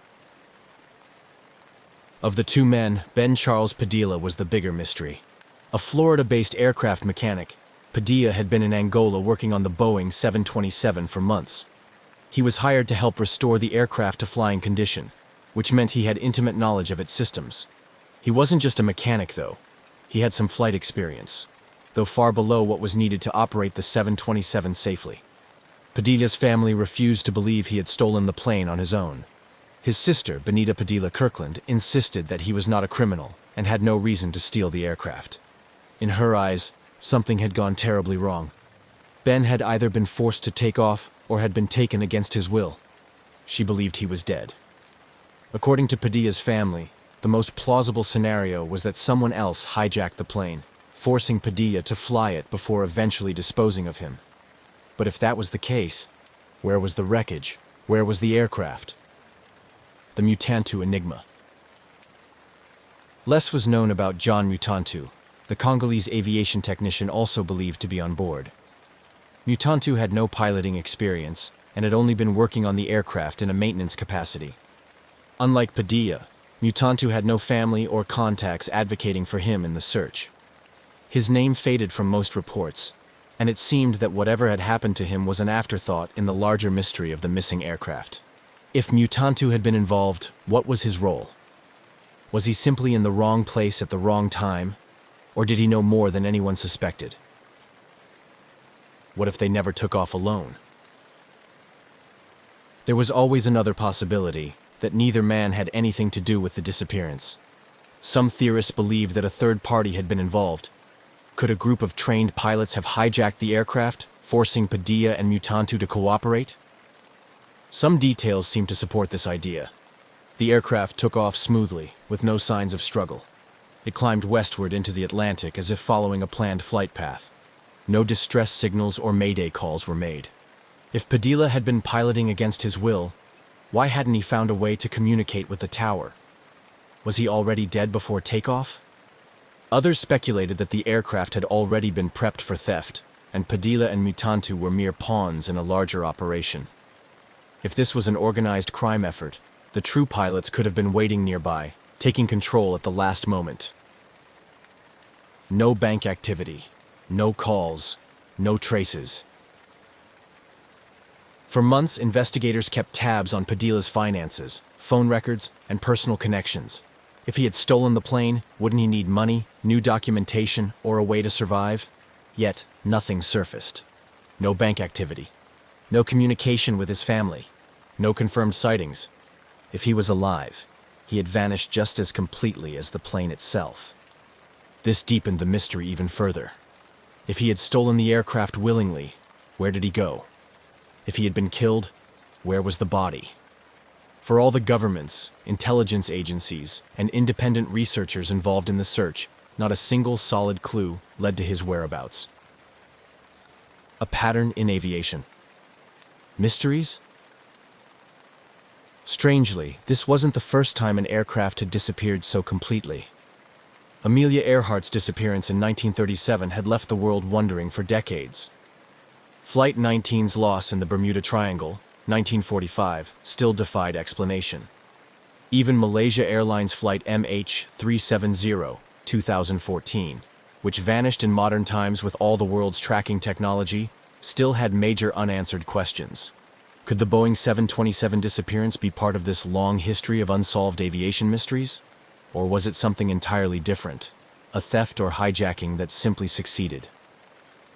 A final dead end. By 2004, the case had all but stalled. No governments reported the 727 landing in their jurisdiction. No wreckage surfaced. No black market parts were linked back to the missing aircraft. And most unsettling of all, Padilla and Mutantu were never heard from again. Their families never received closure. No remains were found. No records indicated they had started new lives under different identities. It was as if they had been erased. Even today, aviation experts still debate what happened that night in Angola. Was this a carefully planned operation, an accident that spiraled out of control, or something even stranger? No one knows for sure. And until someone, somewhere, finds that missing Boeing 727, the mystery will remain unsolved. In the cold upper reaches of Earth, where flight paths cut through skies layered with ice and silence, military aircraft serve as both transportation and symbol. Trusted, tested machines that brave the world's most unforgiving climates. One such aircraft was the Canadian Forces C-54 Skymaster, a four-engine transport plane used routinely in Arctic operations during the early 1960s. Built to be rugged and reliable, it carried cargo, personnel, and at times classified payloads through snow-blind corridors above the North Atlantic. On a winter day in 1964, one of these aircraft lifted off from Goose Bay, Labrador, headed for Thule Air Base in Greenland. It was a route the military knew well. The plane never arrived. Its crew called her the Snowbird, a name fitting for a plane that routinely danced with sub-zero altitudes, skating through clouds between icy islands and frozen fjords. That morning, the Skymaster carried 6 Canadian military personnel and a modest load of cargo. There was nothing unusual in the mission, and nothing in the pre-flight checks to raise alarm. The crew, seasoned in northern navigation, understood the hazards: crosswinds, poor visibility, radio blackouts, and the ever-present cold. But on that day, forecasts were clear. The aircraft's departure went as expected. Weather conditions were within operational limits, and the flight's course was well traveled, with military radars along the way ready to monitor its movement. Initial radio contact confirmed the Snowbird had reached cruising altitude. It was approximately halfway through its journey when the silence began. A routine position report never came. Controllers reached out, expecting a delay in check-in, maybe a frequency change or signal bounce. When there was still no reply after 10 minutes, then 20, the worry became formal. The aircraft had disappeared from communication, and soon after, from radar entirely. It was difficult to tell precisely when the plane vanished. In the Arctic, signals flicker, instruments shift under magnetic strain, and contact can dip in and out for no clear reason. But this was different. There was no fading signal, no static-filled final transmission, no distress call. The snowbird had gone from present to absent in an instant, as if the sky had simply closed behind it. An immediate alert was issued. Canadian and American forces launched coordinated search and rescue operations from both coasts of Greenland and from Labrador. Aircraft combed the planned route, while teams on snowmobiles and dog sleds explored isolated fjords and ice fields. From the air, spotters scanned the snow for anything: an oil sheen, a shadow beneath the surface, a tear in the whiteness. There was nothing. The Arctic has a way of swallowing things. Planes, boats, and stories disappear into its depths, as if the landscape itself is complicit in their erasure. The rescue teams knew this well, yet held on to hope. Even with freezing temperatures and relentless winds, a survival scenario wasn't impossible. Emergency beacons had been known to fail in the cold. Crews had survived crash landings in worse conditions. But as days passed, hope thinned. No emergency beacon had activated. No visual trace of the aircraft or its crew was ever spotted. The grid widened, helicopters refueled mid-air to extend their range, and coastlines were flown over again and again. Search ships traced the edge of drifting ice, sonar pinging into black water beneath fractured floes. But still, there was nothing. No wreckage, no sound, no signal. Only the low growl of engines slicing through silence. After 2 weeks, the operation was scaled back. The official presumption was that the snowbird had gone down somewhere over the ocean or ice shelf, breaking apart and sinking below visibility. The cause remained unknown. Icing, mechanical failure, navigational error, any could be possible. But there was no data to support any theory. The Arctic, as always, offered no clues. In the aftermath, families were told the search had ended. They were left with no grave, no explanation, only a cold void where answers should have been. For the military, it was logged as a loss during routine transport. Tragic, but not unprecedented. The Cold War had many such silences. Still, for those who followed the story closely, something felt off. This wasn't just a disappearance. It was the complete absence of any trace. No debris, no distress, no drifted parts. In Arctic aviation, even violent crashes tend to leave marks. The snowbird, it seemed, had simply left the sky. Years would pass before questions resurfaced, and strange findings would cast shadows on the official account. But in 1964, the snowbird vanished with barely a sound, and the ice, as it often does, closed itself around the mystery. In the hours following the disappearance, a sense of urgency swept across Canada's northeastern military network.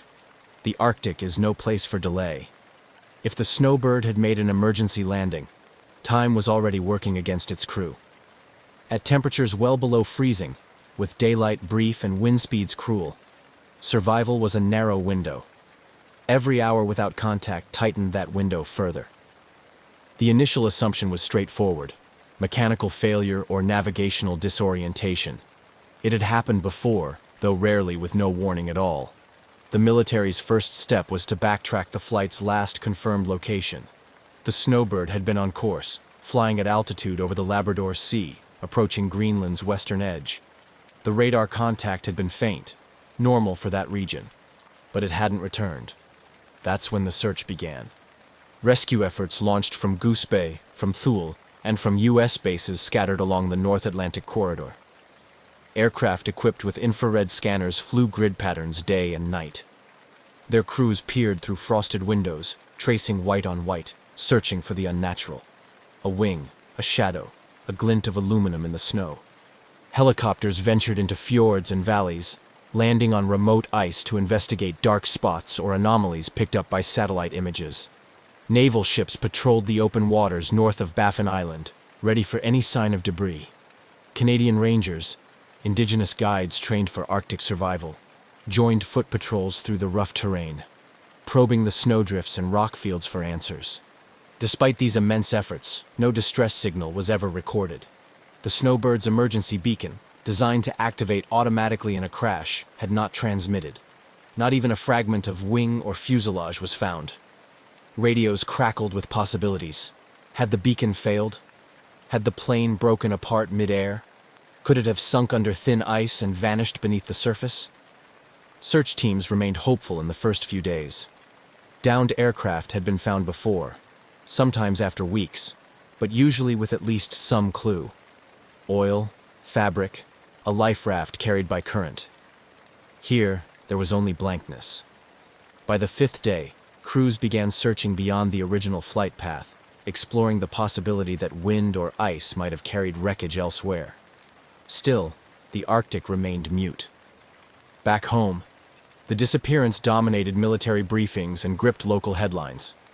Families clung to updates, each new lead a flicker of hope. But those hopes dimmed as the reality set in. There were no leads, only absence. The search lasted more than 2 weeks. As the days grew shorter and weather worsened, aircraft were grounded more frequently. Fuel costs climbed. Risks to search personnel increased. Eventually, the operation was officially stood down. An advisory was issued. Presumed crash due to unknown cause. No survivors expected. Officially, the file was closed. The Snowbird and its crew had been lost during routine Arctic transit, likely due to mechanical or weather-related failure. But privately, among the pilots and officers who had searched, that answer never truly settled. It wasn't just the disappearance. It was the precision of it, the completeness, the lack of trace, in a region where even the fiercest crashes often leave scars on snow and ice. In the following years, the story faded from headlines, but not from memory. In mess halls and on northern airstrips, the name Snowbird was still spoken quietly. It became something of a ghost flight, a reminder of the unforgiving sky and the limits of technology in a place ruled by cold and silence. Some mysteries in the Arctic are buried under layers of snow. Others, it seems, are lost in the space between radar blips and the quiet places where nothing answers back. The Snowbird had become one of them. Weeks had passed since the Snowbird vanished into Arctic air, and the official search had ended. But for those involved in the operation, pilots, radar technicians, search and rescue teams, the silence that followed was almost more unnerving than the disappearance itself. Usually, something turned up. A piece of metal, a fuel slick, a bit of fabric drifting in the sea. But the Snowbird left no signature behind. It was as if the plane had simply never existed. Despite the search being scaled down, a few aircraft continued flying the route unofficially, mapping areas not originally covered. These weren't missions on the record. They were quiet loops through unflown corridors, motivated by instinct more than protocol. In the north, there's a kind of unspoken obligation among air crews. If one of your own goes missing, you keep looking, even if no one tells you to. The Canadian military reviewed every radar record from that day. Cold War surveillance systems along the Arctic Circle, shared between NORAD and Canadian Air Command, logged aircraft movements minute by minute. Controllers double-checked the last known ping, noted at a routine altitude just before the signal blinked out. There had been no climb, no sudden descent. Just a faint echo. Then nothing. What puzzled many was the absence of disruption. No deviation, no loss of speed, no signal of an unfolding emergency. The Skymaster had been cruising cleanly, as if everything was normal right up until it wasn't. For seasoned aviators, this was the detail that stuck. If it had been weather, why no call? If it had been mechanical, why no signs of distress? There was another layer to the puzzle: geography. Much of the Snowbird's path crossed vast regions of thick sea ice and glacial rock, where even large aircraft can vanish with ease. A controlled ditching into frozen water might pull an entire fuselage under the surface in minutes. If ice closed over the site quickly, any physical trace would be sealed away until thawed, if it thawed at all. But even in such cases, fragments often escape. The Arctic moves constantly, pushing wreckage to shorelines or thinning over time. Here, nothing moved. The case grew colder. Military reports were filed, classified, and stored. Families were offered words of sympathy and the kind of closure that came without explanation. In remote bases, the snowbird was quietly memorialized, not with statues or ceremonies, but with stories told over quiet meals and on long northern flights. Pilots would glance at the ice below and wonder where it might be, if it was even still whole. Years passed. The Cold War deepened. Technology advanced. Satellites began to map the Earth more fully, and aerial surveillance stretched farther across the globe. Still, nothing turned up. Occasionally, blips appeared on radar near Greenland's coast, unidentified returns that vanished as quickly as they came, but none could be traced back to the snowbird. Each time, teams followed up, hopeful, only to find ice shadows, trick reflections, or nothing at all. Eventually, the case took on a different kind of silence, the kind that turns mystery into legend. The snowbird wasn't just a lost aircraft anymore. It became a symbol among northern flyers, the one that got away, the flight that never called, never cried out, and never came home. Its memory was carried not in archives, but in cautious glances toward the horizon and unspoken respect for a sky that offers no guarantees. And then, long after the search had ended, long after official channels had stopped looking, something unexpected surfaced. A fragment, a hint, a small piece of metal bearing an identification code, one that matched the missing aircraft. But it was found far from where it should have been. The silence, it seemed, was not the end of the story. It was only the beginning of something stranger. More than a decade had passed since the snowbird vanished, and the trail had long gone cold. Official records were boxed and archived, families had received their final letters, and those involved in the original search had either moved on or retired. The loss had become history, quiet, unresolved, and filed away. But for those who remembered, the story never really faded. It lingered in the background, resurfacing from time to time in aviation circles, in northern mess halls, and in the memories of those who had flown that same corridor and looked down, wondering. In communities across Labrador and coastal Greenland, where northern skies and military aircraft are a part of daily life, the snowbird was not forgotten. Locals recalled the low hum of search planes overhead during those weeks in 1964, the strange quiet that followed, and the stories that trickled through afterward. There were murmurs of an aircraft seen briefly in a blizzard, lights low on the horizon, then gone. Whispers of strange signals caught on old civilian radios. These were passed off as folklore, perhaps even stress-tinged memories in harsh conditions. But the persistence of those stories hinted at something deeper. For the families of the lost crew, time didn't dull the questions. Without wreckage, there was no grave. Without cause, no closure. Every few years, one of the relatives would write to the Canadian military or Department of National Defense, asking if anything new had been found. The answers never changed. Nothing new to report. Still, the story stayed alive in the shadows. Aviation researchers began to include the snowbird in growing lists of unexplained flight disappearances, cases where aircraft had gone missing without distress calls, in fair weather, with no trace. These were often mentioned in the same breath as much larger, more well-known mysteries. But unlike those, the snowbird had occurred in a time and place where isolation itself could erase evidence. As new generations of pilots were trained, instructors occasionally told the story, not to frighten, but to remind. Of vigilance, of unpredictability, of how even the best machines and the most experienced crews could disappear without a sound. The snowbird became a cautionary tale, a ghost flight of the North. By the late 1970s, as Cold War tensions continued to shape Arctic airspace, renewed interest in the region's history brought a few researchers back to the snowbird's file. It wasn't prompted by any new evidence, just curiosity, and a sense that something about the case had never quite fit. One aviation historian began collecting anecdotal accounts from locals in eastern Greenland. Another started reviewing old magnetic mapping charts from the 1960s, looking for interference anomalies that could have affected navigation.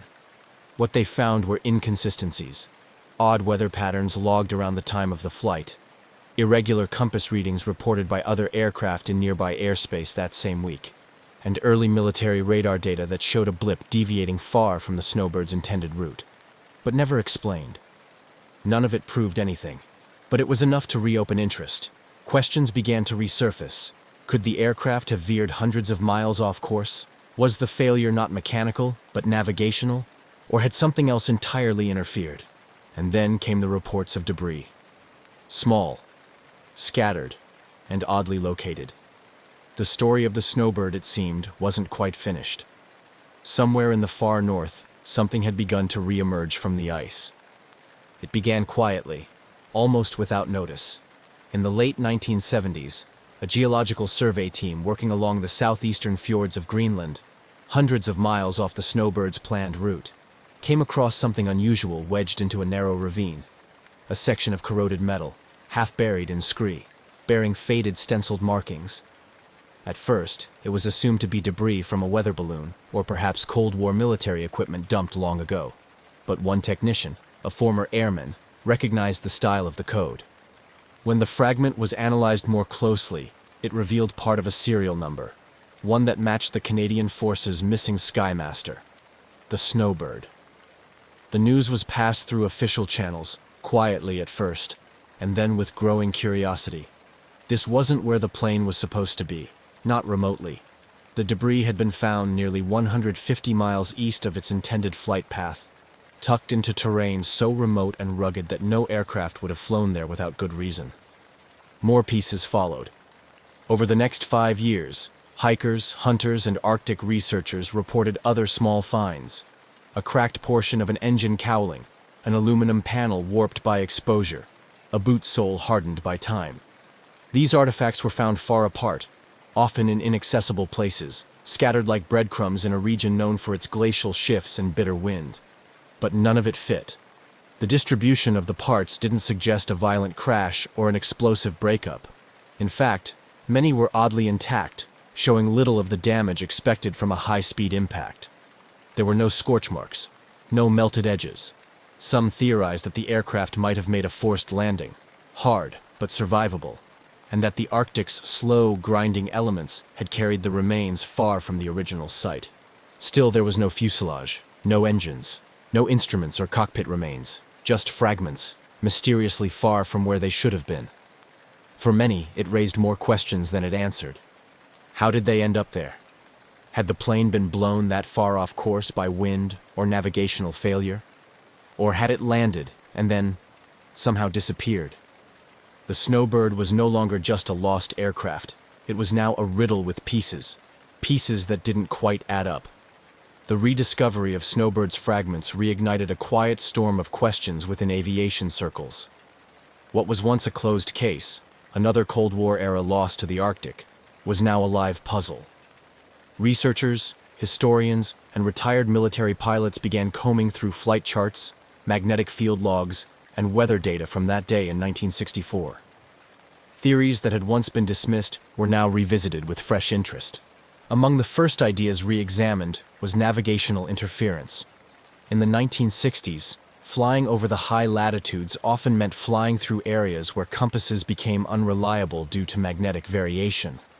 Some theorized that the Snowbird's instruments could have been thrown off by a geomagnetic storm, an intense solar event known to disrupt radios, compasses, and even early autopilot systems. It wasn't out of the question. In fact, archived solar weather data showed mild solar activity during the week of the disappearance. Not enough to cause chaos, but perhaps enough to confuse a flight already vulnerable to Arctic variables. Another theory returned to the human element. Could the crew have made a decision to divert the flight, perhaps due to a mechanical issue they chose not to radio in? If they attempted a detour toward a more visible or familiar coastal route, it might explain the strange easterly position of the recovered debris. But again, that left another question. Why no distress signal? Investigators also reconsidered the possibility of a slow, controlled descent. The relatively undamaged nature of the fragments, no burn marks, no catastrophic signs, suggested a scenario in which the plane didn't crash at full speed. Could it have landed on ice, intact, and broken apart over time as glacial movements carried the pieces outward? If so, the main wreckage might still be locked beneath the ice, preserved, untouched. As these ideas circulated, a more unsettling possibility also emerged: interference of another kind. Some radar operators from the Cold War era came forward with declassified reports of unknown returns on Arctic radars from that same week. Blips with no transponder signals, no flight plans, and no clear identity. These anomalies had been dismissed at the time as glitches. Now, a few questioned whether they were something more. It was a theory with no proof, just timing and speculation, but it spread quickly. The idea that the snowbird might have encountered something unexplained in the sky wasn't taken seriously by everyone, but it wasn't laughed off either. In a region where compasses spin and silence can be deceiving, even the outlandish starts to feel plausible. The official stance remained unchanged. But among those who knew the skies, the rediscovery of the fragments had changed everything. The snowbird had not simply vanished. It had left behind pieces, silent, scattered evidence that something had happened. What exactly, no one could yet say. But the story was no longer a disappearance. It was an unfolding mystery, still drifting just beyond reach. The story of the snowbird had settled into quiet legend, preserved in the faded corners of military records and the memories of those who'd once scanned white horizons for a glimpse of silver fuselage. But in the 1980s, as new attention fell on those long-forgotten fragments recovered in Greenland's fjords, the mystery took a sharper edge. Now, it wasn't just about a missing aircraft. It was about what had been missed, or perhaps ignored, in the earliest days after it disappeared. The Canadian military, in response to growing interest from civilian researchers, quietly reopened its files on the snowbird's final flight. What they found surprised even those who had been involved from the beginning. Alongside the official reports of the search and recovery efforts were logs that had never been fully reviewed. Handwritten notes from radar operators, preliminary transcripts, and internal communications between airbases and early NORAD listening posts. These documents hadn't been hidden. They'd simply been archived and forgotten in the shuffle of Cold War bureaucracy. Among the more curious rediscoveries was a sequence of radar returns logged by a U.S. outpost in northeastern Greenland. On the day of the snowbird's disappearance, the station recorded an object moving at standard altitude across the radar net, initially presumed to be the Canadian aircraft itself. But then something odd occurred. The return abruptly shifted course, veering far east and dropping in altitude before vanishing entirely. The trajectory didn't match any known flight plan and wasn't flagged at the time due to the assumption that the blip had been an unrelated flight or a technical error caused by interference. After all, radar anomalies were common near the pole. But decades later, when the data was matched with the location where the snowbird fragments had been found, the path lined up almost perfectly. What had once been discarded as noise now looked suspiciously like a flight deviation, a real-time record of the plane veering far off its expected route. The question was, why? Retired personnel who had served in Arctic surveillance stations during that era were contacted. Some recalled the event faintly, but others remembered strange activity in the skies during that week. Unidentified blips, temporary equipment malfunctions, or radio blackouts that weren't fully explained. One technician, then only in his 20s, recalled a faint emergency tone heard briefly over a secondary monitoring frequency, one never used for official traffic. He reported it at the time, but it had been brushed off. There was no evidence it came from the snowbird.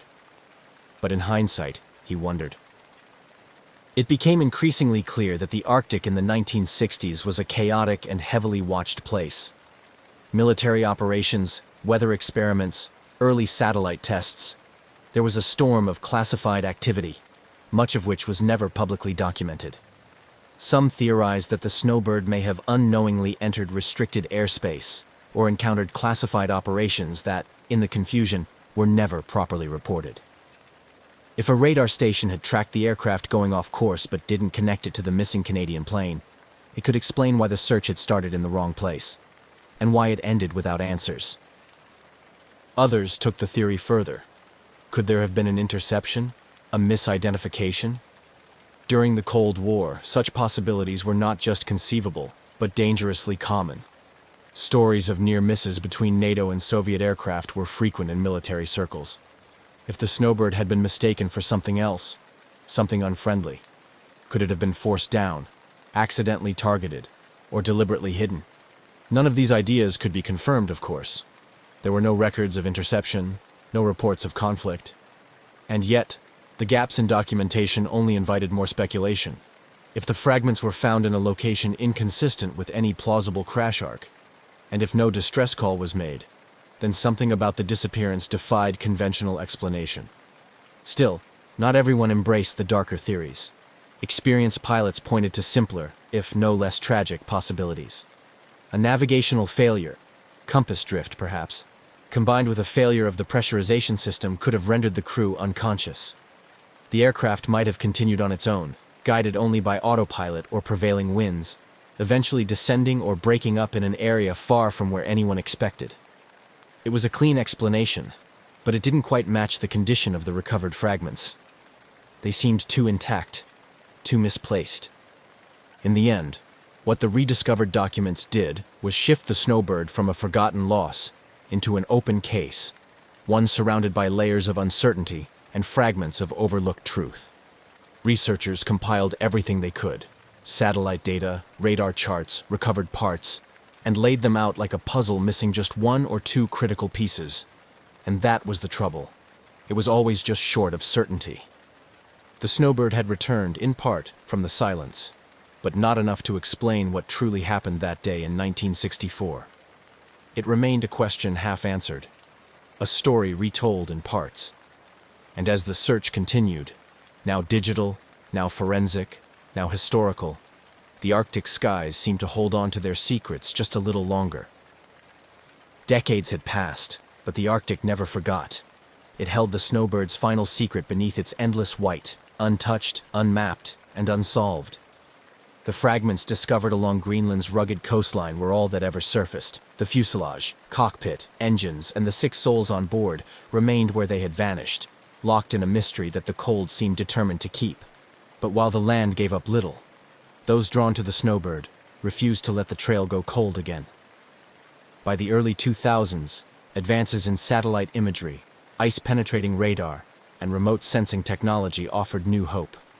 Civilian researchers, retired military officials, and a new generation of Arctic historians began revisiting the disappearance with tools far beyond what was available in 1964. Scans of Greenland's southern ice sheet, especially along routes connected to the recovered debris, were analyzed for anomalies, depressions, or metallic signals beneath layers of compacted snow. There were moments of excitement. A radar signature, faint but structured, was detected in a glacial pocket less than 70 kilometers from the fjord, where parts of the aircraft had first been found. But harsh terrain, unpredictable weather, and limited funding delayed any serious ground exploration. The location, remote even by Arctic standards, remained out of reach. Some in the aviation community advocated for a renewed official investigation. They argued that the Snowbird wasn't just a lost plane.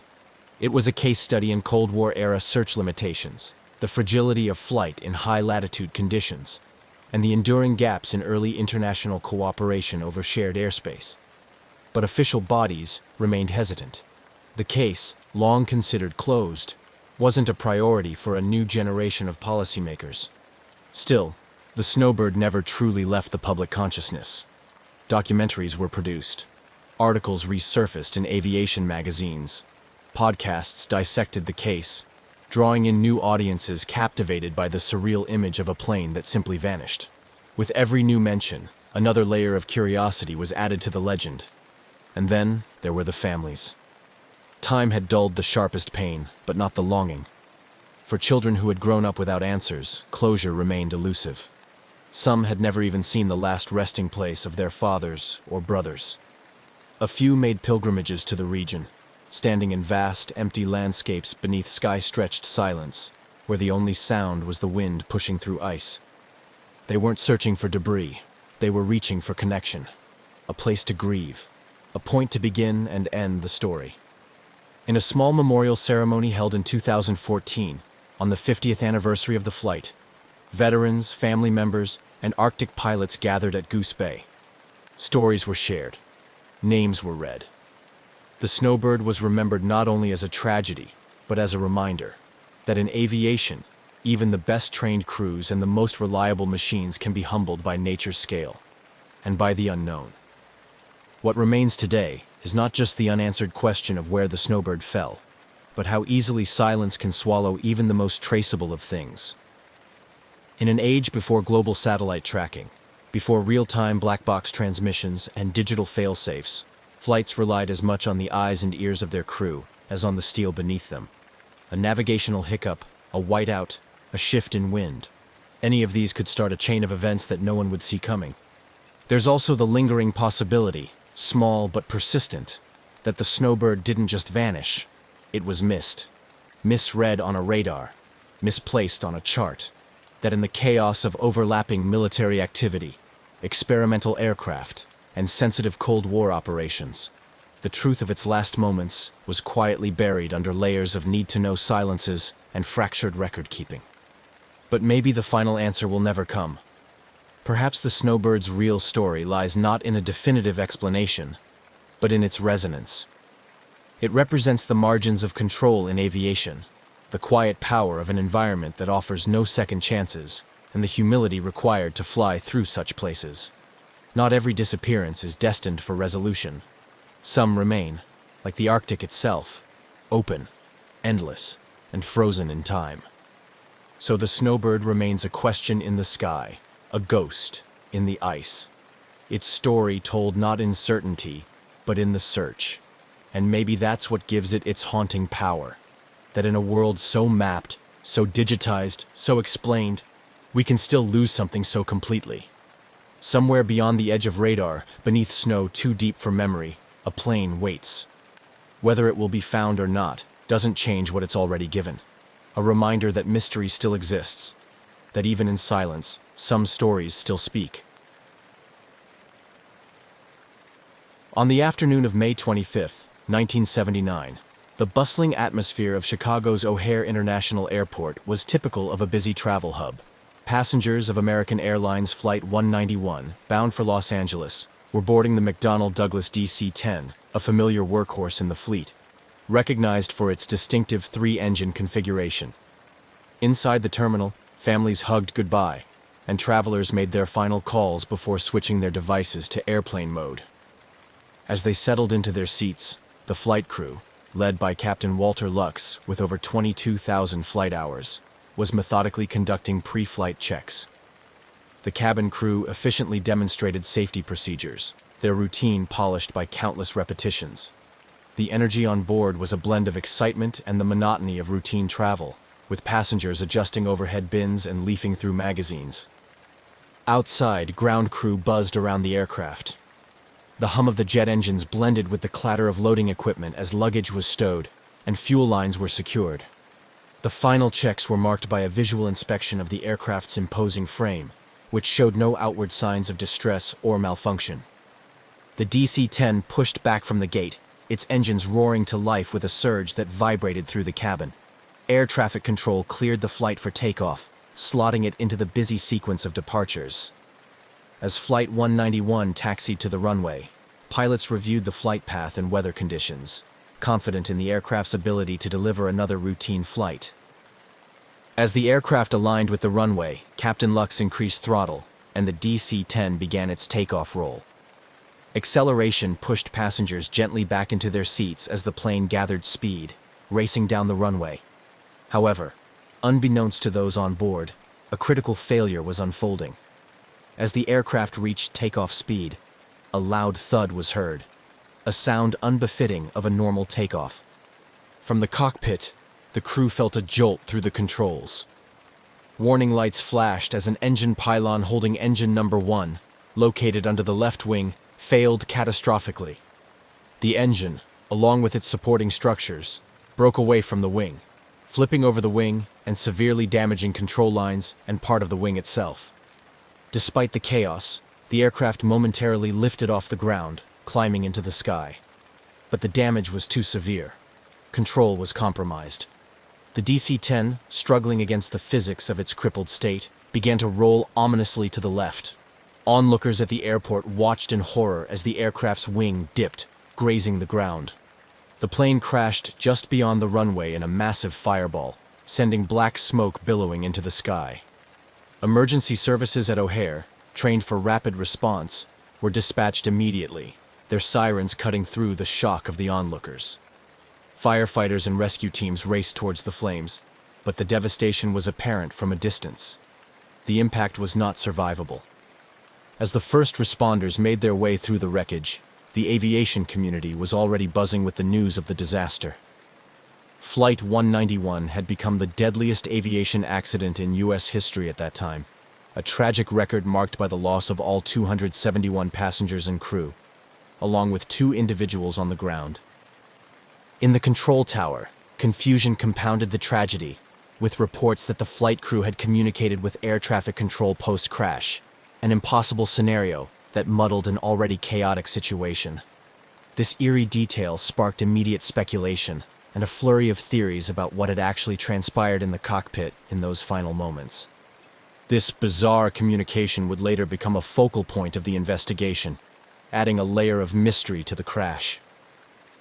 As federal investigators descended upon the crash site, their task was to unravel not only the mechanical failures, but also to explore the procedural and human elements that led to this catastrophic event.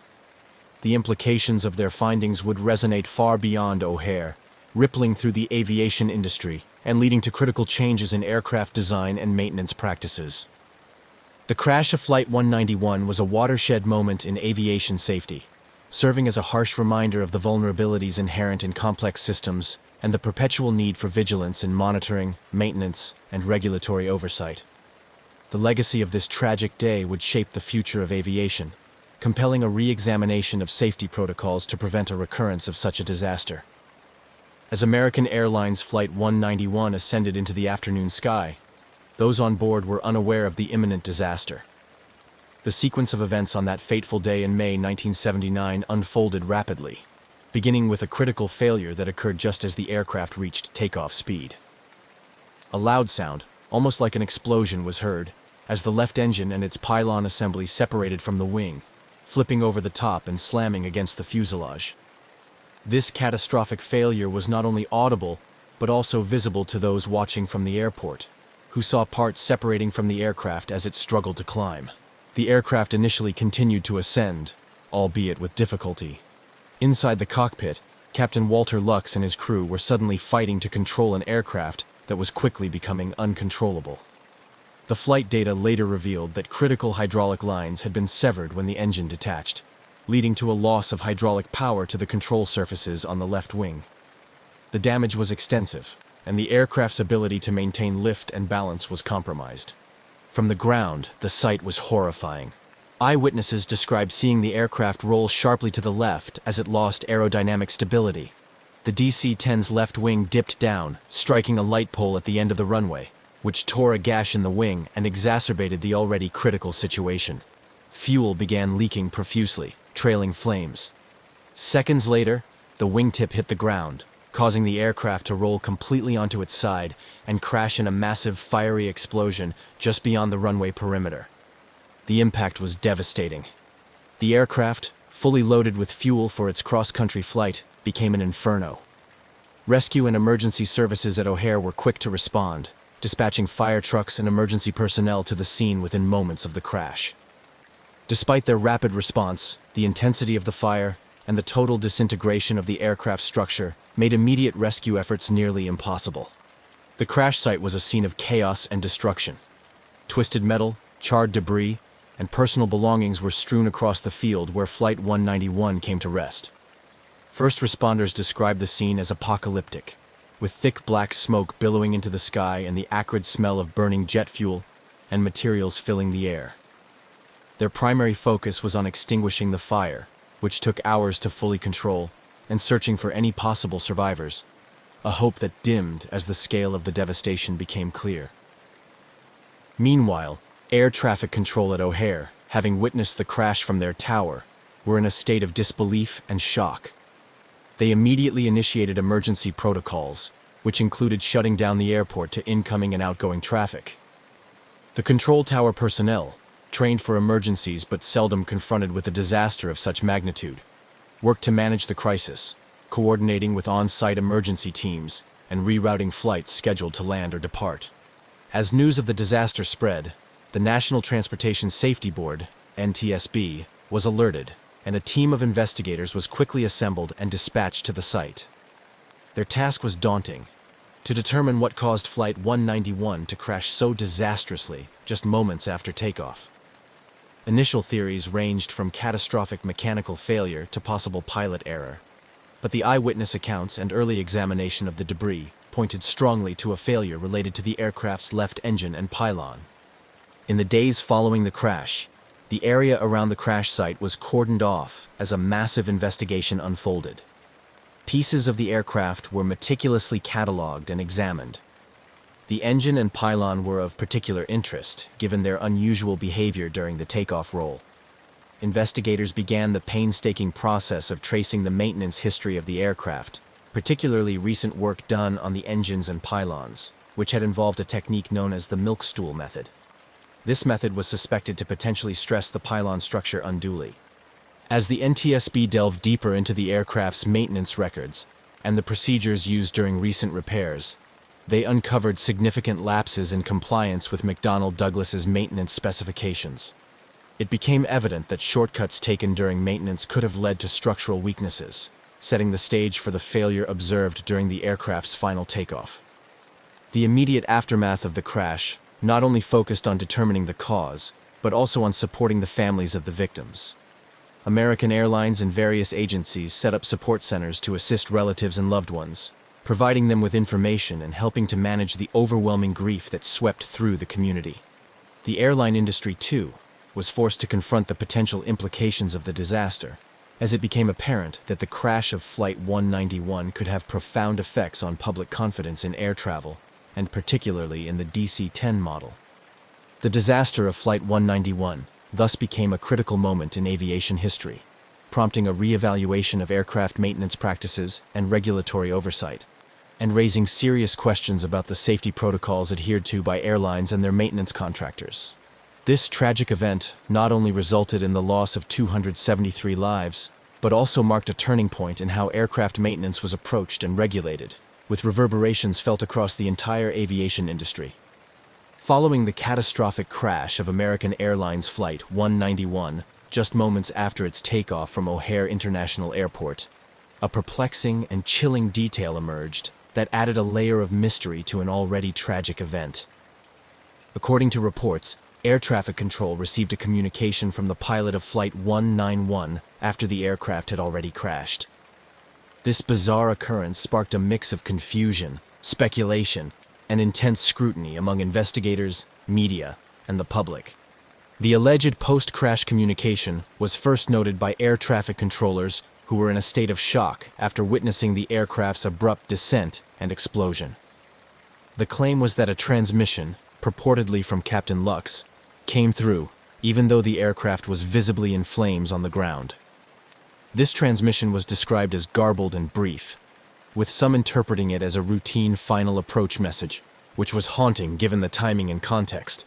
This eerie twist propelled the National Transportation Safety Board, NTSB, and the Federal Aviation Administration, FAA, to delve deeper into the incident, examining every possible angle to understand how such a transmission could have occurred. Investigators began by scrutinizing the air traffic control audio recordings from that day, looking to verify the authenticity of the reported transmission and to pinpoint its origin. Technical experts were brought in to analyze the communication systems of the DC-10, along with the procedures followed by air traffic control. One theory considered was that there might have been a cross-channel interference or a malfunction in the communication equipment that replayed a previous message from Flight 191. Another possibility explored was a phenomenon known as phantom transmission, where stress and expectation lead listeners to misinterpret background noise or static as voice communications. Simultaneously, the broader investigation into the crash itself was gaining momentum. Autopsies and forensic analyses were underway to identify the victims and understand the dynamics of the crash impact. As each victim was respectfully identified and returned to their families, the community began to mourn the tremendous loss, with vigils and memorials springing up across the country. The investigation also focused on gathering and analyzing eyewitness accounts from other pilots, airport staff, and passengers who were at O'Hare at the time of the incident. These accounts were crucial in reconstructing the sequence of events leading up to the crash, and provided additional context for the mysterious transmission. Some witnesses corroborated the timeline of the crash and the subsequent transmission, while others were unsure, adding to the ambiguity surrounding the event. As weeks turned into months, the NTSB compiled a detailed report that combined technical findings with human factors analysis. The goal was not only to provide answers about the crash, but also to address the haunting question of the post-crash communication, which remained a topic of fascination and horror. The final report suggested that the most likely explanation was a misinterpretation of static or a technical glitch that coincidentally mimicked a voice transmission. This conclusion, however, did little to quell the public's intrigue and the emotional impact of the incident on the families of the victims and the survivors. The idea that the pilot might have communicated post-crash had a profound effect, highlighting the human aspects of the tragedy. It served as a poignant reminder of the unexpected and often inexplicable nature of catastrophic events. The aftermath of Flight 191's crash and the mysterious communication underscored the importance of comprehensive emergency response planning and the need for rigorous maintenance and safety checks. It also highlighted the critical role of clear and reliable communication systems in aviation safety, leading to improvements in aircraft communication technology and protocols. Ultimately, the story of Flight 191, marked by this mysterious communication, became a case study in aviation safety courses and emergency response training, teaching future aviators and controllers about the complexities of crisis management and the importance of maintaining a clear head during emergency situations. The legacy of this event thus continued to influence aviation practices, ensuring that the lessons learned from this tragedy would contribute to safer skies for future generations. As the National Transportation Safety Board, NTSB, and the Federal Aviation Administration, FAA, intensified their investigation into the crash of American Airlines Flight 191, they encountered a complex web of factors that had led to one of the deadliest aviation accidents in U.S. history. Their inquiry extended beyond the initial impact and the unsettling reports of a post-crash communication, delving deep into the aircraft's design, maintenance history, and operational procedures. The DC-10, like any sophisticated aircraft, relied heavily on its design and maintenance to ensure safety. Early in the investigation, it became evident that the engine and pylon assembly detachment was central to the catastrophe. Analysis revealed that the pylon attachment points had been subjected to maintenance using a procedure known as the milk stool method shortly before the incident. This method, though not standard, had been used to expedite the maintenance process, but was now under scrutiny for its potential to impose undue stress on the structure of the aircraft. Investigators discovered that during this procedure, improper handling and insufficient support of the engine assembly might have caused microscopic cracks or stress points at critical junctures of the attachment. Over time, and under the strain of regular flight operations, these weaknesses likely propagated, leading to the catastrophic failure witnessed during Flight 191's takeoff. As the technical analysis continued, the NTSB focused on the aircraft's flight data and cockpit voice recorders, which provided crucial insights into the final moments before the crash. The recordings captured the flight crew's routine pre-takeoff checks and the initial realization of a severe malfunction shortly after liftoff. The crew's attempts to manage the rapidly evolving situation were evident, showcasing their professionalism and training under extreme stress. However, the loss of critical control systems made disaster unavoidable. Eyewitness accounts and ground video footage also played a significant role in piecing together the events leading up to the crash. These sources helped investigators confirm the sequence of mechanical failures and assess the impact dynamics. This evidence was crucial for reconstructing the accident and for validating the data extracted from the onboard recorders. Amidst these technical inquiries, the human aspects of the tragedy were ever present. The investigators' reports touched on the personal stories of the passengers and crew, emphasizing the profound loss experienced by their families. These narratives drove home the importance of the investigation's goal, to prevent such accidents from occurring in the future. The NTSB's final report on the crash of Flight 191 concluded that the primary cause was the improper maintenance procedure employed during the engine and pylon attachment. The report criticized the oversight practices that had allowed such procedures to be implemented without adequate scrutiny or understanding of their potential impact on aircraft safety. Following the release of the investigation findings, the FAA took immediate action to revise maintenance and inspection protocols for the DC-10 and similar aircraft. These new regulations mandated more rigorous oversight of maintenance practices and required additional training for maintenance personnel. The aviation industry as a whole reeled from the revelations, prompting a widespread review of operational and safety procedures across all airlines. Moreover, the crash and subsequent investigation had a lasting impact on aviation safety regulations and practices. It led to enhanced design standards for engine pylons and other critical structures, ensuring that future aircraft designs would incorporate more robust safety features. The tragedy also accelerated advancements in aircraft monitoring systems, including the introduction of more sophisticated diagnostic tools that could detect potential failures before they became catastrophic. In academia and industry training programs, the crash of Flight 191 became a case study in the importance of adhering to established safety protocols and the potential consequences of their neglect.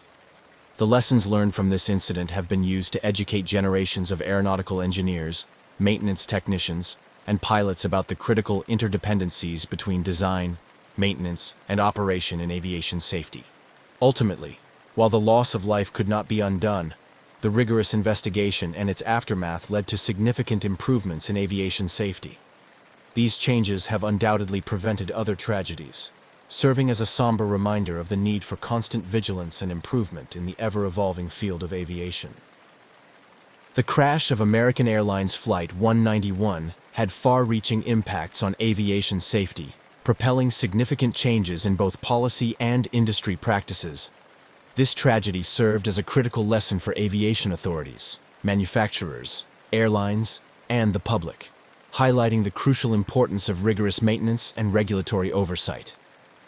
In the wake of the disaster, one of the immediate responses was the heightened scrutiny of the McDonnell Douglas DC-10's design and maintenance procedures. The Federal Aviation Administration, FAA, undertook a comprehensive review of the aircraft's certification processes, particularly focusing on the engine and pylon assembly. This review led to mandatory design changes and modifications for the DC-10 fleet to enhance structural integrity and reduce the likelihood of a similar failure. Moreover, the FAA revised its regulations regarding aircraft maintenance procedures. The crash had underscored the potential consequences of deviations from standard maintenance protocols. As a result, the FAA tightened its oversight of maintenance practices, requiring more detailed documentation and rigorous compliance checks. These new measures aim to ensure that all maintenance tasks were performed correctly and that any modifications to procedures were thoroughly evaluated and approved by regulatory authorities.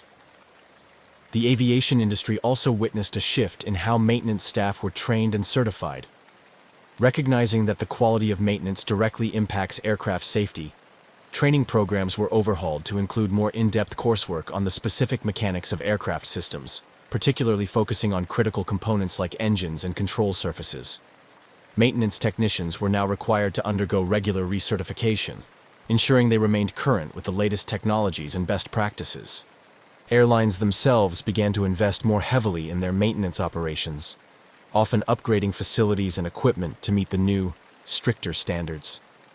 Many adopted more sophisticated systems for tracking maintenance history and scheduling, ensuring that no detail was overlooked. Airlines also began to foster a culture of safety that encouraged employees to report potential issues or deviations from standard procedures without fear of retribution, a shift towards a more proactive safety management system.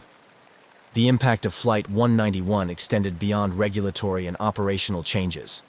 It also influenced public perceptions of aviation safety. The crash, given its dramatic nature and the significant loss of life, drew widespread media coverage and public attention.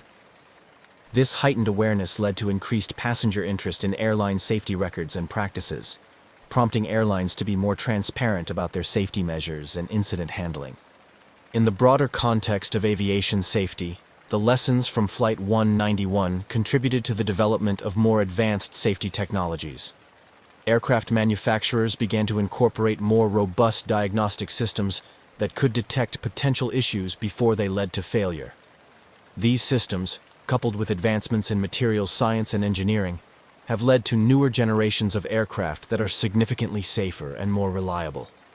The legacy of Flight 191 also includes its contribution to the evolution of emergency response and disaster management strategies at airports.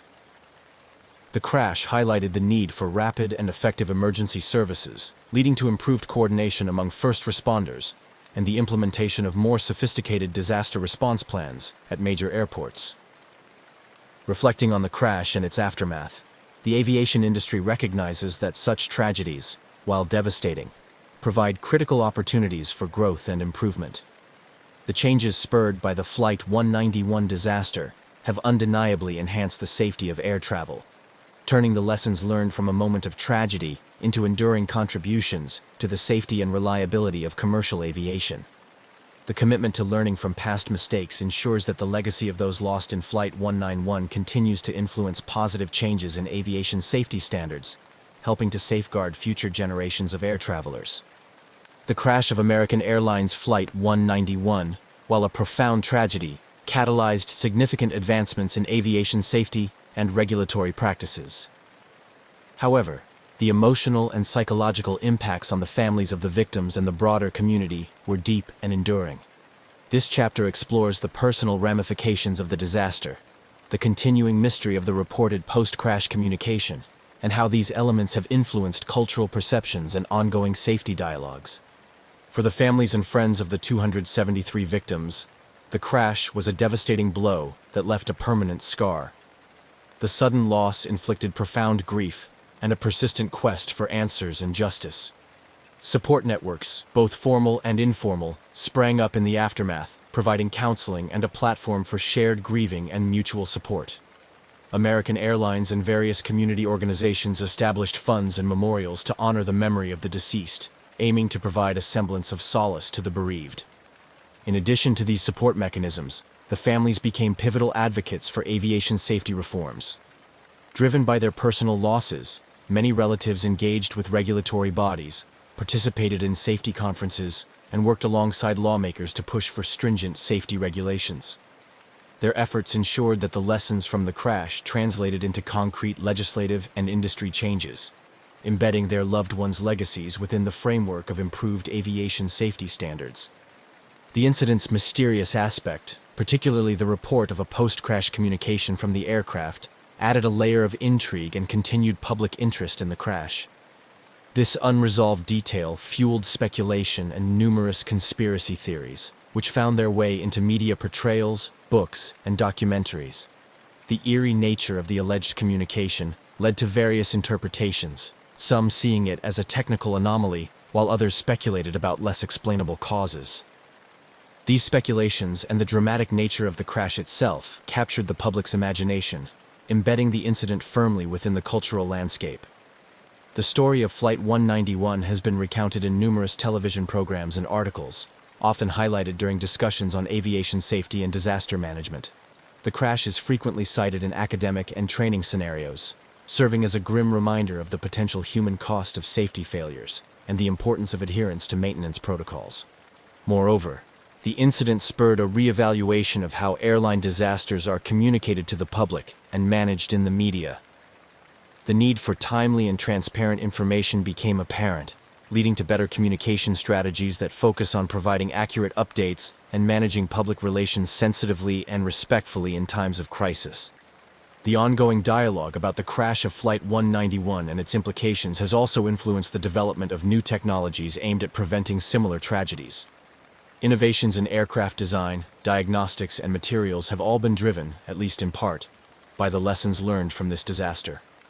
Additionally, advancements in simulation and training tools have allowed pilots and crew members to prepare more thoroughly for a wide range of emergency scenarios. Reflecting on the broader impact, the legacy of Flight 191 extends beyond changes in policy and practice.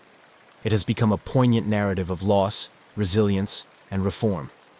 The continued public and professional interest in the crash demonstrates the complex interplay between human factors and technological advancements in shaping aviation safety culture.